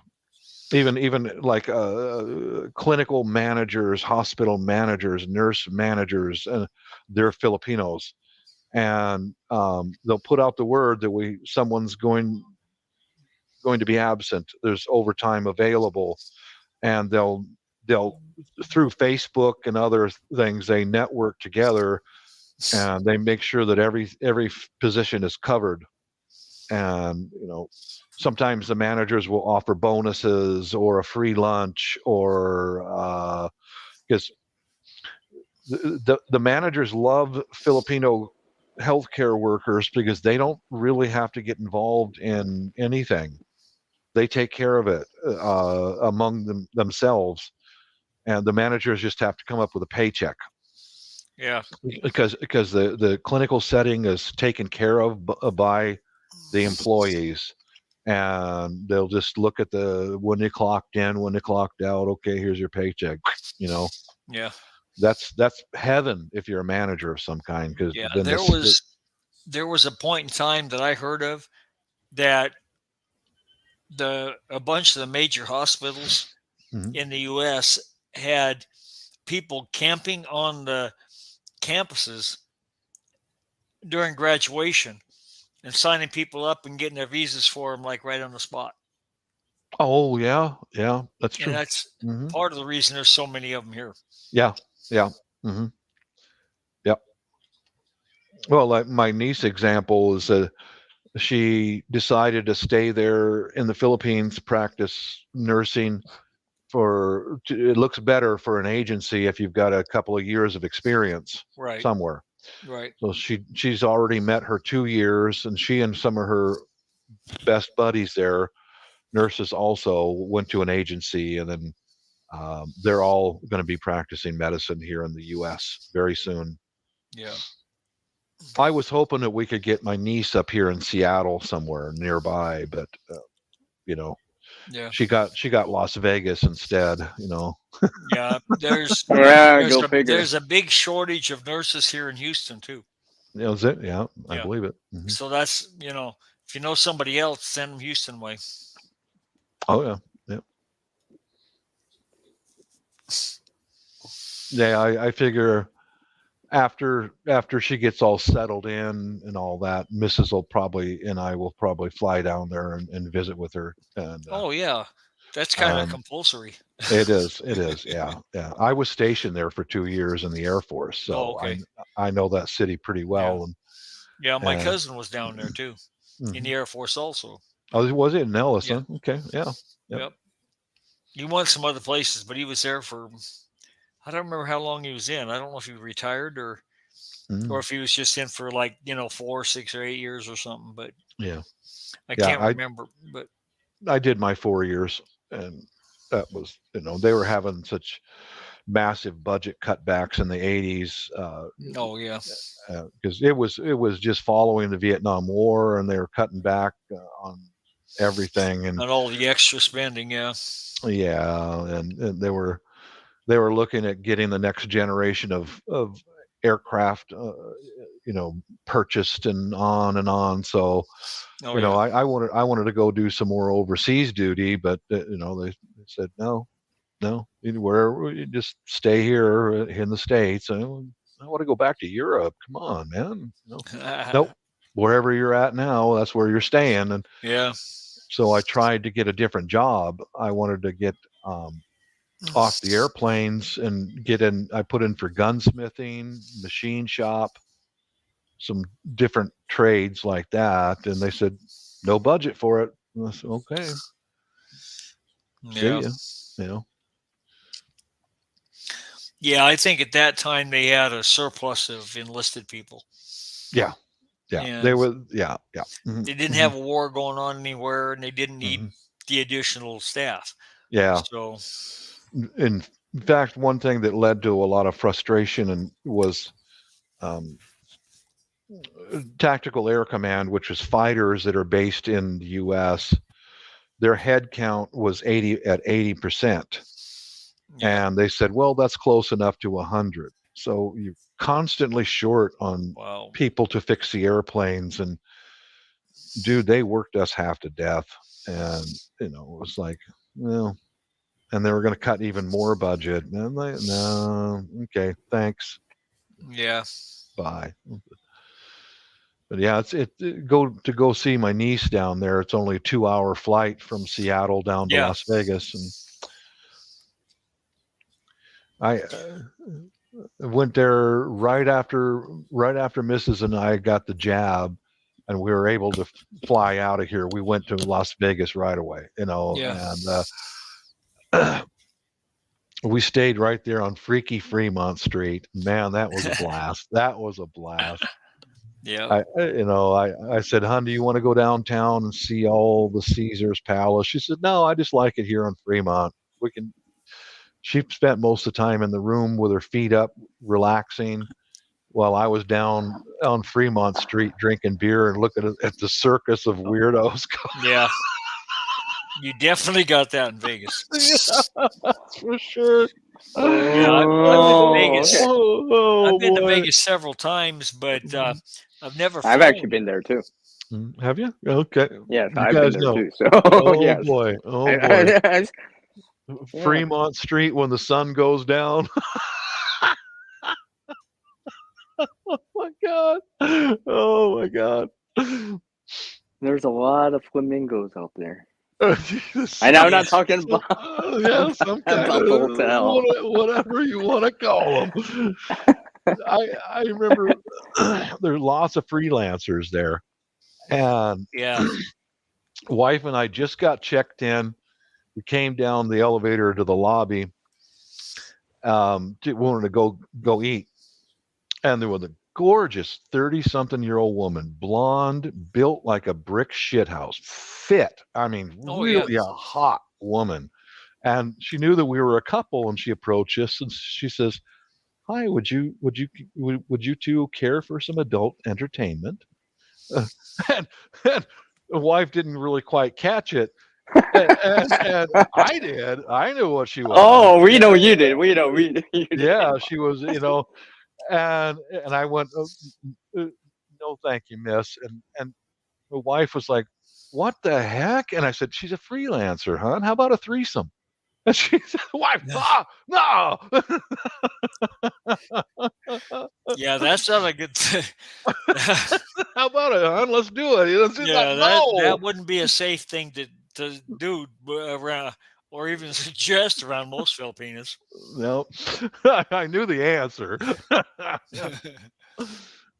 But I remember our first night there, we were out hanging around Fremont Street. It's warm. They've got booming 80s music playing and having a good time.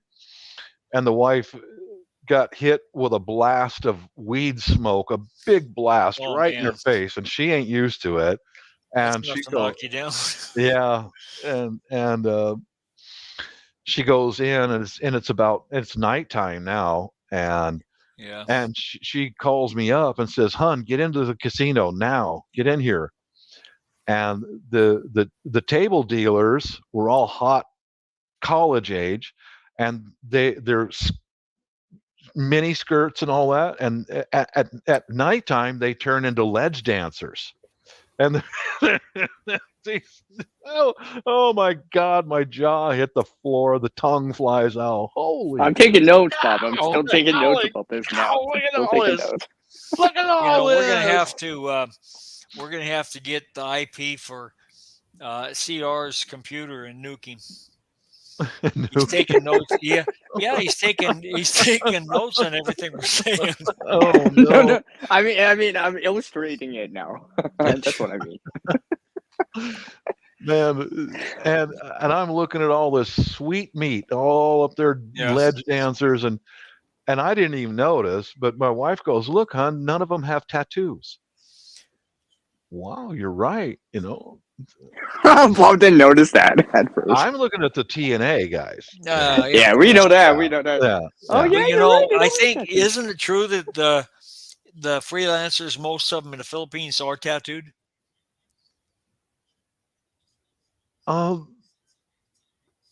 Some, maybe some. Oh, okay. I was just thinking that's why she said that, but. No, this was in Las Vegas. No, I know that. I see what you're saying. Yeah. Maybe they are. I've seen freelancers all over the Philippines. That's just how it is there. But, I suppose maybe some of them are, because they're mostly they're younger women that are freelancers overseas. Yeah. The young people are into tattoos. The people of my generation. They are now. Yeah. I've never had a tattoo. Never. I don't have one. Yep. I just got scars. Me too. I got a lot of those. Yeah.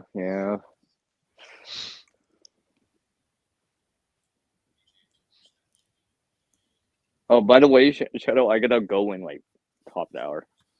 Yeah, I'm gonna go. Actually, real. Yeah, I'm getting hungry too. I'm getting hungry too. Too. I'm gonna go scavenge, since I was left to the starvation diet today. Yes. Yeah, and I began to get hungry. All right, peace out, you guys. God bless you. All right, Take care, really nice talking to you, man. You God too. bless. Thank you, Leonard. Take care. Bye. All right, you too. So, Shadow, yes. Wow. That was a very exciting stream. Yeah. It went from good to better. Yeah. Later, Snakes and ladders. Yeah, Hindu, you're right.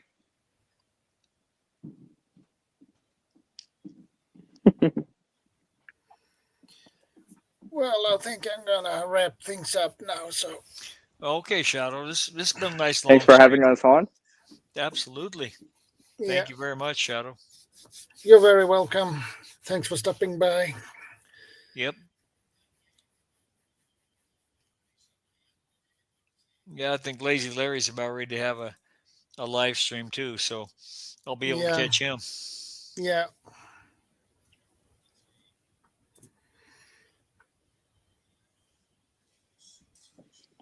Okay, well, take care, everyone. Later, Shadow. All right, Later, yeah, careful. Take care. And Nicole's listening to us while she's training, so it's all good.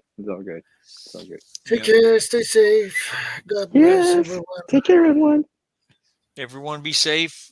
Take care. Be careful. Yeah. Thank you for stopping by, everyone. I appreciate that. And I will see you guys in the next week.